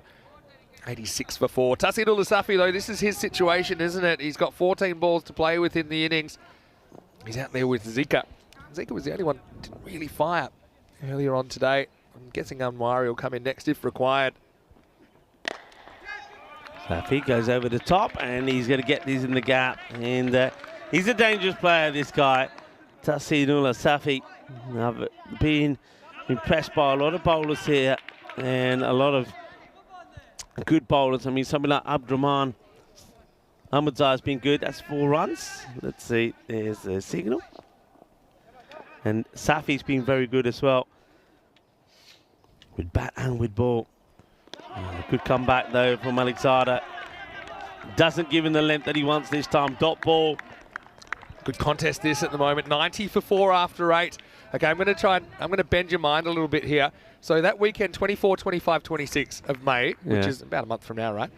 Friday, Saturday, Saturday. What if I told you that we have 6 series going on in that 3-day period? In Estonia, we've got the ECS Finals Day, and we've got the ECI Estonia Men's and the ECI Estonia Women's. Right. Then in the Netherlands, we'll have the Tri-Series, which will be coming to its conclusion on the Friday. And then we'll have KNCB Finals Day on the Sundays. That's 5. And then we'll have the Continental Cup in Romania all on that weekend. Wow. So you'll have 6 series across 3 venues on ECN. That's just wild, isn't it? All That's hands just on deck. wild. Yeah. If you want your holidays, Yeah, it's exactly. not going to happen that weekend. Yeah. Holidays are cancelled. Shot, hard, big, out of the middle. That's a biggie. Que guay, que genial, que grande. Esos golpes más dulces de tarta de chocolate. Oh, that's a beauty. Yeah, that one is lifted up, and Zika clears that front leg. And, well, now we have the 3rd umpire and the 4th umpire. I think the day is going to come. We have the 5th and the 6th umpire. Yeah, that's Menel Man just confirming. Bring on the 6th umpire. Anyway, Hussain goes the journey. And he'll go the journey once more as well, as Zika Ali is starting to cut loose. Smashes this one away as well. Oh, that's a tremendous strike. He stands still and delivers this time. Sometimes he's quite tempted to move around too much. You don't have to. Just stand and deliver. You missed my Anton impression as well. By the way, hello to Anton. I was feeling a little bit better. He's going to get done for RSI, I heard. But can I tell you a funny story? Where was it? Someone I used to work with who shall remain nameless, about the early days of technology being involved in cricket, right? Right, for this ball for Hussain. It's also going to be attempted slam out of the ground. But, yeah, DRS. Now we think of it, decision review system. We know what it means. But when it first came in, it was around 10 years ago or so. And there was an English umpire who basically had a bit of a falling out after it. They say, yeah, he's gone home with DRS. And I think like it was some kind of disease or something that he had. But he just had a disagreement about how it was being used. And in the end, that was it. But now we know it pretty well. It's a good comeback from Hussain because he did get taken out of the ground pretty violently a couple of times. This game, once again, is on a knife's edge, 50-50. Yeah, I just think with sometimes here, oh look, first 2 balls smashed for 6, next 2 dot balls. Sometimes I think these batters have to acknowledge you can't hit every ball for 6. Get bat on it. Take a single. You got Safi at the other end. He's not, he's no muppet. You don't want to, you don't have to keep him off strike. He's swinging. Of course he is. That really takes off though from Hussain. What a comeback. He was under the cosh, wasn't he? Under the cosh with 2 big 6s. You can see that the Paris University boys were getting under his collar, but Hussain kept his cool and he's delivered 3 great deliveries. And now you know that Zika Ali is thinking, well, I'm just going to be swinging because I can't now If I've swung at 3 and missed, I might as well have another go. And he does, and he misses. That's superb. That's the best two-thirds of a maiden I've ever seen. Yeah, that's superb. It stays on 102, and we go into the last. Well, we say it all happens in the night. When it started that way, and then it was nada, nada, nada, nada. He celebrated that almost like it was a wicket, didn't he? Because it's probably harder, I think. I reckon that's harder than a maiden. Maiden, you're always probably on top in the over. Yeah. But to get whacked for 2 big sixes and then to come back and to come back with 4 dot balls, that's a decent over from Hussain. Does go for 12, though. 102 for 4 after 9.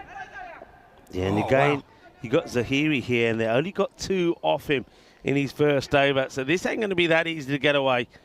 All right, that's up in the air, and that will get away. That's beautifully timed shot. So Tahsinullah Safi, this is what I'm talking about. He's standing at the other end when he's seeing dot, dot, dot, dot, and he's thinking, what are you doing? Just get something on it. Let me get on strike. And now this is where Safi's saying, let me show you what I can do. This guy, I just love watching him bat. He bats too low for me.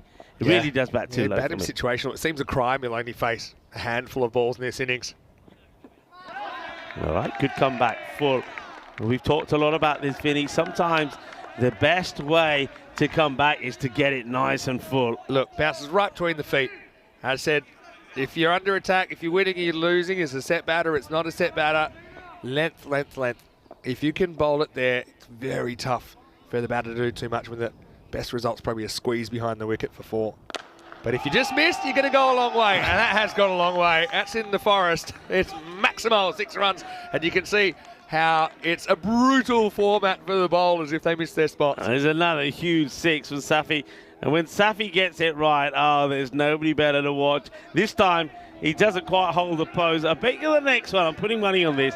The next one, if he gets it out of the middle, he'll hold the pose all right. Safi, focused, waiting for Zahiri to come back in him. Zahiri's got 3 more balls to go in this over the innings.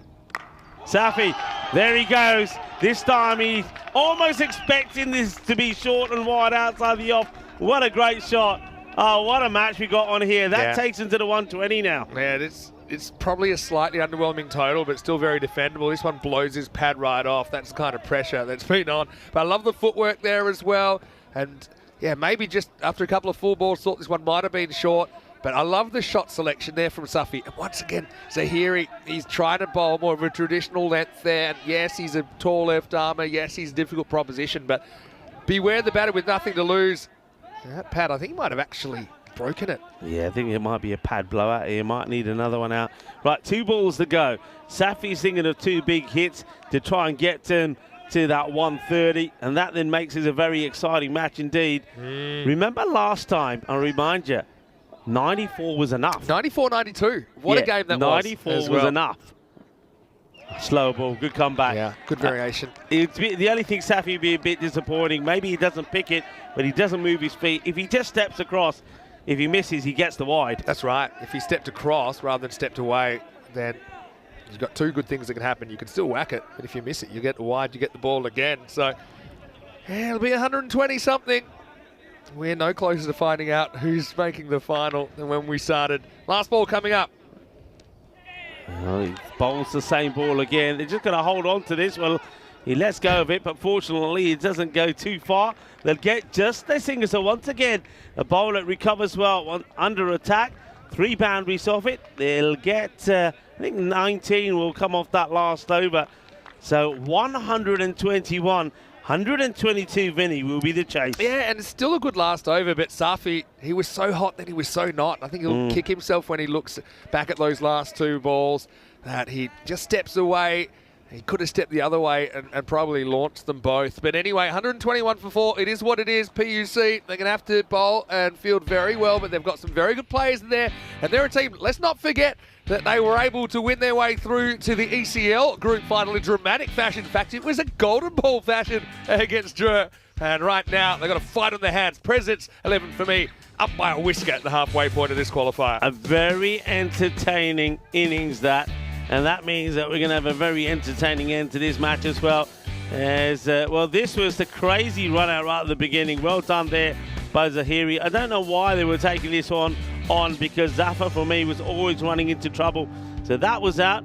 Gulami, though, we know what he can do. He played some really nice shots. Once again, got his team started. He got to 23. Then a little bit of foreplay here between him and Gulami. That was a lovely little clip away from Usman Shahid. But again, Usman Shahid and Gulami both made nice starts but didn't get going. Now, this was the one we're looking again, and I think it was actually the wicket-keeper who was adjudged to encroach. But if that's the case, it should have been a no, surely. Now, that's the one we were talking about there. I think all three of us at that time had different opinions on it. That goes to show what a difficult call that was for the umpire. So this one was out though, and there he is again, the young man, Sajjad Stanikzai getting the wicket. And yeah, that's good old-fashioned push in the back. I don't know if that was fun or whether that was just like, hey, you should have gone last time. It's all Get fun out and of games here. until it goes too far. We know that. Heard that many times when I was growing up. But William Singh, he did what he does. He went out there, he whacked a couple of balls straight away, lost Usman Shahid, who never really got clicking the way he would have liked. 18 of 16, not the return that he was after. William, in the end, in that cross angle, just kind of did him. That was Zahiri, took a good catch there. So, yeah, the traditional European bat swap took place. Zika actually launched some massive sixes, but he also missed out on a few. And Middleman, yeah, I tell you what, if Middleman ever does umpire in the European Cricket Series, his arms are going to be tired. He knows that already. But look, and in the end, again, it was an over that had kind of supersonic potential, but they almost had to settle for 19. But look, 102 after 9 becomes 121 after 10. It's defendable.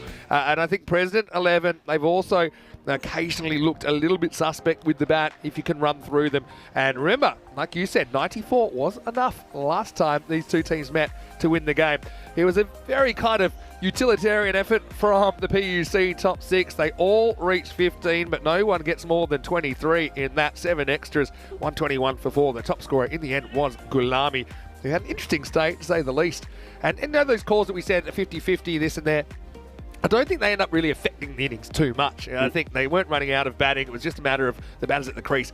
Could they score at a decent rate? It's an okay rate, but slightly under par. Stanikzai once again continues his brilliant series, 2 for 24. The other wicket went to Malik Zada. But shout out to Dawood Ahmedzai. I think he kind of set up his younger compatriot with 2 very good overs, done for 19. He was the most economical. Yeah, once again, like we saw in their last contest, the 4 overs of spin, very fruitful for them. Only the 43 runs coming off it. And even though this time Stanikzai picked up 2, but Dawood didn't. It didn't really matter. His economy, as you pointed out, was great. So at the moment, like I said, this match is all going to be about which of the spinners perform the better. Yeah, well, this is a real nail-biter waiting to happen. So, well, get ready, get set. We'll be going in just a few minutes with the second innings. President 11 need 122 for a place in the final against Drur. Or can PUC set up a rematch of the Group D final in the ECL by defending this 121? Vinny Sandhu here, Mr. Maximo. Middleman, our special guest. Maybe he'll continue in the box. But Rico Full will be back with me as we return in a few moments' time with the second half of this qualifier. It's finals day here in the European Cricket Series, France.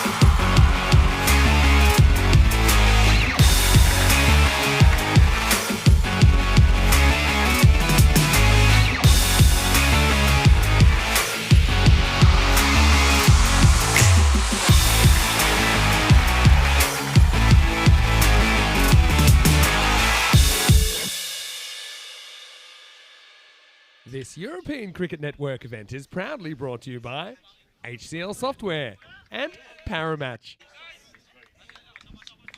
Hello and welcome back wherever you're watching from around the world. It is ECN action on a Friday finals day here just outside Paris in France. We're at the Dreux Cricket Club and this is the qualifier to decide who will make it to the final later on against Dreux. It's President 11 coming out to chase 122 for victory, PUC 121 for 4 in their 10 overs. This game is on a knife's edge. It was a kind of team effort from PUC, all 6 of their batters they used contributing on the way to that 121. And I think a good start's very, very important for President 11. Zain Ahmed going out there with Lingiswar and Kanasane. And President 11, don't forget, they have 8 of the 15 players that we'll see playing for France in the ECIs, which start tomorrow. A bit of cloud cover around, but it's been a pretty pleasant day, 14 degrees currently. And fingers crossed the weather stays good for the weekend, but it'll be a slightly different method of attack, I think, from PUC. It'll go pretty heavy on spin in the power play, then maybe go to their paces in the middle. And that's kind of the opposite to the way President 11 do their thing. They normally start with the pace and then bring on their twin leggies in overs 4 to 7. It will be Zafar Iqbal to bowl the first over. Let's not forget he took a triple wicket maiden earlier in this tournament in the first over. Rico Fu joining me, Vinny Sandu, Mr. Maximo in the commentary box, and this game is a really tight one at the moment. Let's not forget only 2 runs separated these two teams when they met during the tournament. Yeah, what a contest. And okay, Zafar Iqbal to bowl first, and I get the feeling President 11 will look to attack, win the power play battle, get to a 45 odd score in the power play, and then look to go all the way. But it could start off with a royal duck. It will. What a grab. What a sensational grab this is. That's an amazing catch. Superb. Abdullah Anwari just plucks this one out of the air, and it's going to be a royal duck as Zain Ahmed will go early. I suppose one way it's good. He doesn't chew up any deliveries. Goes for the big shot. The catches get taken. And Zafar Iqbal sends one back early, courtesy of that great catch from Abdullah Anwari. Oh, that was some catch. There's King Derek ready to hold court. But I mean, Zain probably thinks he gets away with this, but it just hung up long enough. And you know what Anwari does? He gives himself a chance. He puts himself in a position. He has to kind of turn last moment, and that was right in his fingertips. It wasn't in the middle of the hands. But yeah, he gave himself a chance, and he's pulled off a sensational catch. None for one after one ball. But this guy, he was quite amazing earlier. Shane Iftikhar only scored 13 runs in 2 matches during the group stage, but he scored 69 off 26 against Mitri this morning. But he's coming out into a pressure cooker atmosphere, and that's just the start you want if you're PUC coming out to defend 121. Yeah, the perfect start. The Batters want to attack the bowlers early on, but if a wicket goes or a couple of wickets go, then all of a sudden your natural instincts are telling you to be a little bit more cautious. So Iqbal, by getting that wicket on the very first ball, really gives his team the upper hand earlier. All right, this guy, Lingaswaran Kanasane, never really clicked in his last couple of innings. This will be a good time to do it. Plays it well to the captain, who makes the stop, but not able to keep it in his hands. So the batters will take the single. Now, I've got a bit of a car update from John. John was meant to be here with us, but he's had to stagger back to Brittany. He says it's an electrical fault, not mechanical. So he's trying to find a workaround, so it's not 3,000 euros. Anyway, it could be 2 and 2, and it really should be here. And it will be dropped. Oh, you've got to be kidding me. And we saw a catch that had no right to be caught, and then one that had no right to be dropped. And that's Daulat come the moment he grasses this. And that really should have been 2 down in the first over. I can't believe he's dropped that. I cannot believe that has been dropped. That's an absolute dolly. Iftikhar gets a massive life. Kanasane hits it straight. This is going to take some stopping, not going to get there. And that is just rubbing salt into the wounds. That's probably one of the easiest catches we've seen go down in this series. Yeah, that's very European cricket series, though. It's unpredictable. It's like a box of chocolates. You never know what you're going to get. And Iftikhar, okay, time will tell whether he hurts him or not. But he survives. Dropped on 1. It's 7 for 1 after 1. Hey, we started doing golden ball random numbers. Okay, should we do a random golden ball?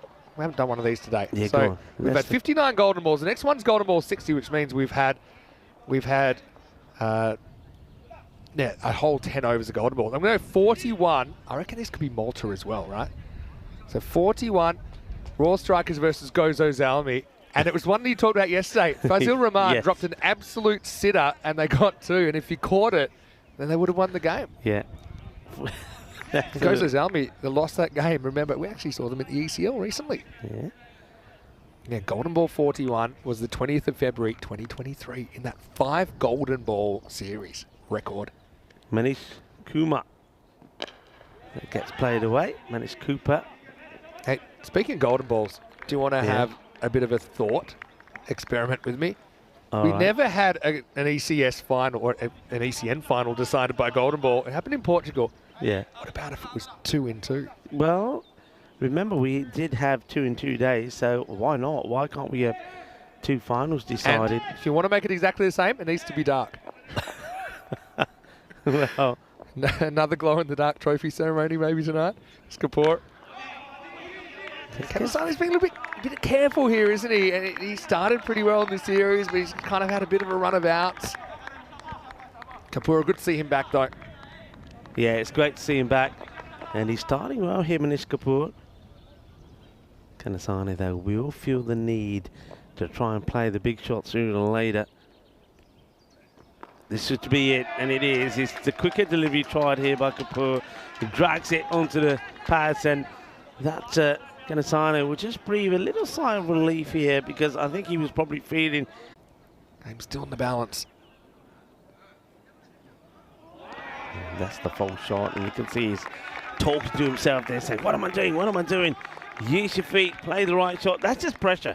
That is just pressure that's creating him to play shots like this. He's just forgetting the basics, not moving the right way, and he's a very good cutter off the wall, Kanasane. That's why he's disappointed.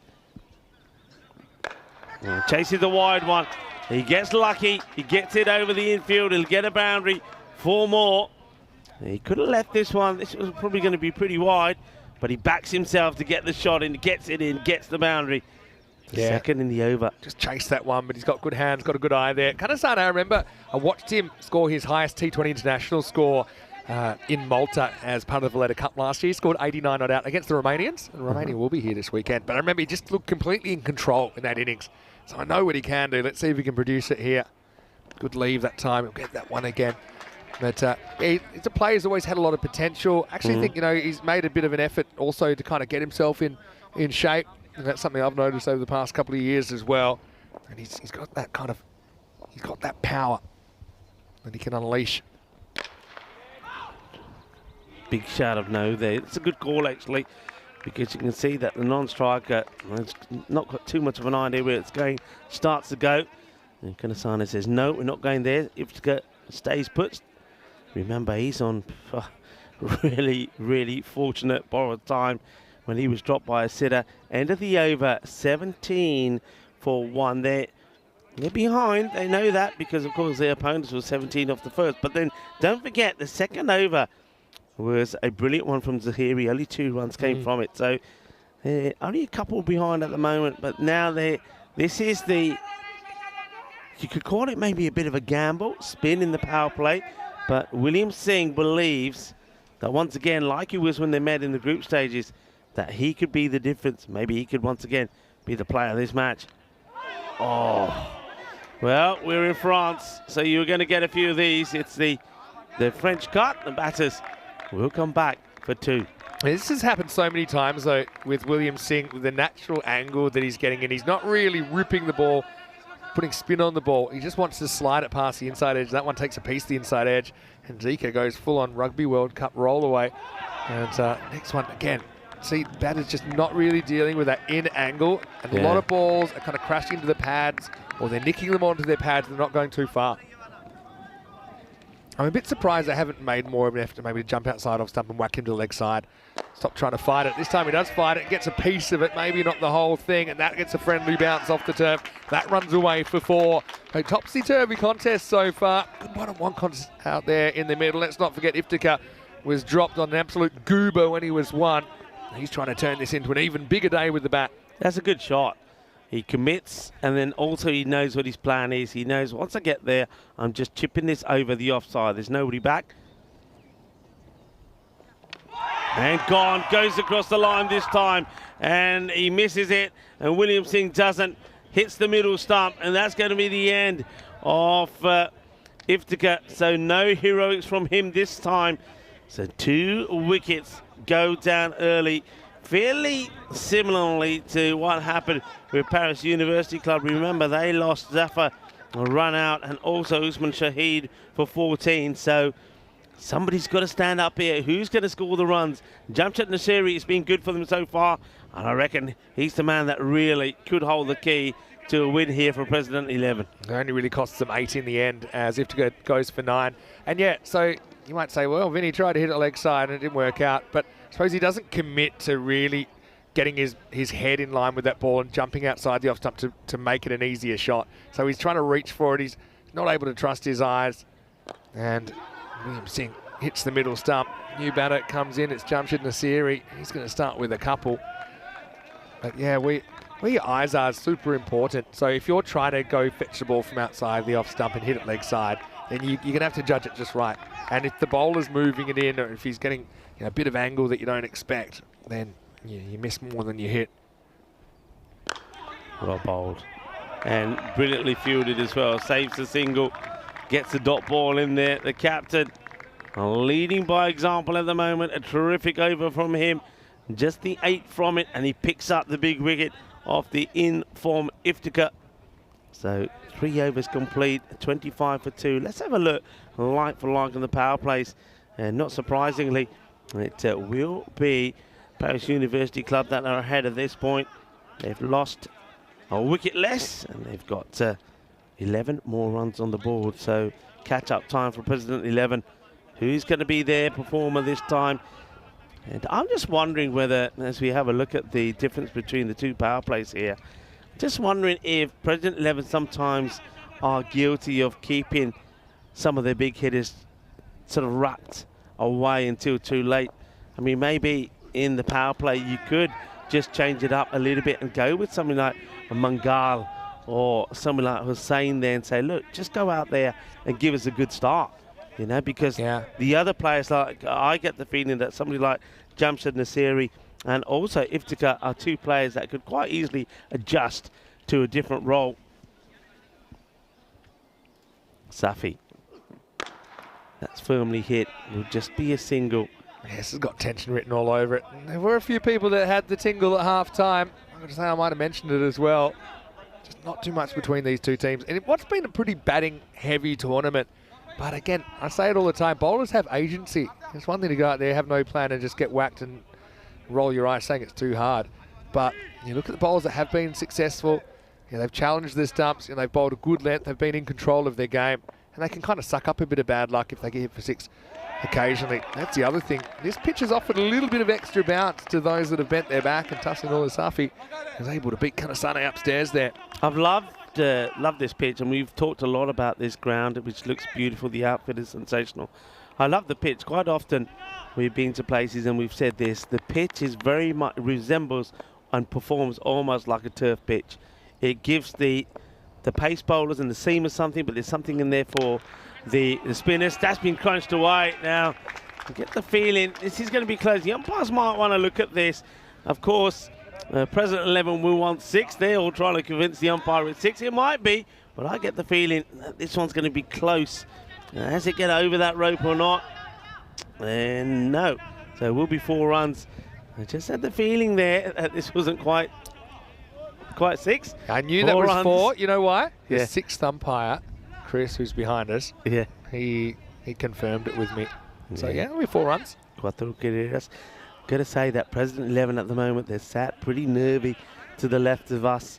Dawood Ahmedzai, their captain, he's not sitting, he's literally squatting on the chair and he's not moving. Well, let me tell you something. One very good cricket team is going to be eliminated from this tournament in around 6 overs time. So, yeah, no telling who that's going to be at the moment. Drags this for a single. Kanasane, I don't know. He's not hitting him that well. I suppose I know they're chasing 120, but if they were chasing 150, 160, I'd be thinking about giving him the hook and getting someone else out there because they do bat deep as well. With 4 overs in, again, just something entering my mind, but I suppose he is almost going at that to a ball, which is the par rate here. Hoping he'll come good. Oh, this is high. Let's see the height on this. I reckon the pace this is bowled at, you're looking at a no here, really are. This one has come out wrong from Safi. Let's see. It's not the tallest. Yeah, that's a no. There's no doubt about it because he's deep in his crease, Vinny. That's got to be called. Yeah. No doubt for me. Yeah, there's been a bit of an easing up of things lately. I mean, for me, it's around about waist high. No way. Vinny. No way. It's going to be called. Yeah, no, I'm saying it's around about waist high. I'm not saying it's not. Okay. But, You know what, for me, if he was to stand up, I won't say where it would hit him if he was standing up, but let's just say it would have made a plasticky noise. I think also when you think it's deep in his crease, so if he was standing in his crease, it would be even higher. So that's a great call. So I think if there's doubt, you've got to give him to the batter. That's the spirit of that condition anyway. And now he's going to just edge one through his legs for 4. I'm not sure how on purpose it was. It was a good result. 4 carreras más. Well, I thought he was going to let this hit his pads, and I thought, oh, no, it was a free hit once he done. But somehow, I think you're right, I think he's managed to hit this and nutmeg it through his legs for 4 runs. So that ends up being a result. It's a good end to the over. They needed that President 11. Valuable runs coming at the last, a 5 and a 4. So that's, well, that ball was worth 9. The thing with that is it looks like he's deliberately opening his legs to let the ball through. But what he's actually doing, he's actually taking his foot out the way of the ball so he doesn't get smashed. Yeah. So he doesn't get to cop the ball on it. And it kind of works out nicely. He just megs himself. So 41 for 2 or 4. So, yeah, just a little bit behind the rate, but only a little bit. They need 13.5 and over. And partnerships are important. And Kanasane, look, to me, he's got a couple of overs to kind of hit his straps. But if that rate keeps creeping up, I think that maybe you start looking at a tactical change. Yeah, would you have, as the captain, brought yourself back on here straight away? William Singh, his first over was very good, and I just get the feeling probably go for it because I think a wicket falls here now. I think they're well in front. So it'll be a right time, and well, maybe him not coming back on allows the opposition to go after this one. Well, he's been a little bit hit and miss as Kanasane, but when he gets it out on the middle, boy, does that ball travel. And that's exactly what you want to see from your opener here. It's a fraction short, dragged down by Shahid. I've just noticed sometimes that William Singh, he'll manage his bowlers, that he'll bring them back, but he'll just wait an extra over. So he kind of almost bowls them in 3. So I think we'll probably see him next over. And remember, from memory, what over was it that we saw Shahid bowl? It was probably over 2. And he hasn't bowled yet. Hasn't bowled yet because they've in got this one, Kapoor yeah. in the side. Yeah, so he's bowling for the first time. Hits this firmly on the deck. Gets well stopped there by Gulami. Tense. Really, really tense. President's 11 slightly up at the moment, but only slightly. Nasiri, he'll take this on. All right, he doesn't get it right. He's skied it. And Gulami will take the catch. No mistakes. And Jamshad Nasiri will depart. That's disappointing, really, because he's another one. If he sticks around, he can make a difference. He sort of slices at this. Doesn't get it out of the middle. Gulami comes along, holds on to it. And that's the end of Nasiri. It was pretty clever bowling by Shahid, so he made it look like it was drivable, but to be honest, it wasn't actually that full, because it bounces more than the batter was expecting. That drive turns out to be uncontrolled, hits him, it's about thigh high, take it down the ground, and you see he looks down his bat straight away. Nasiri knows he's a goner. Gulami doesn't drop too many at all. And President 11, 48 for 3. Abdul Rahman, lefty comes out. Again, that might be an interesting little matchup to determine whether William Singh will come back straight away or not. Round the wicket, Shahid. Uh-oh, trouble if they can get there. It's a race between Grizzly and the fielder. Superb effort from William Singh. Just can't take it. That would have been a sensational game. They ran two in the air. So, yeah, William, he realises he's the only player on the field that's going to be able to reach this, and he goes full-on kamikaze style. And I think it actually gets a fingertip on it, but he couldn't quite hold it. That would have been a sensational take. Could have been 2 and 2. Well, Abdul survives, gets back on strike, and now goes bang down the ground, and that is going to be 6 runs. 6 carreras. Bole, bole, bole. Well, boom, boom, boom. Shakalagia, this game. Oh, it's like a roller coaster. It's like a roller coaster ride. 56 for 3. That was absolutely belted straight down the ground into that gap. And that is high. How far? Far enough, only just. Only just. Incredible level once again. That's Shabir, who waits and waits and waits. He gets a good piece of this, but he can't get the momentum to keep it in the field of play. Oh boy, what a 5 overs this has been. So 62 for 3. Haras was a fantastic fielder to have in that position. He may have just stepped out before he touches it, but he does everything humanly possible. But he won't be able to save the 6 runs. 62 for 3 off 5. As we look at the squads tomorrow, and yeah, you'll see a fair view of the present 11 tomorrow. But also, you've got Mukhtar Ali Gulami, for example, from PUC in there. You've got a couple of the Drur guys in there, Cameron Ahmedzai, for example, and Usman Khan, who'll be leading this side. Also, a couple of players we haven't seen in this ECS, so Christian Roberts and William Roquard. Looking forward to seeing them for the first time on ECN. And, Noman Amjad will be in there as well. He's the captain last year. This year he's just concentrating on his batting and bowling. I think he'll have a key role in both aspects. Also, watch out for Action Jackson behind the subs. Heaven Allendin Jackson. Haven't seen too much of him during this ECS. Anyway, Hungary and Romania will be here, and they'll be very, very competitive, I think. Fingers crossed with the weather as well. Anwari comes on to bowl. He goes upstairs first up on Kanasane. Can be called wide. Yeah, this is, again, pretty close look. The umpires don't get a chance to look at this again, but I reckon... Probably. Yeah, I reckon there's a fair call. I think even though he's leaning back a little bit, that's going over the lid. Would have been fine on a regular-sized person. Yeah. And you know what? And we were just looking at those international sides. If this one gets played away, but shout of no, and a better throw. Well, I don't know if it was a bad throw or not good work from the bowler, but that definitely, if it's taken by the bowler, that would have been out. To be fair to Anwari, I mean, he's having to turn on his heels and back, and he just basically rushes the take. He has more time than he thinks. He starts going to the stumps, see? But he forgot to catch the ball in the first place. And what's more, they'll get an overthrow. Yeah, overthrow taken. Anwari has the opportunity, just couldn't catch it. All right, Rahman, who's had some luck. And now this one might go to the boundary as well. Takes a little bit of pad, and it will get stopped. Good work. They'll come back there. They're running hard. They're trying to make whatever they can get and make it count. So, nice work there. Now, I was looking at that list. Zishan Coquihil. Yeah. Good to see him back. Apparently there was a bit of like, where in the world is Carmen Sandiego about where Zishan was. Eventually they found him. Good to have him back. He is a You're sensational player. And then, of course, the Romanian bear himself, as this one has been pumped to the boundary as well. 4 more. Just get the feeling here now that President 11 feel that extra encouragement, extra noise. Not only is it helping their batters, that it's maybe they're just starting to get under the skin of Paris University Club as well. Yeah, and from Romania, the bear himself, Mohamed Moyes. Yeah, the Romanian bear. Yeah, hopefully get some cranky bear. Also some happy bear.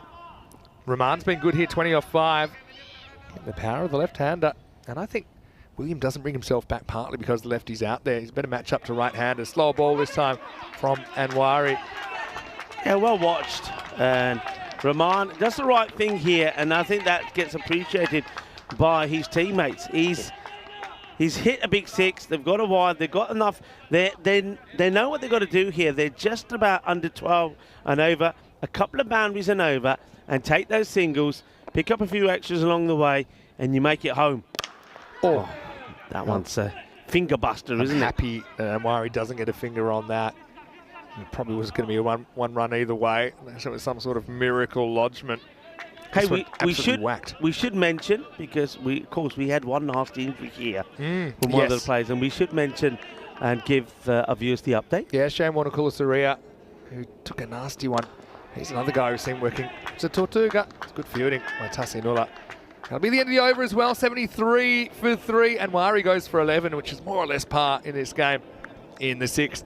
Yeah, so Shane, he took a really nasty blow on the thumb, and he had quite a nasty fracture, but he has had an operation. He'll be out of the game for a little while, but I heard the operation was successful, and hopefully he'll be back on the park at some point during the year. But just wishing him all the best, because that was a real nasty one. Yeah, from everyone from the ECN, of course, everybody here at the ground, I'm sure you've already heard plenty of encouragement from the Federation here in France. We wish you a speedy recovery. And these things happen. Yeah, hopefully we'll see him in a French shirt as well. He's impressed every time he's pulled on the French shirt. All right, here's William. So we're going to see a bit of lefty-on-lefty action here in over number 7. Well, it's a bit of a full toss, which just gets pushed away for a single. Didn't find the pace of it. It's when you're facing a bowler for the first time in a match, or first time in an innings, you never quite know the pace. And that one just surprised him. It was a bit quicker than he thought. All right, here we are. So, looking to see if you can sneak another one through the fences of Kanasane, who rocks back, and it's in the air, gets it over the fielders. The chase is now on the Eva, but they can't get there. Once this Grizzly gets past you, it just keeps going and going. 4 more. Well, the 2 fielders, I don't think they realised who was the principal chaser, and they ended up kind of staggering at different moments, and the ball ends up winning the race. See here, are you going? No, are you going? In the end, nobody's going. The ball's going for 4. Yeah. Width. And, well, what does this catch? A bit of the bottom edge. Well, wide signal, so doesn't catch anything. So what I'm seeing here, the deviation is coming off the gloves of the keeper. Yeah, no, it hit the keeper. You can see it's wide by some distance, only just on the pitch. And he'll get a couple of free runs there. It just helps to rotate the strike as well. I just got a feeling this game's got one more twist. Oh, for sure. For sure. Right, good footwork, but doesn't find the gap. Well blocked by the fielder, not letting him get through. It's nicely done by Anwari. Ground fielding's been pretty good. Yeah. I think you don't have an appreciation until you hear about how hard these balls are getting hit. No, Chris is here behind us. Looks a lot easier on TV when you see what these guys are having to do, how hard these balls are hit, the unpredictability of some of the outfields. This one's a pretty good one, but still, there's a few tricks in it.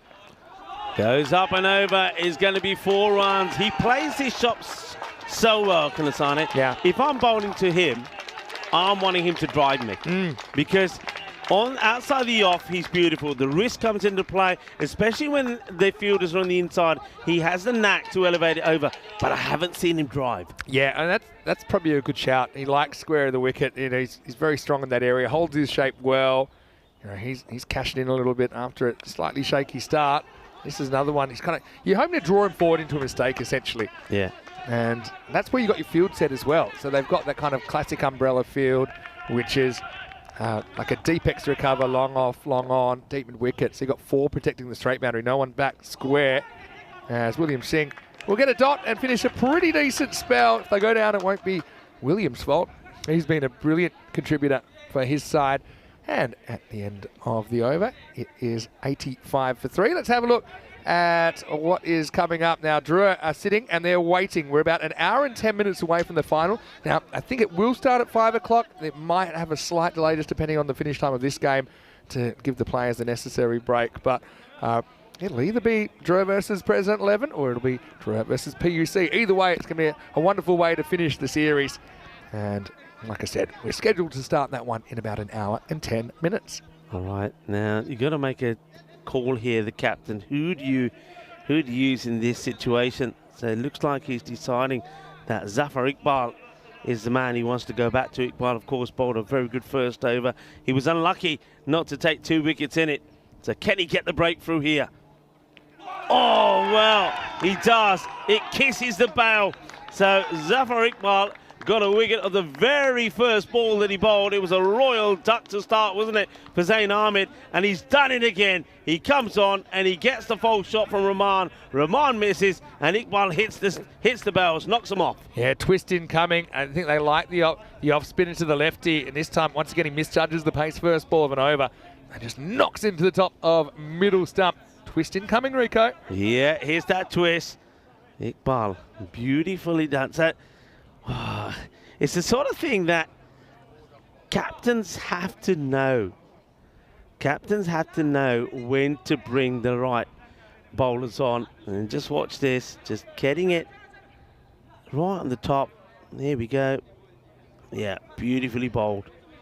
All right, now he's taken it. What's going on here now? What's happened here? What have we missed? I don't know. What have we missed? Maybe there was a question, maybe that there were too many fielders outside the circle or something like that. What have we missed here? No, I don't think we missed anything, except it's still going to stay bowled, so maybe it's something they had a question about. All I can think is maybe the legality of the field. The keeper was well behind the stump, so it wasn't that.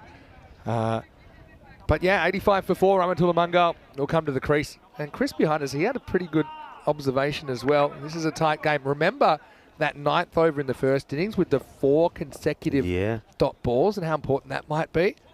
Oh, well, is this straight? Yeah, it is. 2 in 2. And Ramatullah Mungal goes across the line. And I'm not going to say his leg before wicket, but it's part of his anatomy before the wicket. But it's full, it's straight.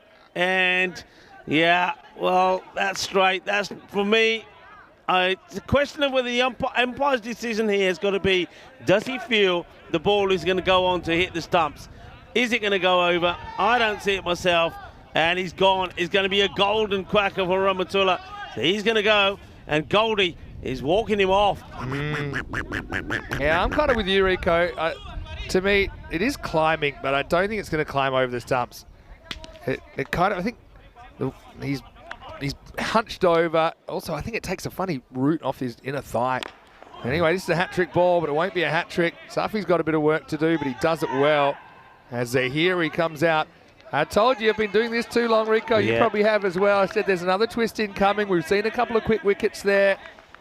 And meanwhile, that rate's kind of crept out quietly to 14 and over. Kanasane the key. He's going to face up with 3 balls to go in the 8th. He's going to be forced to go for a big shot here. And he punches it into the ground. So I thought for a moment I was going to see him try to come down the pitch here to Iqbal. Iqbal's so clever though, isn't he? It's very difficult to pick what he's going to bowl. Yeah, he's accurate. Look at his triple wicket made, and he's putting it in uncomfortable areas for the right-handers especially.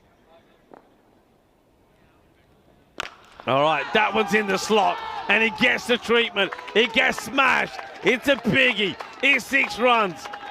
That will take a little bit of the pressure off, because you're right, Vinny. The rate is starting to go up. They needed a big hit. They get it. Another boundary here, and they're probably back on top. Yeah, well, long levers Zahiri. Yeah, he just stood firm. And, yeah, it was a slightly risky shot, I suppose. You could miss hit it. It's going to go straight up in the air. It wasn't an easy length to drive, but he got it spot on, didn't he? His first Maximo. He hits it pretty hard as well. Fielder makes a great stop.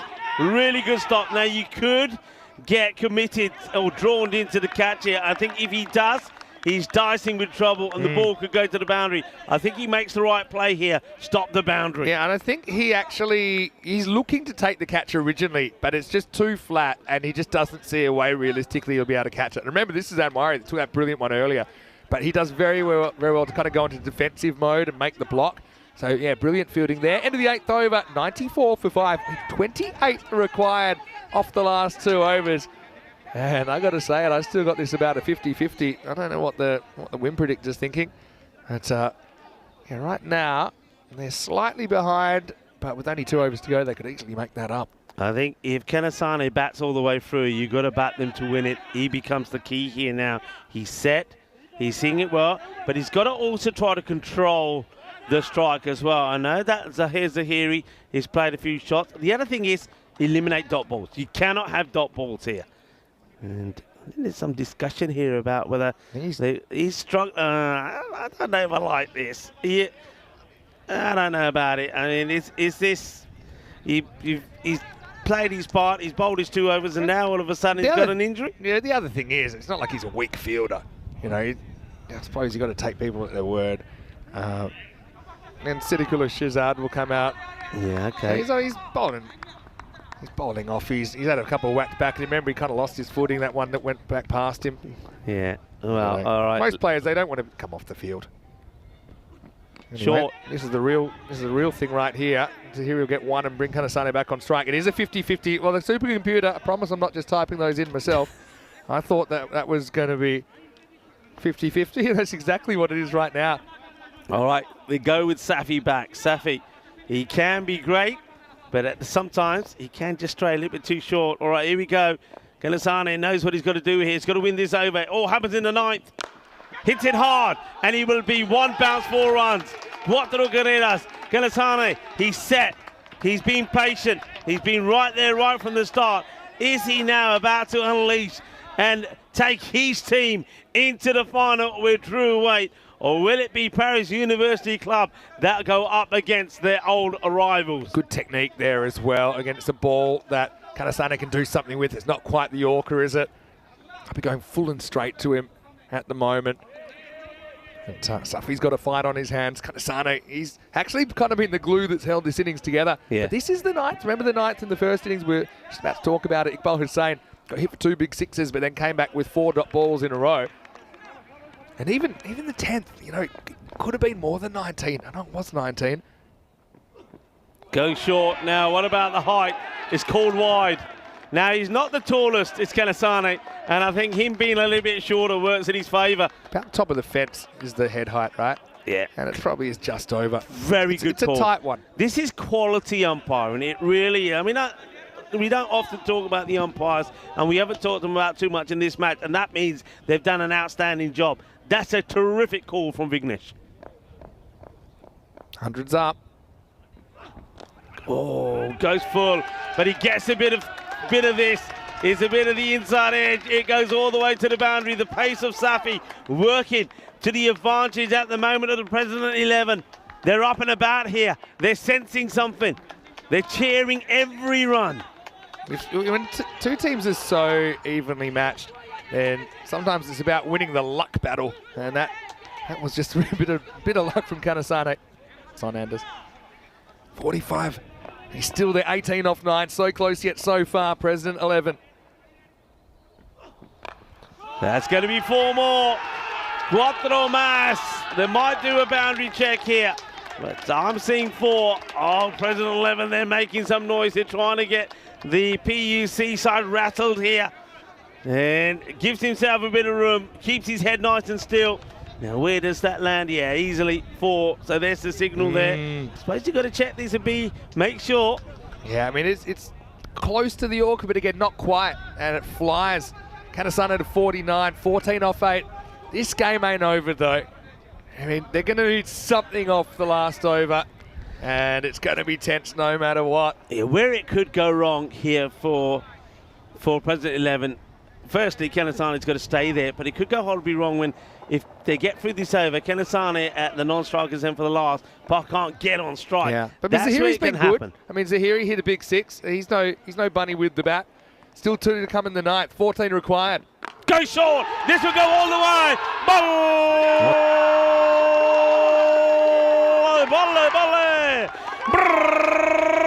Kinna Sona. About to get out of here. Look at Darwin Amatai. Well, holding back, people. Holding back. It ain't over yet. But this will certainly help. The other thing you got to think about this is that the second one that's over the shoulder? Me personally, bearing in mind one was a wide over the head, I'm saying that's a no. It's borderline. I'm saying that's a no. That should be a 7-up. It's a borderline one. Oh, that should be, I reckon. All right, they'll probably say he's leaning back. Yeah. But when you look at that and when you look at where he hit it. Yeah, look, it's close. Yeah, that's all I'm going to say. It's close. His shoulder height's probably around about there. They're calling this. I reckon you're calling that. It's either because at shoulder or it's it, slightly that's going above. Up. It's going up. He hits it's it going to be called. It's a big call. It's an extra ball. 7-up. And it's a free hit. And what that means is now, Maximo will tie the game. I suppose it's kind of on the bowler. Safi knows he's bowled his one for the over. He shouldn't be entertaining a ball like that. 55 to Kanasani as well with that 6. What a knock. But his job is not done. It's not about 50. It's about winning the game for his side. He goes down the ground again. And this one fires into the cube. Everything is saved. Well, Chris is saved. The equipment is saved. But I'll tell you who may not be saved. PUC could be on their way out here. This has been blasted into the cube. We're all trying to stop it. Look at them. They're going wild. Who's going to stop them? 1 required now. 1 required in 7 balls. No, it's all happened in the ninth. It's all happened in the ninth, hasn't it? Safi's just kind of lost the plot a little bit, and now they've got 7 chances to win the game. I said they'll need to get something to 10th. They might not. The scores are tied, and just watch out. This President 11 bench is going to go absolutely bananas. I tell you what, Chris has learned how dangerous it could be in the cube as well. I went straight into we rule both 1 mode. did. I knew that was going to be a dangerous Here fight. we go. Any score wins it for President 11 for a spot in the final. And they will do it in style. Watch out, here they come. Here come the President 11. Look at Darwin Amatai. It's like a race is on. He's going to be doing handstands and everything here. Oh, what a victory. There's your hero. That's something I never thought I'd see. There's your hero. Hey, don't hurt yourself, boys. You've got still a big match to play here. What a knock. What a knock. Lingerswaran Kanasane has taken his team into the final with an incredible 67 of 26. We said at the time, 1 batter had to bat all the way. 1 batter had to get to a score. They get to a score and they win a match. And you know what good teams do, Vinny? When they win, they do it with an over to spare. They've timed this to perfection. They get the win. And that last over from Safi ends up going supersonic. Oh, boy. Supersonic 33. It all happens in the ninth. You said it, and now we can confirm that it won't be a rematch of the ECL Group Final. It'll be Drua taking on the President 11 in the final of the first ever European Cricket Series France. What a game. Now that game is meant to start in just under an hour's time, so the toss will be coming quickly. Right now though, President 11, they are just going to enjoy this moment. Supersonic stuff in the ninth. Safi gets it slightly wrong. Hey, PUC, they're incredibly disappointed. You can understand that as well. But they've got a long season ahead. They will be hoping to make it back to the European Cricket League in 2025. It's a tough moment for their club, I know, but they've really razzled and they've dazzled us, and they've been fantastic during the series. But this moment belongs to the President 11. In an hour, they'll be starting another journey, potentially to the trophy. So an even bigger fish that they'll have to knock down, but their final score, 127 off 9 overs for President 11, defeating PUC 121. Take us through the highlights. And don't forget, it was the worst possible start for President 11. Oh, well, how many times have we seen a royal duck, but the team still go on to win? I mean, that's what happens here. But the other thing is, though, remember, it should have been 2 in the over. Now, that was a drop. Fortunately, it doesn't hurt them too much, because if it didn't really go on to make too many, only 7 more after that drop. There were some nice shots being played there also, really, from Abdul Rahman. He played his part pretty well, getting some good scores on the board. But this match was always going to be sort of 50-50 close call. The power play was a win for Paris University Club, 36-25. Halfway point, it was the President 11 that were just ahead. And then we saw that rate start to go up again. It needed something special. There was something special. And it was Kanasane that delivered the blows, that knockout the Paris University Club in that 9th over. Yeah, it was a game of twists and turns, really, wasn't it? I mean, that was a sensational catch by Amwari originally, and that was a good one by Gulami. This was almost a ridiculous catch by William Singh as well. He wiped himself out. But hey, it's a kind of a zero-sum game, isn't it? The old T10 cricket. I mean, you look at Safi. The guy's had such a great year on ECN, and he was brilliant in the ECL. It's a tough moment for him, I'm sure, when that over goes a bit off the rails. But yeah, just got to try and take the good with the bad, I suppose. But yeah, PUC, I mean, we knew whoever lost this game, it's a very, very good cricket team going out of the tournament. Yeah. And so yeah, PUC, unfortunately, it just wasn't their game, was it? But I've got to say, before that, Zafar Iqbal, he was brilliant. Obviously on one leg when he was bowling as well. He took 3 for 16 in there. Kanasane, I was even talking, is he clicking? Is he worth pursuing? Worth persisting with? And the answer is a resounding yes. That's why he's given that responsibility. And you can see there, even the 6th umpire agreed. Zafar then picked up the old lazy leg disease and had to go off. But I don't think it really mattered because no one was fielding these anyway. It went absolutely crazy in the night. Supersonic stuff. And in the end, we didn't even go to the last over. Yeah, I mean, there you go. He's the player of the match without any doubt. I mean, he holds his nerve and he smashes the ball. I mean, that was a big one, wasn't it? A no ball called as well. And then he just didn't stop. He smashed this one. Well, that one almost smashed us as well. I'm sure Andy's probably got a good shot of that at some point, maybe for the highlights. But that was it. Job done and dusted. And here they come. And you just knew there was going to be some argy-bargy out there. They're lifting him up. It's a 5-person job. Lifting Kanasane. And he's only able to lift him because he's got in such great shape recently. I tell you what. And he was brilliant, wasn't he? 67 off 26 in the end. And look, some people will say, they haven't won the tournament yet. But I think you've got to enjoy these moments. It's a spontaneous celebration. Yeah. And who knows? They might win the final. They might not win the final. This might be the highlight of their tournament. Yeah, so just enjoy it while you can. I did say at the time, I mean, the Paris University Club were big-time favourites going into this match, winning it. And I said at the time, for me, it is very much a 50-50. Two teams that have played good cricket, two teams that bowl well, two teams that have got two good spinners in their side, which some of the other teams don't have.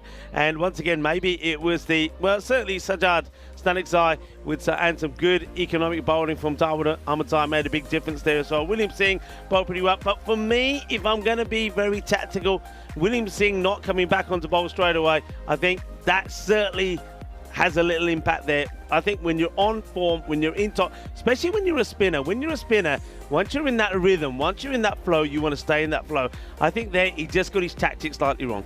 Yeah, so it was a tough one, no doubt. Zafar Iqbal was a standout, 3 for 16. His figures, wickets for William Singh and Usman Shahid in there as well. Safi, though, yeah, it all happens in the night. Well, to be honest, nothing happened for PUC in the ninth after 2 big sixes when they were batting. There were 4 dot balls, but then, yeah, the short ball called for the second. Look, it was close enough to call. I think they have a good look at it. They probably made the right call. And to be honest, the way it ended up with an over to spare probably doesn't affect the result at all. So we'll take a break. The toss will be coming in just a few minutes, and it will be Durant versus President 11 in the final of this one.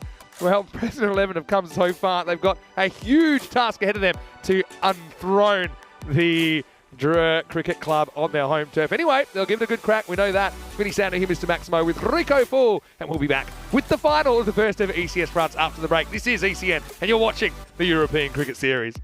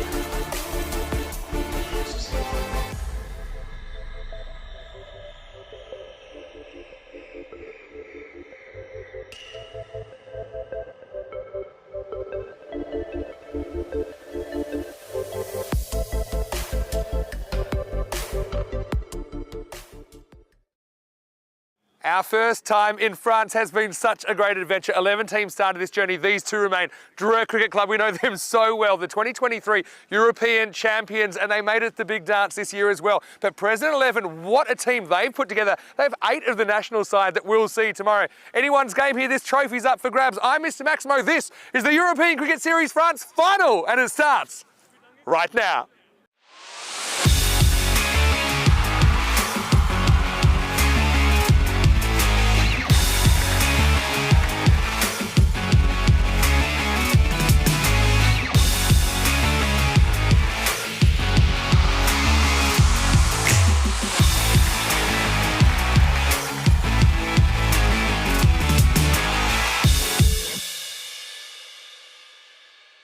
This European Cricket Network event is proudly brought to you by HCL Software and Paramatch.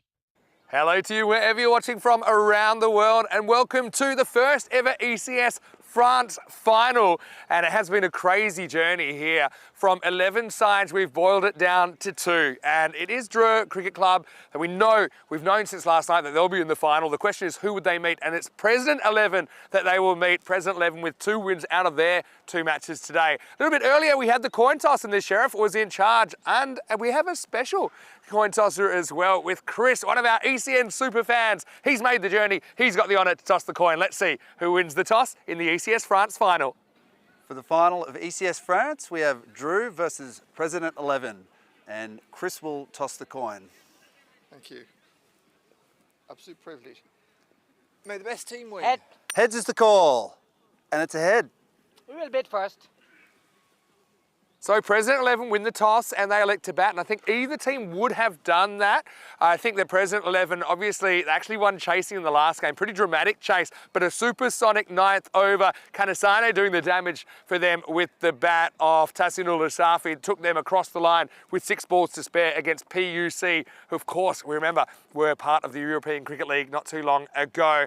For President 11, I think the spin attack is key for them. They tend to go to their twin spinners, Dawud Ahmedzai and also the youngster Stanikzai in overs 4 to 7. But they've also got some good pace options as well. I wonder if it goes wrong early, if they perhaps will go to the spin a little bit earlier. But Kanasane, I mentioned he was a real key Zainam, but he's a bit of a sleeping giant at the top of the order. Watch out for him as well. For Dreux, we know how good they are. Now, Nabi got off with a slap on the wrist after his misconduct last night, but I know that he's in there and he's keen to prove a point here. And of course, Hamza Niaz being one of the batters of the tournament, if not the batter of the tournament. What about Nisa, his first ever ECN century yesterday? So that's a top 3 that they're going to have to penetrate. But first things first, Dreux have to contain President 11. And let's see if they can do that in the first half of this game. This wonderful trophy is up for grabs thanks to our wonderful partners at Local Lifestyle. So it's a bit of history about to be made. And here's a man that knows 1 or 2 things about European Cricket Network finals. Rico Full will take you through the opening stages with the early win going to the President 11. They've won the toss, and no surprises, they're going to bat first. Hello everybody and welcome to the final. It's match number 59. 11 teams have done battle and 2 have made it all the way here into the final. But which one team will pick up that magnificent trophy that Vinny Sandhu had on show there during that introduction? Dreux taking on the President 11. Dreux, of course, finishing top of the standings. Didn't have to take part in those eliminators or the qualifier. President 11, they did have to. Last time these 2 teams met, it was very much the same. President 11 were batting first. They got to 101 for 8. And it's Lingeswaran Kanase, who, of course, was the hero in that qualifier. He was the man who got 31 of 18, but nobody else really clicked with the bat. And Dreux, well, they won in the end by 5 wickets. Ahmed Nabi, 44 of 18 deliveries that time around. And Hamza Niaz, who's in good form, was also in the runs. 74% to 26 in favour of Dreux. But the President 11, they won't mind those kind of statistics because they were the underdogs in that last battle against the Paris University Club as well. What a great match that was. Paris University Club getting to 121.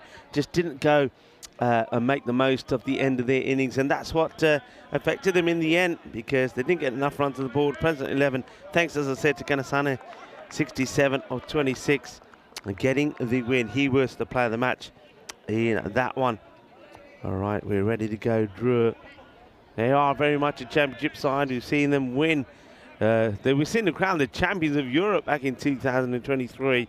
Now they're looking to be the first ever champions here in France on the European Cricket Network. Here's the first from Abdul. And that one gets worked away.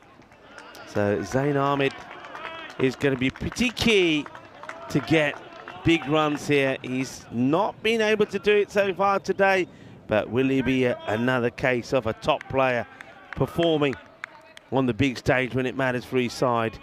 Well, this man has shown that he can do that already.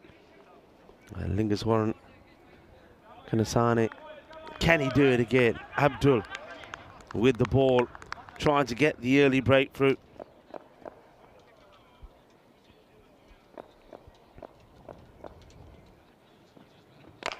It's well bowled. And they'll take the run straight away, running fast, running hard. And hello, Dave. And Dave saying he's out of breath. He just got back home. Well, Dave, where have you been running home from? Crew is saying hi. Hello to John Gray. And to Nick as well. Wasn't it great to see Chris out there in the middle? Getting involved in the coin toss. Wonderful moment for him as well. Oh, gone. Absolute beat. Absolute beaut. What a delivery this is. Well, come the man when it comes to the final, and Waheed Abdul delivers.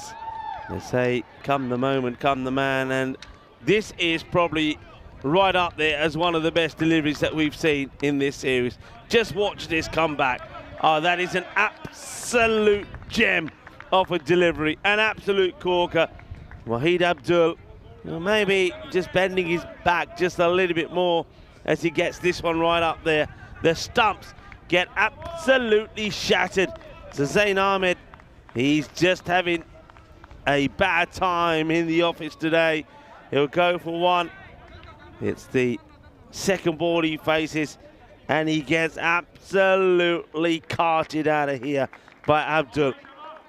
Excellent delivery, top quality. That one is just too good. Sometimes, as a batter, you just have to say it was too good. It was just too good. I couldn't play. It does me. And once again, the stumps are flying.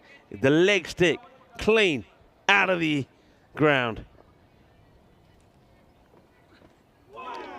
Now he beats Iftikhar. Can Iftikhar once again be the hero? So Zain Ahmed not having the best of times. Remember, he was out for the Royal Duck in the last match, but they did go on to win, and they went on to win without anything from him. At least this time he can say he gives them one more than he did last time. Iftikhar. This one goes through him. They're asking the question, if anything it catches, probably a little bit of pad on the way through. Good take there from Amar Zahir. Switches again, I think, yeah, maybe it just brushes a little bit off the pad. I don't think there's any bat involved. You can see no appeal really from Zahir.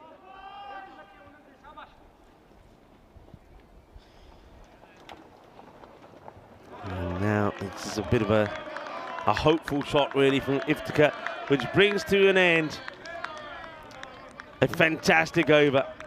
Waheed Abdul, spot on the money. And just the 2 runs from it, but the wicket, that's the crucial one. 2 for 1. Zain Ahmed goes again early. Started the day as one of the key batters, didn't he, Zain Ahmed? 277 when he's only managed to add just 9 runs to that tally today. Disappointment for him.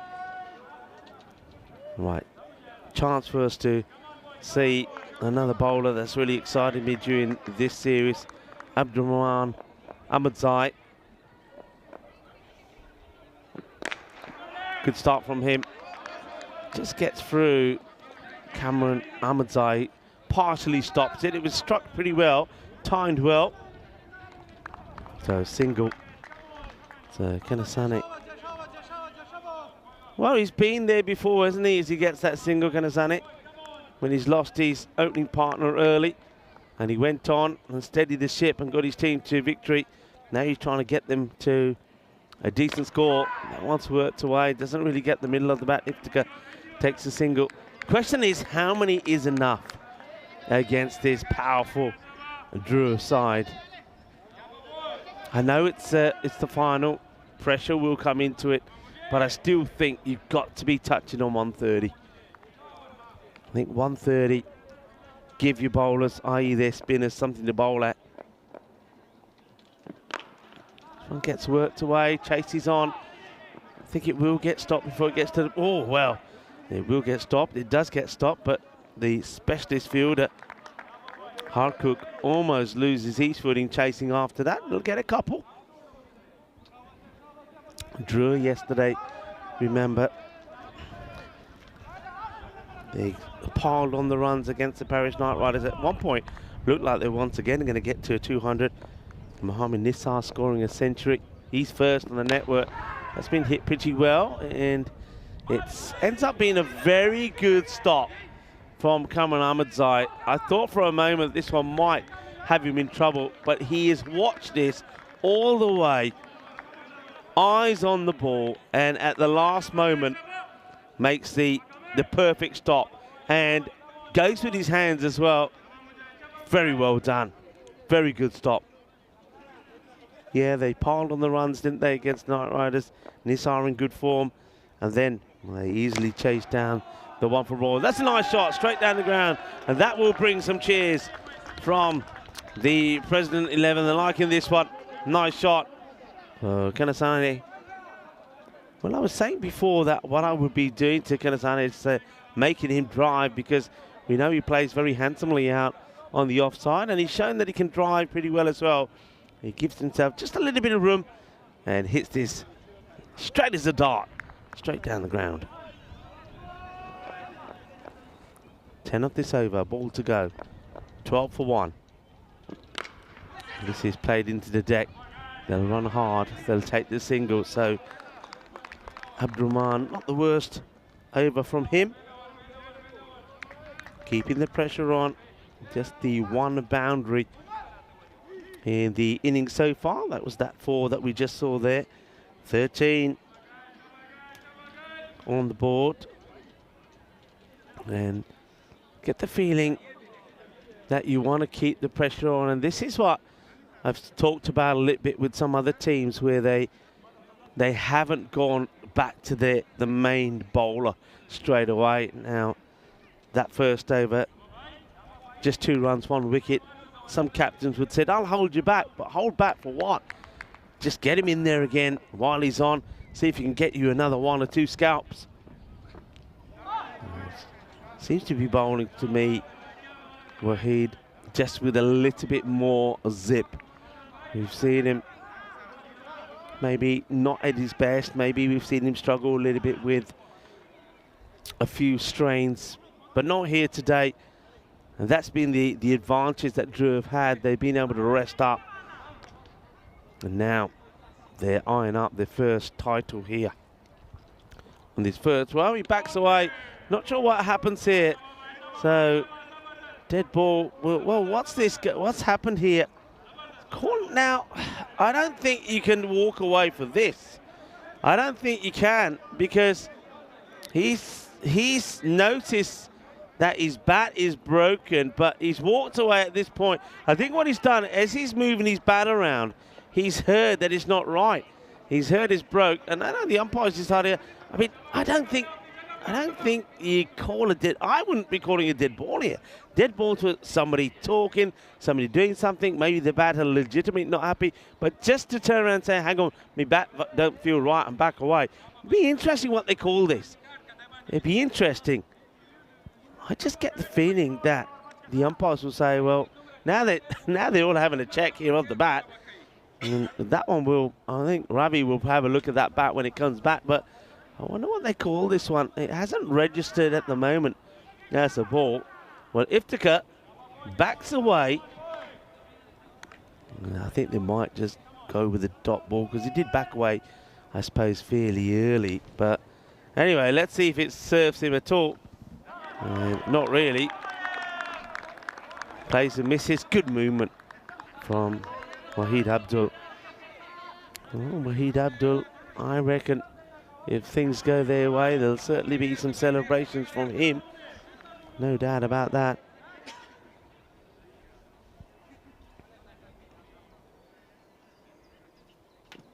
Short. And probably the one for the over. Moves early, does Iftikhar. And Wahid sees it and just bangs it in. That's very clever bowling right over the stumps.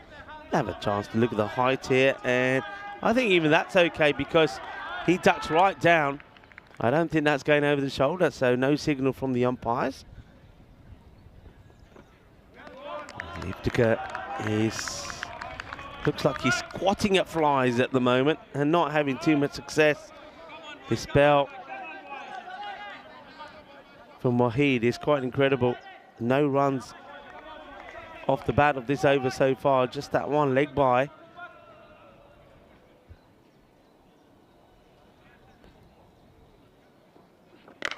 All right, he's forced to go for this. Has he got enough? I don't think so. And it's an easy, straightforward catch. It's another wicket. No mistakes there from Usman Khan, who'll be leading the French team tomorrow in those ECIs. And Usman helps Wahid Abdul take another wicket. Well, Iftikhar, he might have realised his bat was broken, but it doesn't serve him well. He swung and missed and swung and missed, and eventually, after missing ball after ball and just one to his name, he'll depart. Abdul takes another. Disappointing innings there from Iftikhar. Disappointing in the sense that he's also chewed up 8 balls for 1. Usman Khan takes the catch, drew well on top here as Jamshad comes out. Can he click in this match? We know he's been one of the key components of their batting. Oh, he gets beaten by an absolute beauty. Brilliant bowling. Brilliant bowling. What a spell. And that's a wicket maiden. I know there's a bye off that, but that doesn't go down to the bowler. Wicket maiden, what a spell of bowling that is. That's quite sensational. I know one man that loves watching Wahid Abdul perform, and he is a performer in more ways than one, is Vinny Sandhu. Vinny, welcome back. What a spell. Well, might be time to check the reception on the shoe phone. That was some sort of spell. Well, fake maiden because of the leg bite, but real consequences for President 11, who have not gotten going at all. But, yeah, 14 for 2. Their chances have plummeted here. They need something pretty special. They probably need some individual to go absolutely crazy. Now, there is a way back for them. And I never call a game in the first 5 overs, and there's a reason for that. Rafa coming on to bowl the 4th. It's a wild swing from Kanasane. It's just the up in quality so far. President 11. Remember, they're playing their 3rd match of the day. This is why I've got to say I'm not a huge fan of this format. Yeah, I hope that's a reinforced pram in the background as well, because that's right in the hitting zone. But yeah, this is where you've got a team who's been just itching to get out there all day against a team that are playing their 3rd game. Yeah. Okay, you could argue they've got a bit of momentum going, but they've also got to be real tired. There's that slower ball from Rafa. Yeah, the thing also here, the issue that President 11 have, I mean, you're right, you can't judge it by the first 3 overs, but the issue they have is they're trying to get every ball away now. They're feeling the pressure to try and smash at every ball, and sometimes that just means you play more false shots. You got to still play your normal game rather than thinking smash, smash, smash. Well, that'll help. It's going to be quite a big wide. So there is a way back, and don't forget that if 2 batters get in, the same way that we've seen some excellent overs, 2 great overs there from Abdul, they could also, if they get clicking, get 2 big overs themselves with the bat. I mean, just remember that last over in that last match, that Safi, a good bowler, went for 33. Yeah, exactly. Here's Rafa. Sometimes they're quick, sometimes they're not. That one is quick and actually swings a lot and they're here as well to kind of keep that from getting past him. Yeah, so, I mean, how could you win from here? Well, look, if you can get 100+ on the board, we know that draw doesn't happen often, but it does happen sometimes because there's such a dynamic lineup. They're so aggressive. Occasionally, they will kind of blow up. You know, that will happen occasionally. Now, you'd have to be pretty lucky as well. But you got to keep fighting here. Fight way out of the corner. Now this is in the air, and Rafa wants it himself. He's underneath it, and he'll catch it. So now Mohamed Rafa takes his first wicket of the final, and it goes from bad to worse to whatever's below that as Nasiri goes without scoring, and President 11, 17 for 3. It's a 2-ball duck for Nasiri, and he is absolutely filthy with himself. He throws it up in the air. Rafa says his mind. He doesn't drop them. Drew don't drop too many. A gentle applause there from Nabi. And Jamshad Nasiri, he's going to go back with a duck to his name as well. And just a nightmare. Well, there it is. Peacock Friday, everybody. It's a fake Ramatullah. It wasn't him that was out, but Nasiri got back in the shed so quickly. He's We hiding. couldn't find him. Yeah, Peacock Friday duck. Is that our first Peacock Friday duck of the day? It's the first. We had some royal ducks. We've had royal ducks. We've had golden ducks. Yeah. We might have had, actually, you know, Derek, who didn't get into the Peacock Friday outfit quick enough. But anyway, Rafa, 1 for 3, takes the catch himself. Can I tell you something about Nasiri's name? Go on. Which you just saw it happen. There's Rahman, by the way, getting a hit. Gets a slow ball first up, pushes, doesn't get a run. But I do have an Apple phone, right? And when you say his name, doesn't matter if you got everything on silent or whatever. Yeah. But when you say that gentleman's name, Nasiri, Yeah. generally your phone talks back to you because at the end it says it has Siri in it. So I kept wondering why my phone kept lighting up when he's batting. And the reason is, yeah. So do you mean, go on, say it. Do you mean when we're talking about... Jamshid Nasiri comes up. It only happens sometimes. It didn't happen that time. But it happens, you say his name quite a lot. I mean, he's had a pretty good series, right? Yes. But Nasiri is one guy. So you've always had people talking to you and you're thinking, why is that happening? I And then you once realise. actually met a flight attendant called Siri.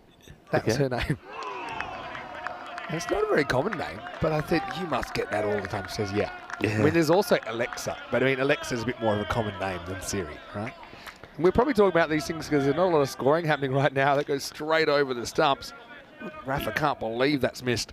Yeah, it's. I think this is an opportunity, end of the over, the two batters to get together. They've just got to talk to each other. You know, you still got Kanasana there. He's probably saying to Abdul Rahman, hey, look, if you're just swinging blind, it ain't going to help us get out of trouble.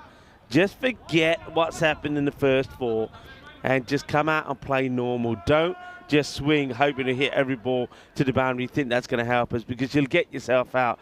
Others have tried it. It don't work. Just play your normal game. Play each ball on merit because if you lose your wicket and we just keep playing that way and we're all out here for about 40, 50 something, we're definitely in for a hiding. If you can stick around and help me get 110 or something on the board, we still get a chance.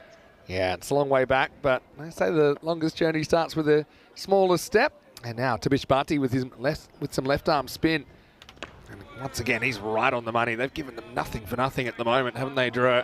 Yeah. Hey, so you're just mentioning Apple. If they're out there, if they want to tip in a couple of €100,000 to the European Cricket Network for the shout-out, Yeah. we'll take it. Yeah, why don't you? We could Do the right thing. always do with a bit more They're doing all right, aren't they, as a company? More partners. They're not doing too bad. They're doing pretty well. One of my favourite moments was when Donald Trump called Tim Cook Tim Apple. Do you know that? Look that one up. Anyway, here's Rahman.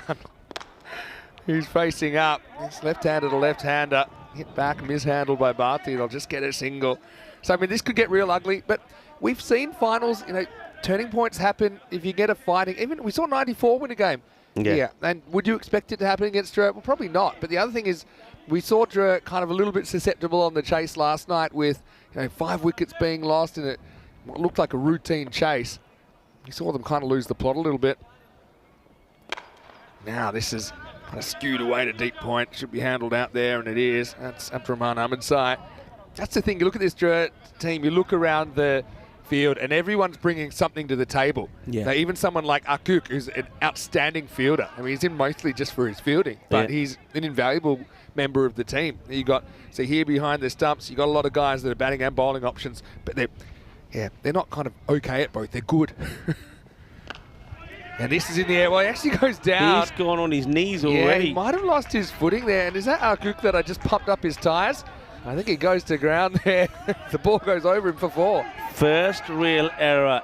And could that little slice of luck be something that changes the fortunes of President 11 here? Yeah, he goes so early. I saw it happening live. It's almost like He I takes wonder a if he quick gets step. wrong footing Yeah, he or takes what? a quick step and he loses his footing. But then again, I like that. I mean, Rafa's over there, gives him a high five. Say, look, never mind, happens. Stay positive. Anyway, this is pretty positive for Rahman because he's going to follow up the 4 with a 6. It's Maximo. It's terrestrial as he lifts it up over the leg side. Badly needed runs here. Yeah, well, you said stay positive. And of course, you were talking about Harcook, but the batters have to stay positive as well. And all of a sudden, Abdul Rahman, after just swinging wild for his first 3 balls, whatever Kanasana has said to him seems to have settled him down. He's got a couple of shots in now. All right, they're a long way behind where they want to be, but they're starting to move. They're starting to tick along. 30 on the board here now with the ball to go here from Bharti. And that's hit pretty well. And that will go all the way as well. That's a beautiful shot from Abdul Rahman. So look, we're at the halfway point and they probably would like another 20 odd on the board, but they've made a start. 36 is what they've got on the board here at the halfway point. It's an opportunity as we look at that shot. Look at how long he held. I don't think I've ever seen a pose held for so long. He's actually holding the pose and actually still running. Yeah, well, look, they say they're 36. They actually have pretty much half of those in the last 3 balls. Yeah. So I suppose the change has been not really working out the way Drew would have wanted, but they're still in a really good position here. What a great tournament this has been, this first ever European Cricket Series in France. Here we are in the 59th match. We have the internationals to come tomorrow as well. Fair few of the presidents, guys, they're going to be tied as well. 8 of them are in the national squad tomorrow. But yeah, finals are weird in a way. If you can just kind of fight your way to, let's say, an ugly 100 here, with some of the bowling they've got tricky bowlers. And Drew, they only know one way, they'll be aggressive. And that means that it's quite likely they'll give some chances. And we know how well the presidents have been fielding as well. So, yeah, you see this last one, he holds it and he just keeps on running. That is showing the full face of the bat to the man upstairs, Rico. Anyway, here we go with over number 6, and Cameron Ahmadzai is going to bowl for the first time. There's Nisa, and he's been incredibly good during this series as well. But yeah, just fighting. What's the computer saying right now? Saying something like maybe 90s or something. Yeah, 92. Doesn't look like much. Hot work for Cameron, who says... It's still, I know it's not a lot. I mean, 92, it's saying a couple of really good overs. Get to 100, 110. It's a final. Drew will be at, look, Drew will always feel some pressure. They're playing on their home ground. Their home supporters are here. They'll be a little nervy. So if they lose a few wickets early, they'll feel the pressure. And this is what Rahman doesn't want to be doing here. Doesn't want to go back to that little period where he was swinging and missing at nothing. Just play, get bat onto ball, play at something. And with that ball there, he knows it. He should just be trying to guide that in that gap there between the third man and the point. Yeah, well, they got their deep third back for a kind of a slash like that. So it's a good location in the first place from Cameron Ahmadzai. Oh, well, this is a bit of glove. He's going to get 4, but it wasn't really convincing, wasn't it? It was a well-directed bumper. In fact, it's been given leg buys. I'd be curious to see what this hit, because it sounded pretty paddy to me. Maybe he's got the old 80s shoulder pads. Let's have a look. Well, if that's hit his arm, which the umpire might be thinking, well, that would have hurt. That's certainly, there's no sign of discomfort there. I reckon that's straight off the gloves. Tell me I'm wrong. Yeah, Oh, maybe hit his arm. Yeah. It sounded paddy. It did sound, well, maybe. Bones generally don't sound like that when you hit them. Anyway, runs are runs. They've got 4 of them there. But have a look at the first step here. Yeah. It's a premeditated step from Rahman. He's stepping outside the leg stump. And the thing is, you normally do that when you want to create... Third is bat. Shot there is, go the other way.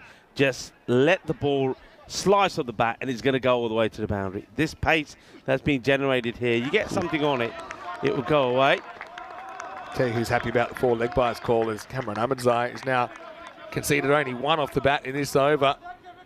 And I wonder, if they go back to Bharti, maybe they give him a break after that, because the left-hander matchup isn't great for him. I know he can do it, but there may be other options that you'd prefer. Cameron keeping things really tight. Another big swing and a miss as Rahman goes walkabout and can't make contact. End of 6, and President 11 still struggling. They're 41 for 3. Ahmadzai, top over from him. Just concedes just the 1 run. So after they sort of got the innings kick-started, it stalls again as Cameron gets a very good over. He doesn't give you anything to drive, does he, Cameron Ahmadzai? Well, the other thing with Dre as a unit, I mean, these are guys that we've seen suck up pressure on the biggest stage in ECN cricket against some very, very good teams. Yeah. So I just think they have just so much confidence. And yeah, okay, it'll backfire occasionally because that's T10 cricket for you. But I mean, there's one team that I wouldn't expect to choke in the final, it's Drew. And they've shown, they did it in the Group D final in 2023 against Forfarshire, and no one really gave them a prayer in that group. And then they did it in the 2023 final against Hornchurch. Again, no one thought they would even make the top 4 in Championship week. So here they are. They're a team that are used to winning. That's how they've gotten to the ECL every single time that we've held the tournament. So yeah, you'd be hoping for a bit of a miracle if you're a President supporter at this stage. This one will be called a wide. Again, this is one that I honestly think this is probably a bit of a harsh call given the new interpretation. It gets a bit of the line for me. Umpire says it's outside. I guess they're the ones that there's some of the ball outside the line. They seem to be the kind of 50-50 ones now. Slower ball, that's Usman doing his thing. Yeah, he's very clever, Usman, with this slow ball, and you get the feeling that he's going to probably cause a few issues. Well, look, it's back of the hand, so you'll actually see ball, not hand in a moment. See, he just flicks that hand backwards now, flicks the wrist around, and that's a really good shot of it. So it actually comes out slower, and it comes out with a little bit of overspin. And yeah, I mean, it's one of those balls, if you're in and if you can pick it, but actually playing it's another thing. So it's one thing to pick it, but you still got to hit it. Not easy. And then it makes his kind of stop ball rush you a bit. Even though I wouldn't say he's a quick bowler, but he seems quick because you're always kind of looking out, is it the slower ball? Is it not the slower ball? And he's a brilliant guy to be able to bring on this situation. He's fantastic in the second half of the innings. This one, again, it's kind of touch and go. This one does miss the line according to the umpire, so it will be called a wide. I think this is the sort of delivery, as soon as this is bowled, Kanasane, if he's thinking that way, you're running. Because the keeper's not going to take this cleanly.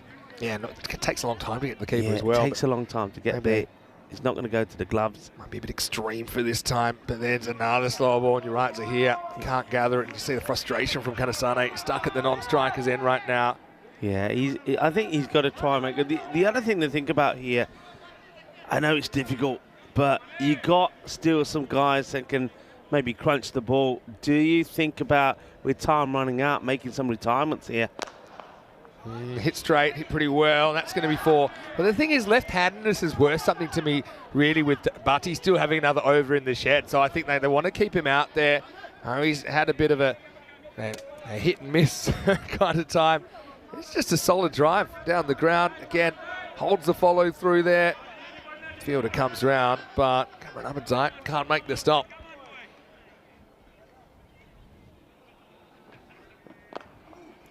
And now they're going to run hard here, but don't think there's more than one there to the headband warrior. And Usman, again, he's getting hit for 1 boundary in the over, but that's not so bad if you can avoid getting hit here. Kanasane will feel even more pressure now. He hasn't faced too much. I mean, he's faced 13 balls in 7 overs, essentially. He's facing 2 balls out of the 6 and over on average. But let's see if he can do something with this. Last ball of 7th. Slower ball, and he picks it, goes in the air. Wahid's coming in. Oh, potential collision. That's 4, but to be honest... He's caught him. Oh. He's definitely caught him. He's caught him, I think, on the... That's Ahmad Nabi is being caught here by Wahid Abdul. He's caught him on the face. Oh, This is not good. Yeah, I mean, I didn't think... it's a glancing blow in the end, so it wasn't full force, but you're right, he must have caught him as he's gone through. Let's have a look. Yeah, he gets caught by the back shoulder to the left shoulder of Wahid Abdul. So, I mean, look, it could have been worse. I will say that, but you never like to see it. But, yeah, Nabi, he's a tough nut. We know that. And maybe he might have just taken a blow to the nose or something like that. So, 7 overs down, 53 for 3. A bit of a flashpoint in this game. Let's have a look to tomorrow, though. The European Cricket International will start. We'll have France, Hungary and Romania competing in 9 matches over 2 days. We'll start with France versus Hungary and France versus Romania in match 2. And then the 2 touring teams will play in match number 3. Starts the same time tomorrow, 7:30 a.m. GMT, which is 9:30 in Central Europe and 1 p.m. in India. Usman Khan is actually captaining France in that series, and there's the teams there. Yeah, I'm looking forward to these. I've mentioned some of the key players. I think with Hungary, I'm going to be very excited to see the likes of Zishan Kukihill in form. Also, you got Mark Desfontaine, the youngster who gets better all the time. We saw, of course, a little bit of Sheikh Rasik at the European Cricket League, so he's another good player. Our very own Mars Barji is going to be in the side as well, so we're wishing him well. And on the Romanian side, Ramesh Satheesan and Vasu Sahini, who's listed to be captaining that. Well, Nabi looks like it is a little bit. He's being caught in the nose now. Yeah, I mean, all I'm thinking here is that he's walking fine. He doesn't look to be in too much discomfort. I think that until, of course, the nose stops bleeding, they're probably thinking, right, once it stops bleeding, you'll be okay. I've just seen him actually there remove the towel, so he's got a nosebleed, and I think that's why he's not on the field of play. But the good news is he's with it. He's walking. I mean, like I said, I didn't actually hear the collision. I thought it was a near miss, and actually was about to say it's actually a decent result for Drew that they don't crash into each other. But obviously you can see, and the nose, obviously it's the most protruding part of the face, and it just catches the last bit of the shoulder of Wahid. Because that's an external injury as well, it doesn't affect his ability to be able to bat as soon as he can stop the bleeding there. So he could easily stay off the field for these 3 overs. He's probably got 10 minutes in the turnaround to try and get it right. I think you'd be hard pressed to stop Nabi opening the batting if he's got a heartbeat. Yeah. But yeah, to be honest, it could have been a lot worse. Again, lack of communication, and to be honest, it's Wahid's catch probably coming in from the outfield. It was a bit of a teaser. But yeah, just a bit of a communication breakdown there. Yeah, scary moment really in the end. You know you got somebody behind you. You got to really rely on them getting there. But Nabi was running hard. Of course, it's all the desire. It's about the passion. It's about wanting to perform and do well out there. And sometimes we've had plenty of collisions and near misses. And the good thing, like I say, there is Nabi. He's walking. He's about. It looks like he was okay in his mind and in his body. It's just the bleeding that needs to stop. And as soon as that stops, I'm pretty sure he'll be out there. Okay, we will continue. The 50 comes up. There's 18 balls to go. Rafa's come back in the 8th again. He can bowl fast, he can bowl slow. And first ball, he's going to knock the middle stump clean out of the ground. So Rafa puts the pace on and he knocks the stump out. It's the end of Abdul Rahman for 22 and it's 53 for 4. No better sight than this when you're a quick bowler. Mohamed Rafa gets it straight. And once again, the movement there of the batter. That's the problem. I think Abdul Rahman has moved around too much. He hasn't stood still. He's trying to give him some room. Just look at the way this stump it just leaps out there. It absolutely blows out of the ground. Watch this go. Yeah. Oh, that's a beautiful little cartwheel. It's kind of like a half cartwheel. But yeah, that's the pace on delivery. That's what he's got, a very big wrist snap. And I mentioned him, Rafa, he's one of the few bowlers in Europe I've actually kept to. And I was surprised by how quick he is, how whip he is. He's not necessarily a really tall guy. He's had issues with tennis elbow and some injuries, but when he's at his best, there's not too many better going around. And now this is Rahmatullah Mangal, who is coming out in the number 6 position. Now you're always guessing, is it going to be the slow one or not? He's got probably a more difficult slow ball to pick, for example, than Usman. And I think that might have been the slow one first up. Just played away on the offside as Rahmatullah. He'd be happy to at least get off the mark this time. Remember, he was the first ball victim in that qualifier. And see, this one is the one that kind of rolls out the left of his hand, but his actual grip and everything is pretty similar. So that's why you don't really pick it. You still see the arm speed going so quickly. You still see kind of the same grip. It's not like it's a big spinner or anything like that. It's just the way the ball comes out of his hand. And then see that quicker one there. It surprises Kanasane, who's been in for a while. He's very late on that pull shot. Kanasane, the issue that he's had in this innings for me is that he hasn't faced too much off the strike. That's only ball number number 15 he faces there, but when he's received the ball, he's hit it, but he's only got a single. So he's never been able to get in and start getting the boundaries away. That's that slower ball again. Yeah, there he is.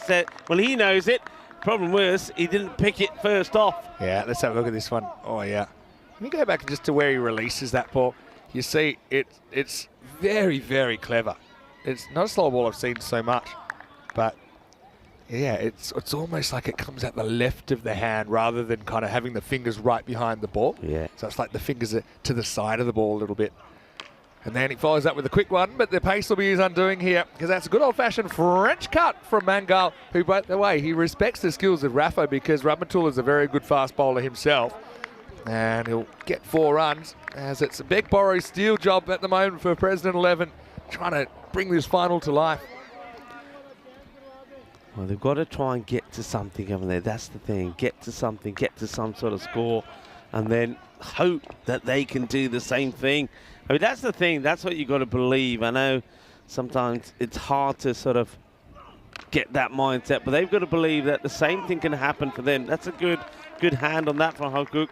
He needs to. Stops that game to the boundary. It'll be just a single. The end of the over comes. So 8 overs now completed. 60 on the board. Yeah, I mean, so it's something. A couple of magicals get you 100, but you need a lot of luck. Yeah, just look at the worm there. It's been quite drastic, isn't it? Just 2 came off the first. Great over that from Abdul. He then followed up with a brilliant one, a maiden in the third. Only the leg bye from it. All right, Rahmatullah. A big finish here. I mean, 80-something, Grady 80s. We know all about Grady 80 scores, Vinny. And that will help because that might even go all the way. Yeah. I think it does. So, Manos. Arriba from the arbitro. It's only the third 6 in the innings. Rahmatullah will be hoping that maybe that between himself and Kanasane, they can try and get to this sort of 80-something, maybe even touch on the 90s. And then a bunch of early wickets. I mean, I've just had so many finals where we say, oh, do you remember when at one stage it was this and it looked hopeless, and then you just kind of found a way back into the game. Kamran bowling over 9. He likes to go on a heavy ball. They're going to run now. They're going to think about a run out. I think they've got him here. So it's probably the indirect route. As Rahmatullah Mangal, he's pretty filthy about this if he is run out. And I've got to say, it looked like the throw beat him there. Zahir goes over the top. And then so the old one-hand pick up and throw job from Cameron. Does pretty well. So Kanasani does steal the strike back, but he sacrifices Rahmatullah Mangal. He's going to be run out for 12, and it's 66 for 5. Yeah, interesting one because I suppose he'd argue the fact that his strike rate is better than that of Kanasane. So 12 off, eventually 6 balls. I think the issue that probably Rahmatullah has here is there's no communication. Obviously it's not something that Kanasane told him that he's going to be doing. So otherwise, he would have run straight away. And he might have beaten the throw then. Because you also, some good things can happen out of that. I mean, the bowler misses that. You might be able to get an overthrow there. To me, it doesn't really matter who's on strike out of those 2 at the moment. Yeah. Kanasane, I suppose, is the recognised batter. So here he joins him at the non-strikers end. Now Lingiswaran will get 1 out to Rafa. But it's almost like the value of the run's worth something at the moment. They're having to work so hard for the runs. But that's been, I've said this before, that's the issue, Kanasane. He gets on strike, but he's only hitting singles. That's 16 balls for 22. So he hasn't really helped them either, has he? This is where we need the roving camera on Nabi and see where his nose is at the moment. Nabi behind will be fine. the scenes. This is a solid hit. Yeah, that's going to be 4. Zahiri comes out. And I suppose that's the thing as well. I mean, some of these hitters, they're kind of interchangeable with each other at the moment. So I know that Mangal's disappointed to be run out, but Zahiri, he's struck some lusty blows on finals day.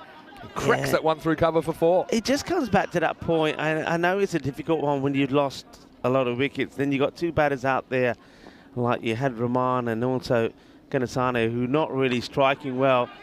And that will be out. There's an easy catch there taken. No issues at all from Hamza Niaz. First time we see him having to play a part in the field. But that's the other thing about Drew, you know, Vinny. I mean, you can see players there who probably haven't touched the ball for the whole duration of his innings, but when they're called upon, they don't let you down. Yeah, and it's good field placing, I think. You know, what Ahmedzai is delivering here. It's a heavy ball. There's probably going to be a lot that are going to fly in that direction. So, well held down there by Hamza Niaz. You can see again, he was just a little bit late on that. I mean, it would have gone for 6. So, in a way, he's unlucky. Maybe a thinner edge would have gone for 6. But it'll be 71 for 6. It'll bring Iqbal Hussain to the crease with a ball to go in the 9th. And he might as well swing at this one. I'm trying to think what I'd do here. I think it sounds crazy. I might even try and ramp straight away.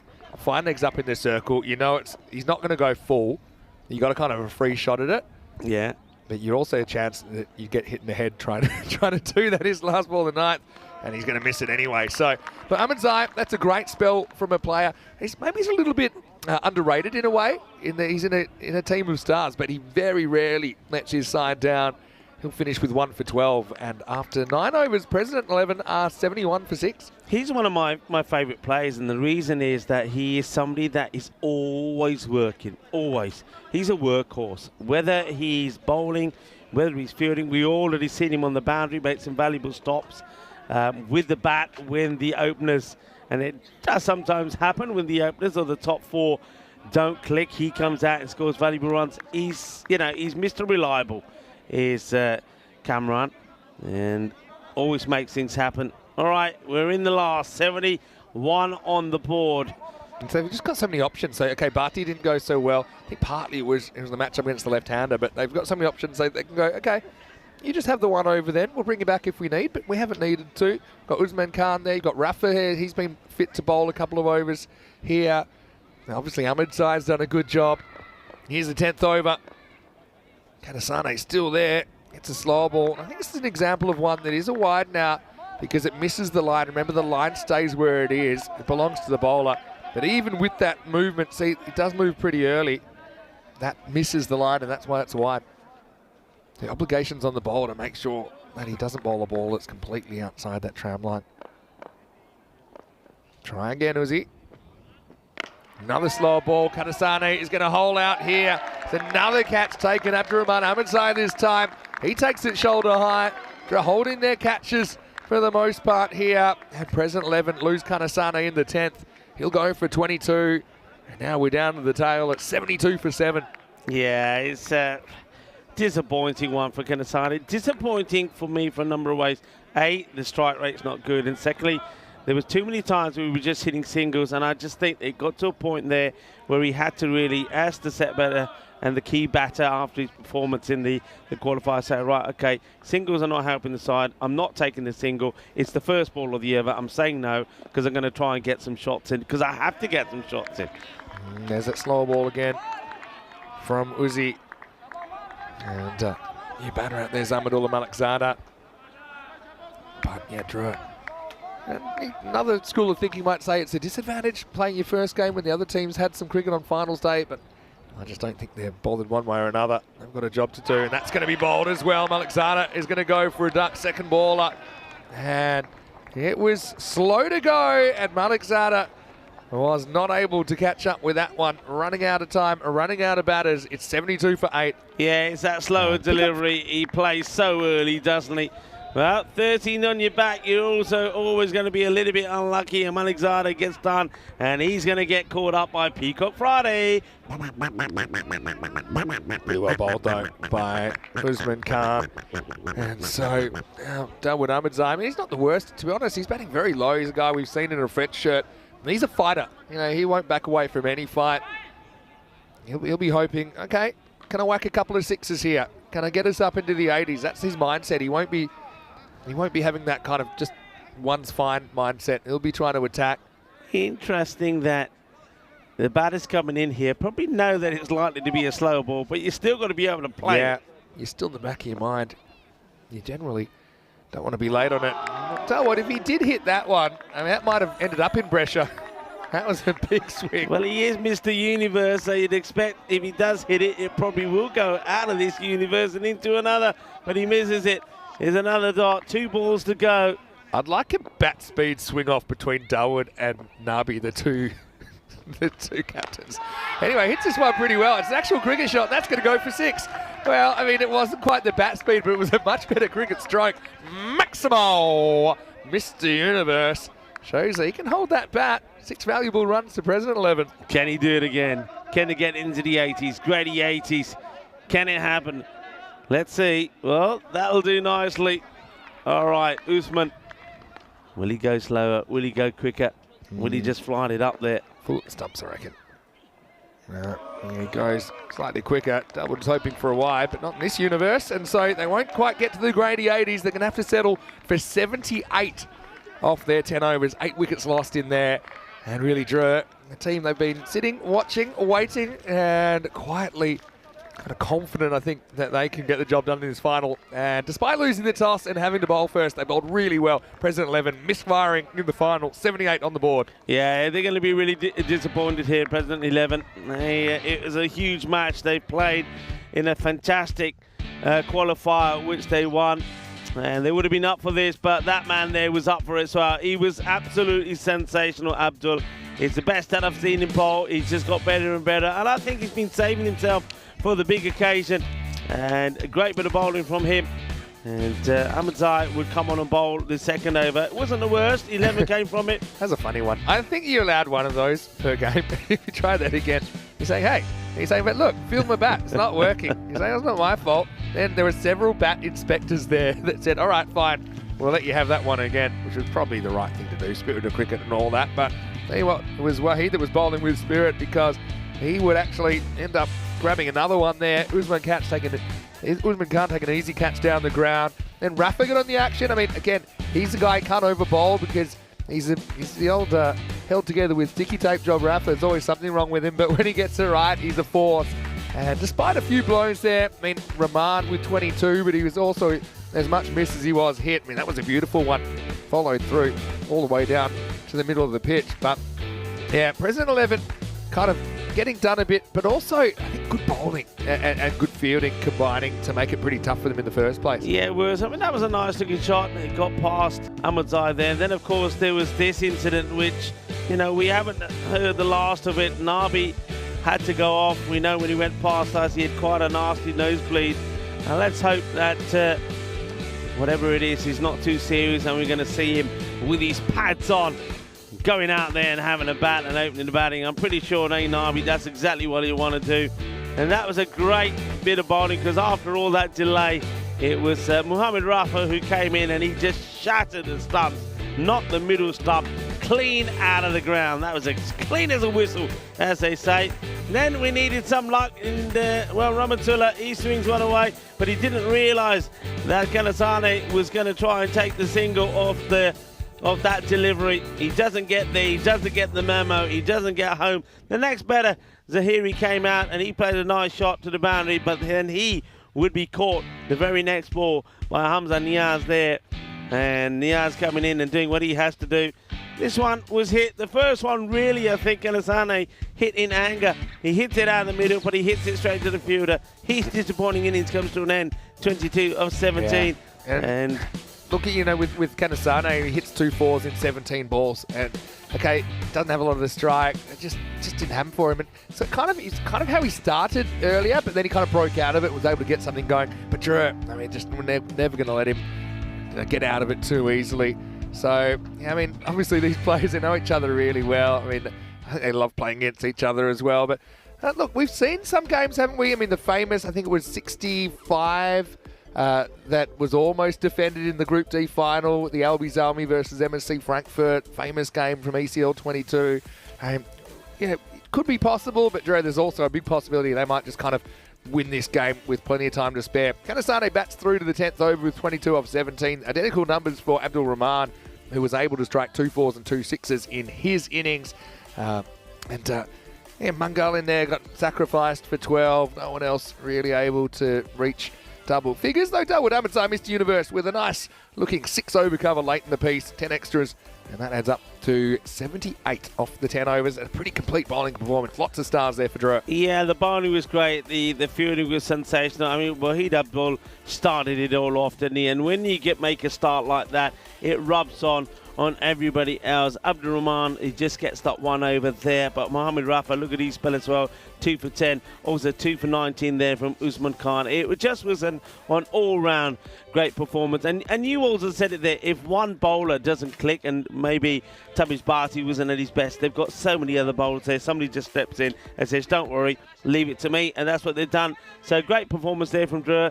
Obviously, still no updates there on Nabi. Hopefully, we'll have something for you when we come back. We should know pretty short. And I'll put in the chat as soon as I know what's happening there. But look, I'm just going to take you back. You know, I mentioned that time that we saw MSC Frankfurt almost defend 66. It was actually in that final. And around this time last year in Malta, Gozo Zalmi, they defended 74 in a final. So look, there is precedent here, but President 11, they're going to have to play the 10 overs of their lives. We'll be back with the exciting conclusion of this final just after the break. Vinny Sander here, Mr. Maximo, with Rico Full, and we'll see you shortly for the second innings of match 59. It is the decider in the European Cricket Series, France.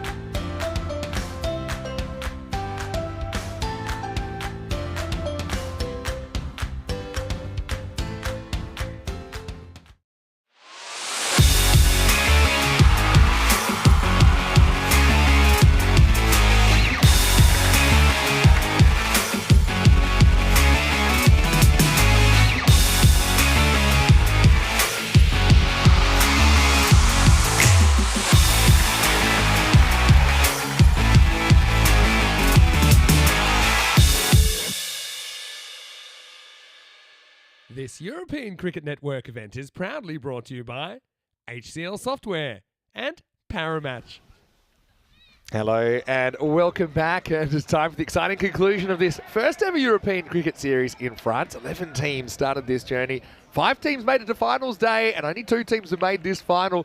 And this innings will decide who will be the first ever champions of European Cricket Series in France. Vinny Sandhu here, Mr. Maximo for ECN on a pretty nice Friday afternoon. It's been mild today. Haven't really had any rain that's interrupted proceedings as we get ready for the start of the second innings. The story so far, President 11, they won the toss, they batted, but they have 78 on the board. 79 the target for Drew. Rico Full is with me, and the big news is Nabi, he stopped the bleeding, literally, and he's out there to open the batting with Hamza Niaz. Yeah, Nabi's out there, and just very quickly, Nabi, it wasn't so much of a head injury, but he did lose a fair bit of blood. He had a bit of a nosebleed. Well, maybe, hey, listen, time to you see the ambulance coming. Nabi, you're off, mate. Come off, Nabi, come off.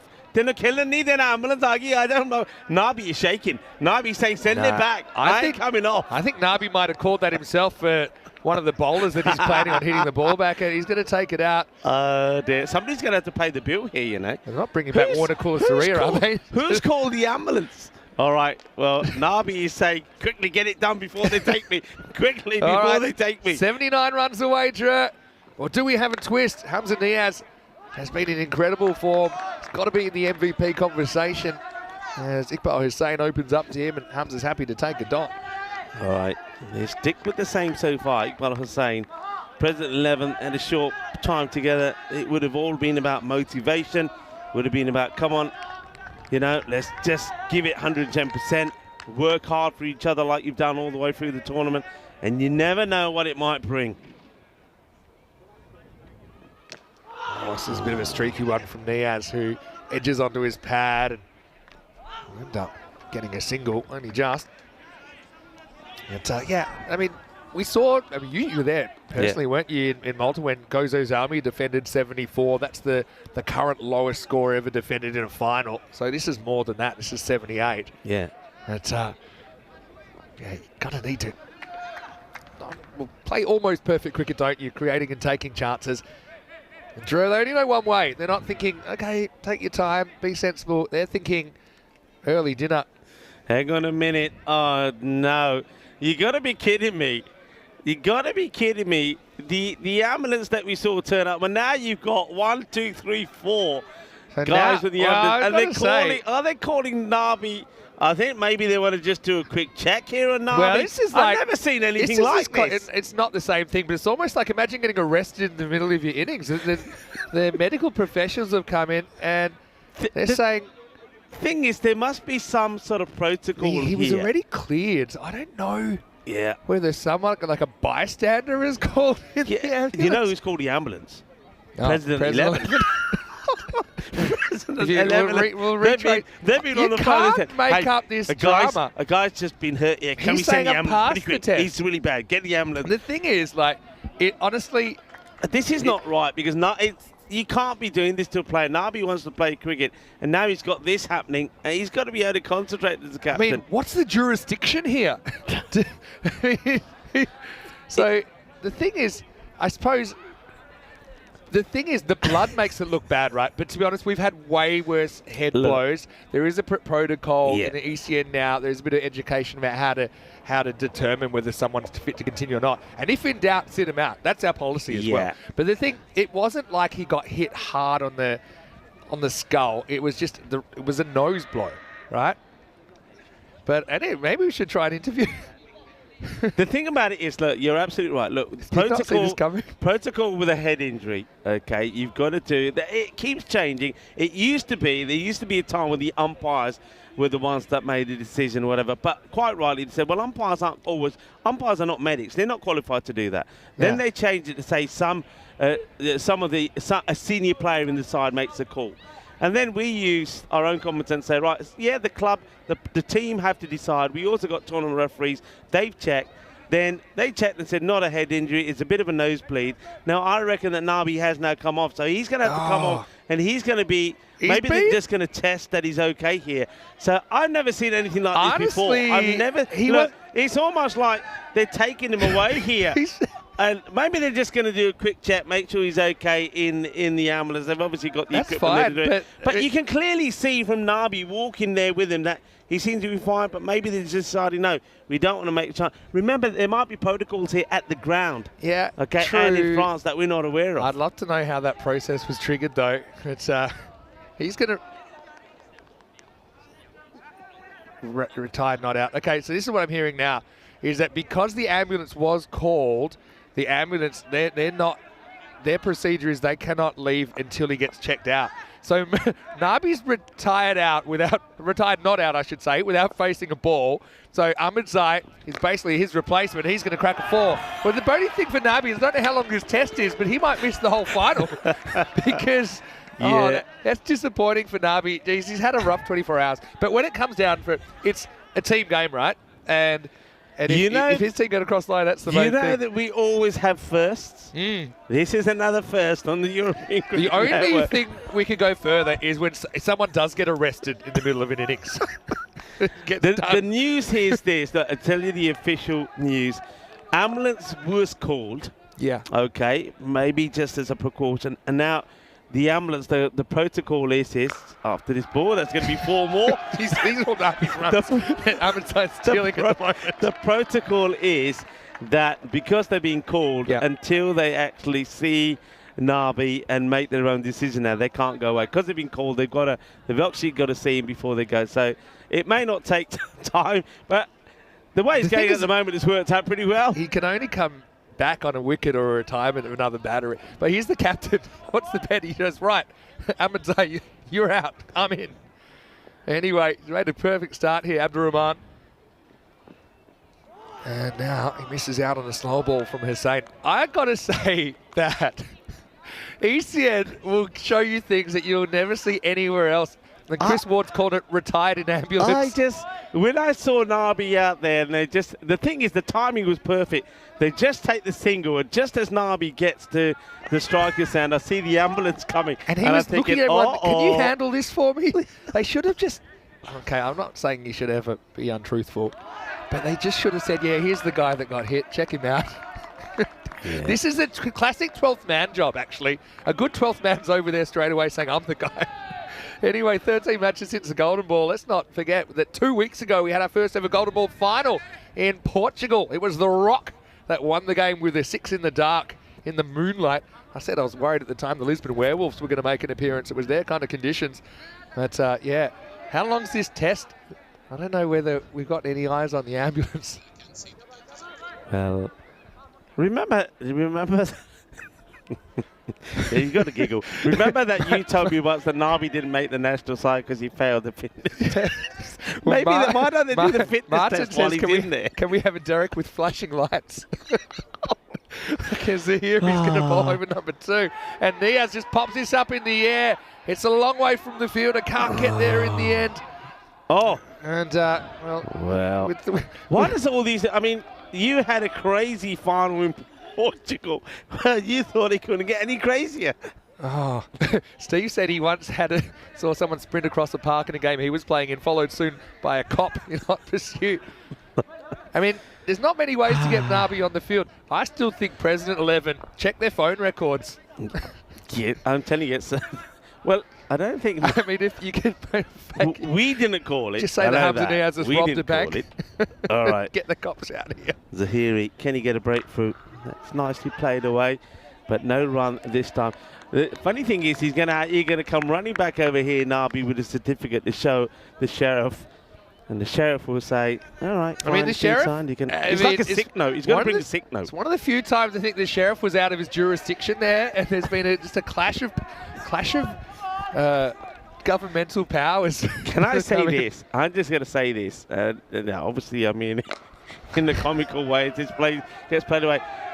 Well, would have been a good one. Papa D almost takes a really good catch, but karma is a funny thing. Karma's a funny thing. Nabi was a naughty boy yesterday. That's true. That's true. Even though he got a slap on the wrist, somebody somewhere thought, Nabi, no, a slap on the wrist just won't do. You're going to get a bit more of a penalty than you think. It's a perfect time to go for a catch like that because the ambulance is already here.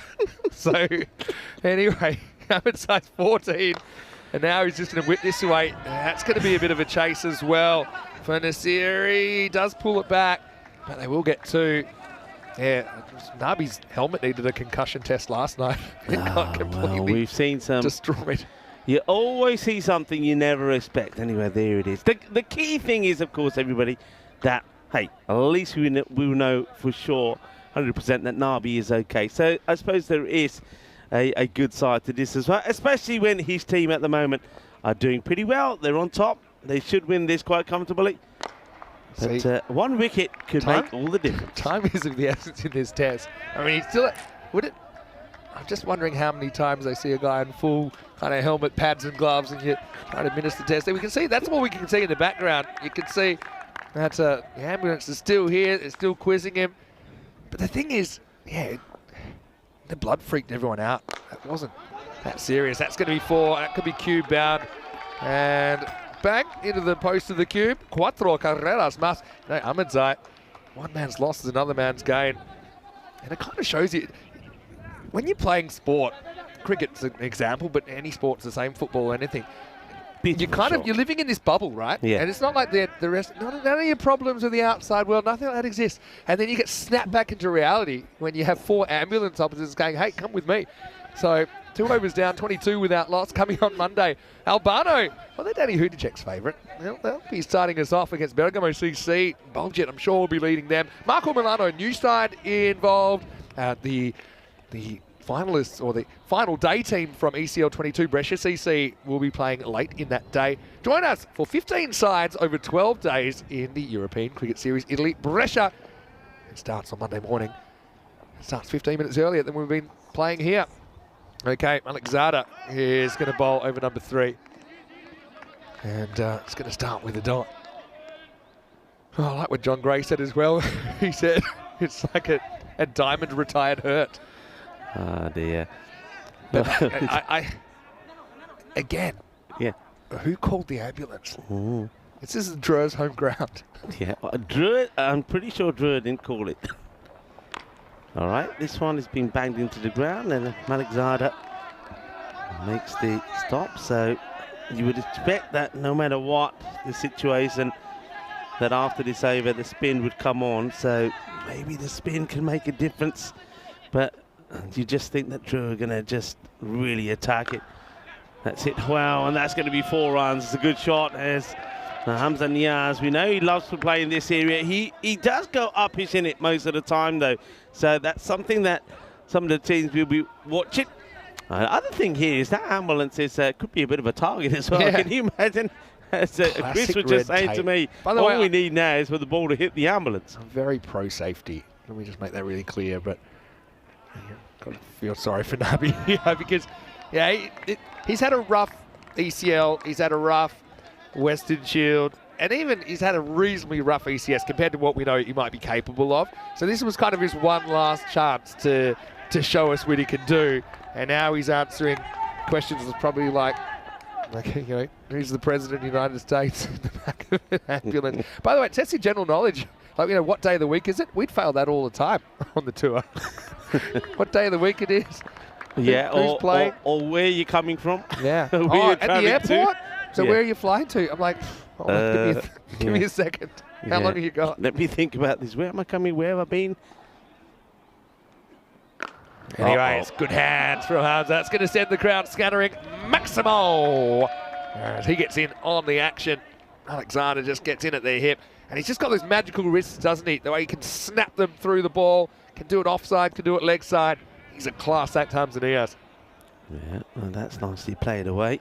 I'm hearing the weather in England has been pretty terrible for cricket. A lot of rained off fixtures. That's going to be 6 as well. And this time he just goes inside out slightly, kind of slices the bat in his hand. Maximo! And 6 more runs to draw, 6 closer. Racing away here now. Over comes to an end. 16 come from it. It's 38 for 3. Hey, what happened? You might have to go into the ambulance to give Nabi his medal. Maybe. Well, I just want to know what that conversation's like over there. Had a bad start, never really recovered, did they? President 11, though, 19 in the 5th over. They're all like prisoners in the player area as well. But, yeah. Nobby saying, Bajal, man, Bajal. Let me out of here, let me out of here. And, well, how long is this test? It's the long one. I think it's the one that has the kind of 1,000-word essay at the end as well. But, that's one time. That's one time. That's the 12th man. He's got to get over there and say, yeah, I'm the guy that got hit. You know, it's one time. I remember it happened once to me in hockey. So that's a good one. I was playing field hockey, and you know, certain little infringements the captain can get sent off for 5 minutes or something like that, for like back chat or something like that, where they can't pinpoint it on someone. So our captain was the goalie. He's a really important player and all the gear and all that. Yeah. So they said, right, who's the captain? And as he took a step forward, I said, I am. Because we can't afford to lose the goalie. Anyway, Niaz is going to get 4 here. Sometimes you've got to think on your feet. Oh, well, I mean, they're the professionals. They know, I suppose. But, yeah, out of all the head blows we've had, it's not really in the critical category for me. But they're taking time to determine that. Dawood Ahmadzai now in the 4th. We'll see some spin twins, I'm sure, with Sajjad Stanek-Zadabol the next. That's up in the air. Now, is it going to carry? I think it is, and it's caught. Well, there you go. Zahiri takes the catch. Is that a turning point? Nabi's still in the back of an ambulance, so he won't be batting. It'll be someone else as Niaz falls for 22. And it's 43 for 1. High fives all around. And the next thing, of course, that I'm waiting for is that a wicket, if another one should fall, is the next batter doesn't go out walking from the team bench. He comes out of the ambulance and makes his way onto the field. Isn't it interesting? I didn't really, so much was going on at the time of the ambulance kidnapping, but they didn't go for Nisa when Nabi was removed from the field. They went for Abdurrahman Ahmadzai. So like almost like they prepared like a second, like a reserve opener. Yeah. Which is how they would have used him. So normally you'd see Nisa batting 3. He's batting 4 here, though 1 down. Ambulance is still here. Reckon they charge by the minute. But Dawood Ahmadzai, he's had a good series. He didn't take a wicket in that earlier game that we were watching, but he takes one here early. We'll see plenty more of him on the weekend. Mr. Universe. Can they turn it into more? Nisa cleverly just keeps this one out. Knows it's probably not worth it. Taking too many risks to a good ball from Dawood Ahmadzai. Yeah, they went on course here. They're only needing now up 35 runs, are they? So they don't want to throw it away. They don't want to lose unnecessary wickets. They don't want any panic stations. John Gray, the paramedics just wanted to meet Nabi. Hit down the ground pretty firmly, and that's going to blast through the fielder. Zain Ahmed can't deal with it. And again, this is a lot more difficult live than you realise on TV, but it's not runs that President 11 can really afford to be leaking through at the moment. Yeah, a fielder that's been so good all the way through here, and yeah, you can see he's very disappointed. And mistakes that the President 11 wouldn't normally make happening here, and now he'll get punished because this one is going to be hit big, and that is going to be 6 more. So Abdurrahman Ahmadzai making the most of his opportunity here. Maybe it was him that called the ambulance. That's why he was padded up, ready to go, saying, I'll go. And that one has flown a mile away. Well, it's in the forbidden zone. Is that Charles who's going to go back into this haunted woods? 54 for 1. That's a team that's well ahead. If you look at the worm. Hey, yeah. Speaking of the weather in England, though, I got to say I'm never pleased to see teams getting rained off. But if you're going to choose April or May to have all this, I'm going to choose April. Stanek-Zadabol, this one to bounce a lot. Actually wraps Nisa on the gloves. Because we'll be there at the end of May. So get the rain out of your system, because we don't want it when we're turning up. I think you just, I know all the years I played in the UK, you just knew that all of your pre-season matches and your friendlies were never going to happen really because of the weather. You knew you were going to turn up and be playing indoor football or something like that. It was just a done thing. Great bit of fielding this time around from Rahmatullah Mangal. This one, does this hit the edge of the pitch and take off? And I actually thought for a second it might end up across the road, but have a look at this throw. And a nice pickup, gets a slide in, gets a good throw. Watch this. Oh, wow, that really does go. And anyway, Yeah, so, yeah, the weather's always the issue. And you know, I've known the start of our league season at wide where there's been snow, there's been hail, all sorts of things. All right, it looks like that Nabi is on his way back. The worrying thing is that he's been still followed by the medics. This has got to be caught. Ramtulamango wants it, and he's going to take it. Well, Nabi, he might as well just walk straight back on the field, though. He's not wearing his pads anymore, so it won't be him. But Ahmed Zai, who is his replacement, he gets done by what looks like a wrong in here. And, hey, let's talk a bit about this youngster, Sajjad Stanikzai. We'll see him in a French shirt for the first time on the weekend. He's been outstanding. Giroux closing in, but they've lost a second wicket now. Ahmed Zai goes for 31, and it's 56 for 2. Well, we can talk about him. I started talking about him the first time I saw him, and every time he's come on to play, I've said, I like this guy, I like what he does, he's a great bowler, and he has never shown any signs of weakness. He's always been there or thereabout. 22 wickets. He's still not 17. I love in this also because the Rahmatullah here, he's called it once, twice, 3 times. Mine, mine, mine. I've heard him even with the headsets on. Takes the catch. Stanikzai does it again. This time he just strained down the leg side, but his variations are good. His knowledge is good. He knows what he's doing. He's thinking about it. So that's brilliant work from Stanikzai. And, you know, I have to say, the young man, you know, is my MVP. I'm just going to say that. He's definitely my MVP. This one's up in the air, and it's another great catch. Oh, yeah, baby. Now you're talking. What a catch that is. Iftikhar takes a brilliant catch on the boundary. Sajjad Stanikzai, just when I said he's certainly my MVP, well, maybe that's a sign because another catch gets taken, another wicket goes down. Look, they still need 23 runs. So it ain't over yet. Great catch. That's Shahid Iftikhar out there. And so Rafa gets a piece of it but doesn't get the whole thing. It'd have to be some sort of epic collapse, but we do see them happen. And there's a little bit of a messy landing, but he did the main thing, got 2 hands around it, held on for dear life. Great catch. Great catch, and that's another Peacock Friday duck, by the way, another Peacock Derek. It's a 2-ball duck there for Rafa. Great catch by Iftikhar. Stanikzai, 2 for 2. By the way, I thought we had a Nabi sighting. It was a fake sighting. I think he's still there at the ambulance. No. He was definitely coming back. He's come inside now? But he was coming back and he was being followed by the medics.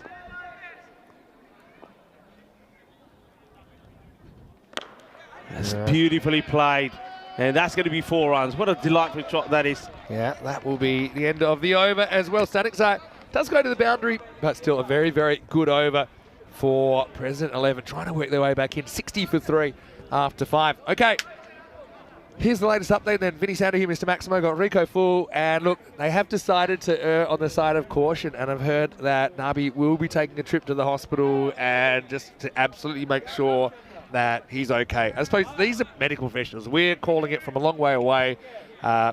And it's something that, yeah, there he is live, and you can see he must be so disappointed. Yeah. I say disappointed, but it's a team game when it comes down to it.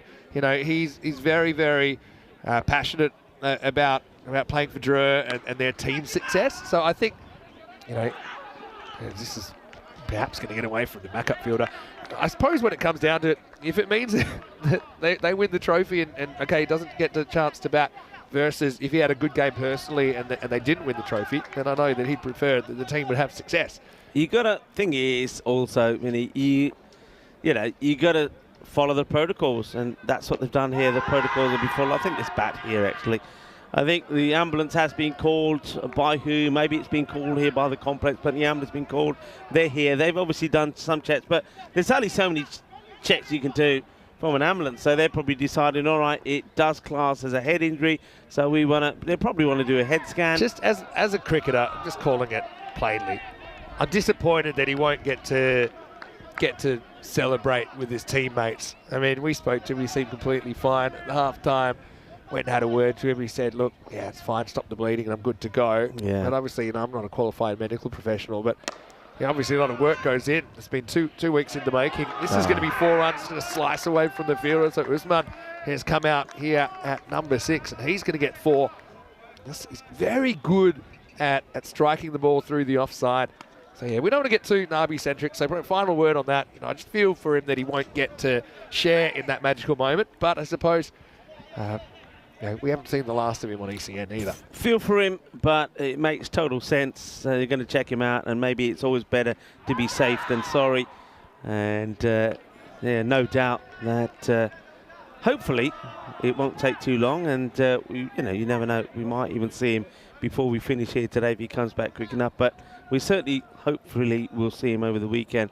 And of course, folks, we'll keep you updated over the weekend when we hear the ins and outs of it. That's a delightful shot, beautifully played, lovely timing. Such a good shot. Just kind of knocks that one on their head. Again, he's so good with those wrists, and he times that. Wasn't that far from the outfielder, but that one raced to the boundary, end of the over, and the score is 69 for 3. Dawood Ahmadzai, he's been a really great player to watch in this series, as he always is when we see him on ECN. He'll finish 1 for 25, but we will see him on the weekend. Yeah, lovely shot, beautifully played, lovely, well executed. They'll be disappointed, President 11. I think you can see the disappointment is starting to filter through. That's why you're seeing some misfields and some errors. And now this one is probably going to go all the way. It will be a minimum, so they get even closer as Sajid gets the line wrong. But once again, this probably needs to be stopped here by the keeper. Keeper doesn't stop it. It's a minimum, so the score moves to 74. It's just one hit away, and from borrowed time here at the moment. And well, it's going to be the end for a number of reasons, because we're 5 to win here. You saw that tomorrow we'll see the France team as well as Team Hungary and Team Romania. Well, there's more serious ways you could be leaving in an ambulance. I'm just happy that Nabi, being cautious, and I can understand that.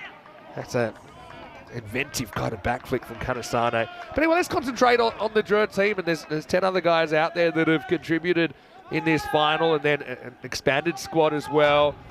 They have only tried that one game, and even in that game they put 161 on the board, had a bit of an off time, and also Balminiot had a very, very good innings. But they have passed every other test, and now they're just 4 runs away, make that 3 runs away from the victory. But they've been setting the standard. I mean, they were national champions in 2018. That's how they ended up at the ECL in 2019. National champions again in 2021. That's why we saw them in 22. National champions in 22. That's why we saw them in 23. European champions in 23. They're 3 runs away, and that will do it. Drur dominate again, and they have an ECS France trophy to put with their European Cricket League trophy. It finishes with a Maximo. The ambulance slows down in respect, and it's going to be a Drur win. History made here at the Drur Cricket Ground. The home side doing it on their home turf. Yeah, they do it in style. And the only sad thing is, as they run onto the field to celebrate, they're 1 player short. And of course, our thoughts are with Nabi. We believe he's okay. I'm sure he's okay. We've spoken to him, but you've got to follow protocol, so he's going to go to the hospital and get probably checked out. But the only thing I would have liked is Nabi just bursting out the back doors as it slows down and running onto the field to celebrate with the 4 ambulance officers chasing him. Hey, look, let's talk about President 11 just quickly, because I think they were a really great team, brought together. They had a real vibrancy about them. They really enjoyed each other's company. We'll see 8 of them, no less than 8 of them, in the French squad on the weekend. So they're disappointed. That's why they celebrated really hard in that qualifier win. And I like that, because you never know how it's going to go in the final. And they had that moment. They celebrated it together. They've really been great to watch during this tournament. To finish 2nd out of 11 is a brilliant, brilliant effort. Now, coming up, we've got the trophy ceremony. Hopefully it's not in complete darkness tonight. Might not be far off, though, after all the antics we've had in another dramatic final. But stay tuned for that, and we'll be presenting the trophy and the medals, and, of course, the MVP trophy. And there's a few in the conversation, a couple from that game that certainly warrant further discussion. But anyway, Drur, it's their moment, isn't it? And they get congratulated. And really, cricket's the winner here for me. I'm so excited to be here for the players, mostly, that they get the opportunity. But Drur, it is Drur domination once again. Another trophy in the cabinet.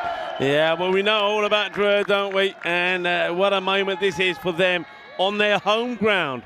in front of their home supporters. Drew are the first ever winners of a European Cricket Series here in France. So congratulations to them. And in the end, they do it in style. So well played. Just the one loss in their campaign. Of course, it's never... That was the most dramatic start to an innings. I mean, Nabi, look at this. He was fine to run the first couple of runs, but then the cavalry arrived, and that was the only way they're probably going to get rid of Nabi. More of that later. And it was said in the chat, the only test that Drew didn't pass in this tournament was the Nabi concussion test. But anyway, Abdurrahman Ahmadzai said, yeah, no problem.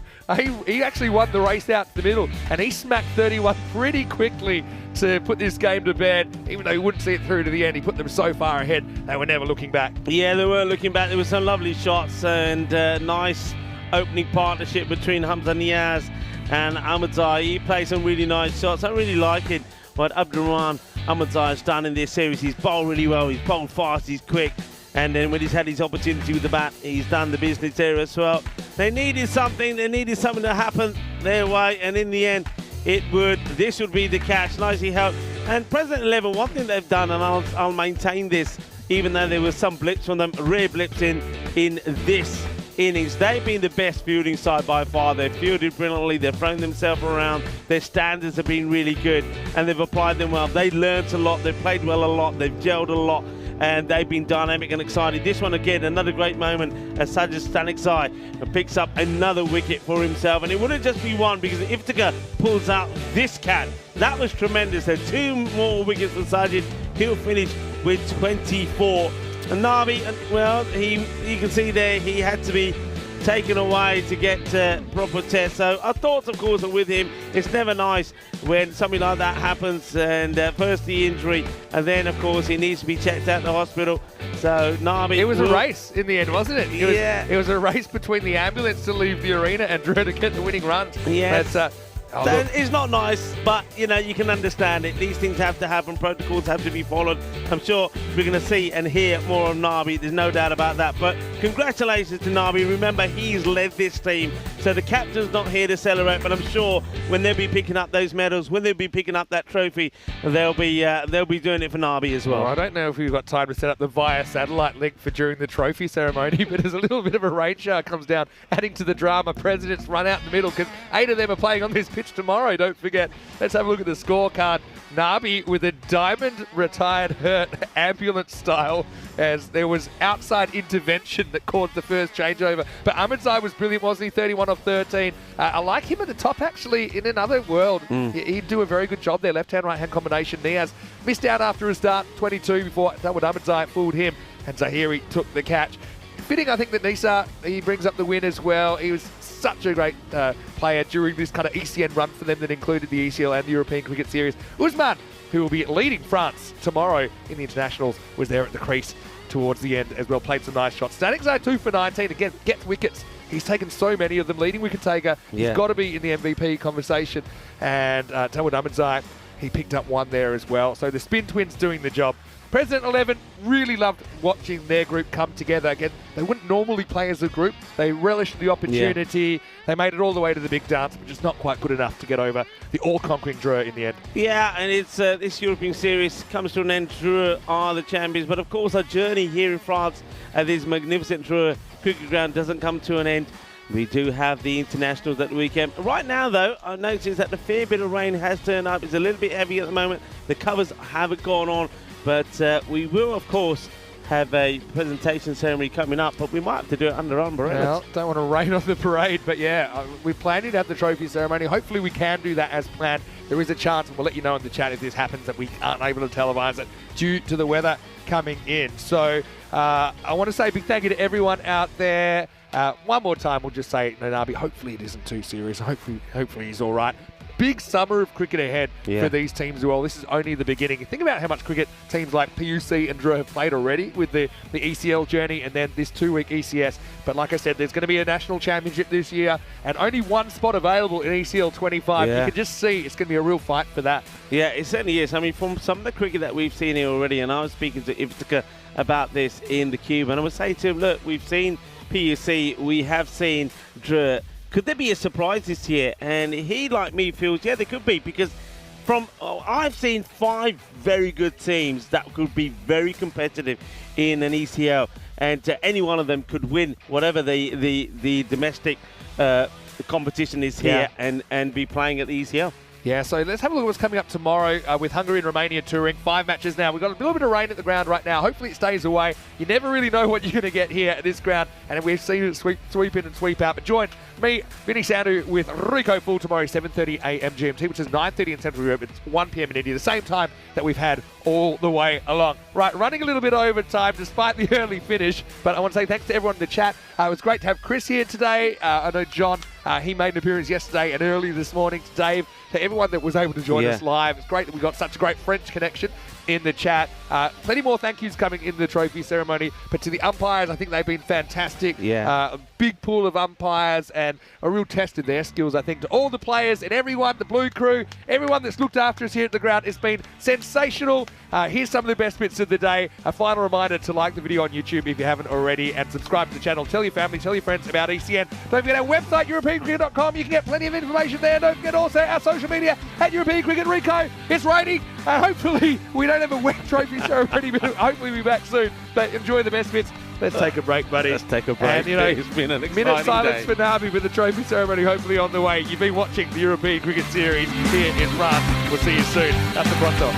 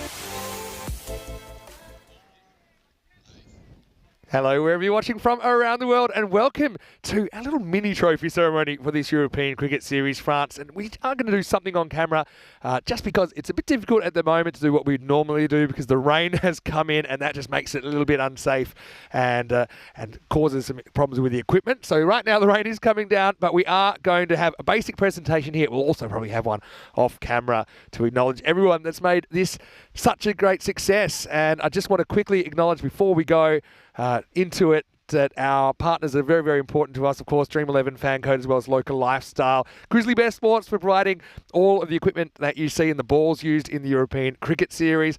Also, yeah, Local Lifestyle that actually do such a great job with these medals and trophies that we'll present today. Bizaway Travel as well for zooming us all around Europe. And yeah, not to forget Paramatch, who have been a great partner as well. HCL Software, thanks to you as well for making European Cricket Network what it is, to all the Blue crew, to all the TV crew, to all the helpers around the ground right now. Don't know if we've got any live shots, but there's a lot happening in the middle, trying to get the covers on. Obviously, we have 9 international matches to play over the weekend. We are going to get on with a real basic ceremony.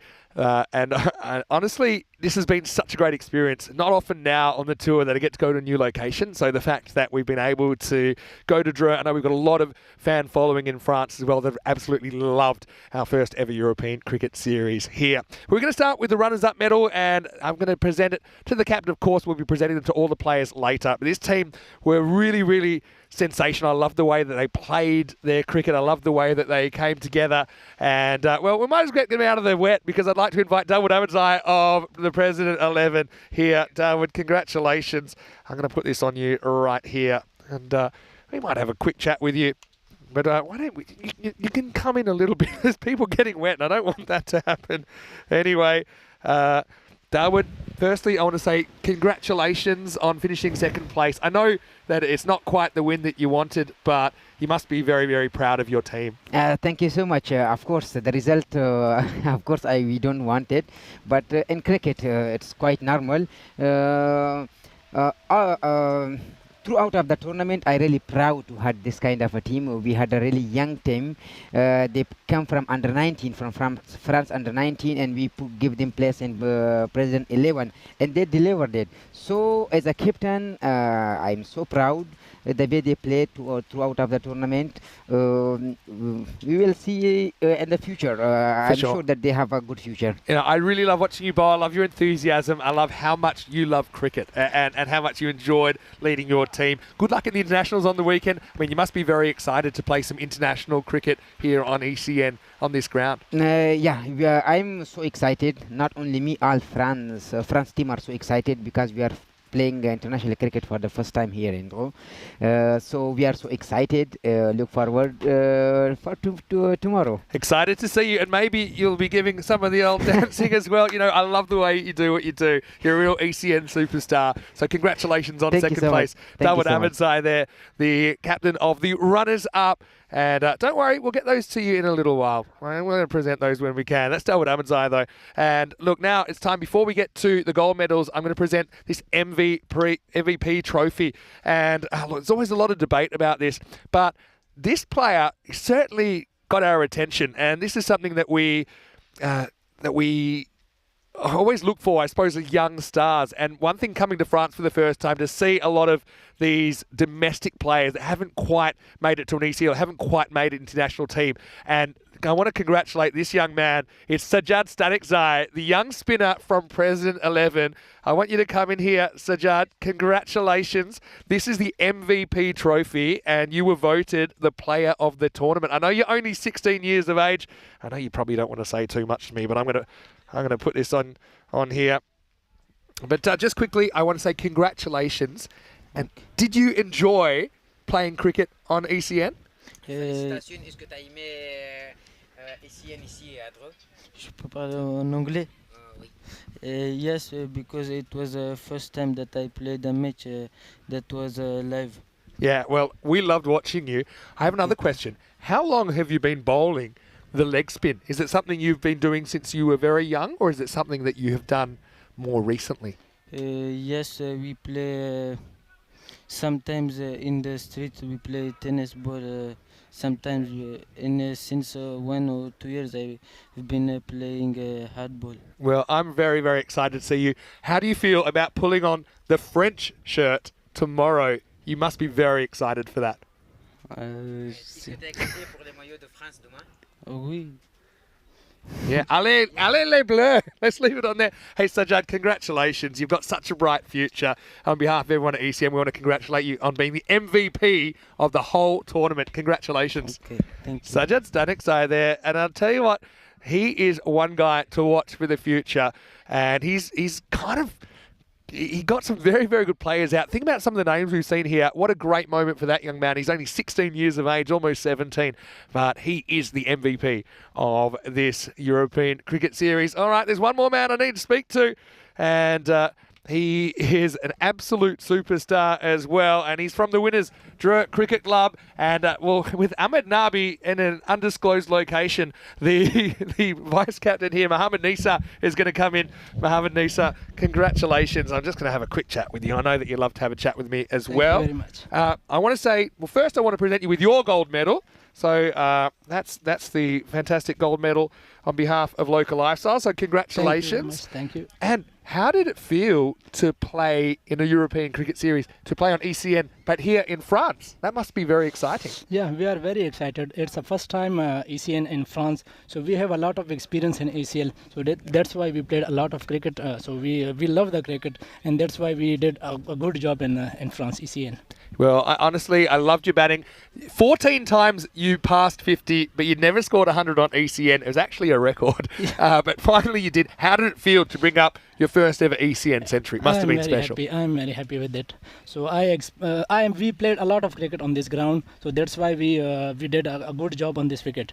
Yeah, well, you set the pace, you won the race to the top of the table, and you were destructive in the final. I'm going to do one more order of business to present you with this fantastic European Cricket Series trophy on behalf of Local Lifestyle. Thank you so much. Good luck with the season ahead. Thank you. And I'm sure that now you have to qualify for the ECL, so it's going to be a big summer of cricket for you, right? Yeah, it's a big summer for us.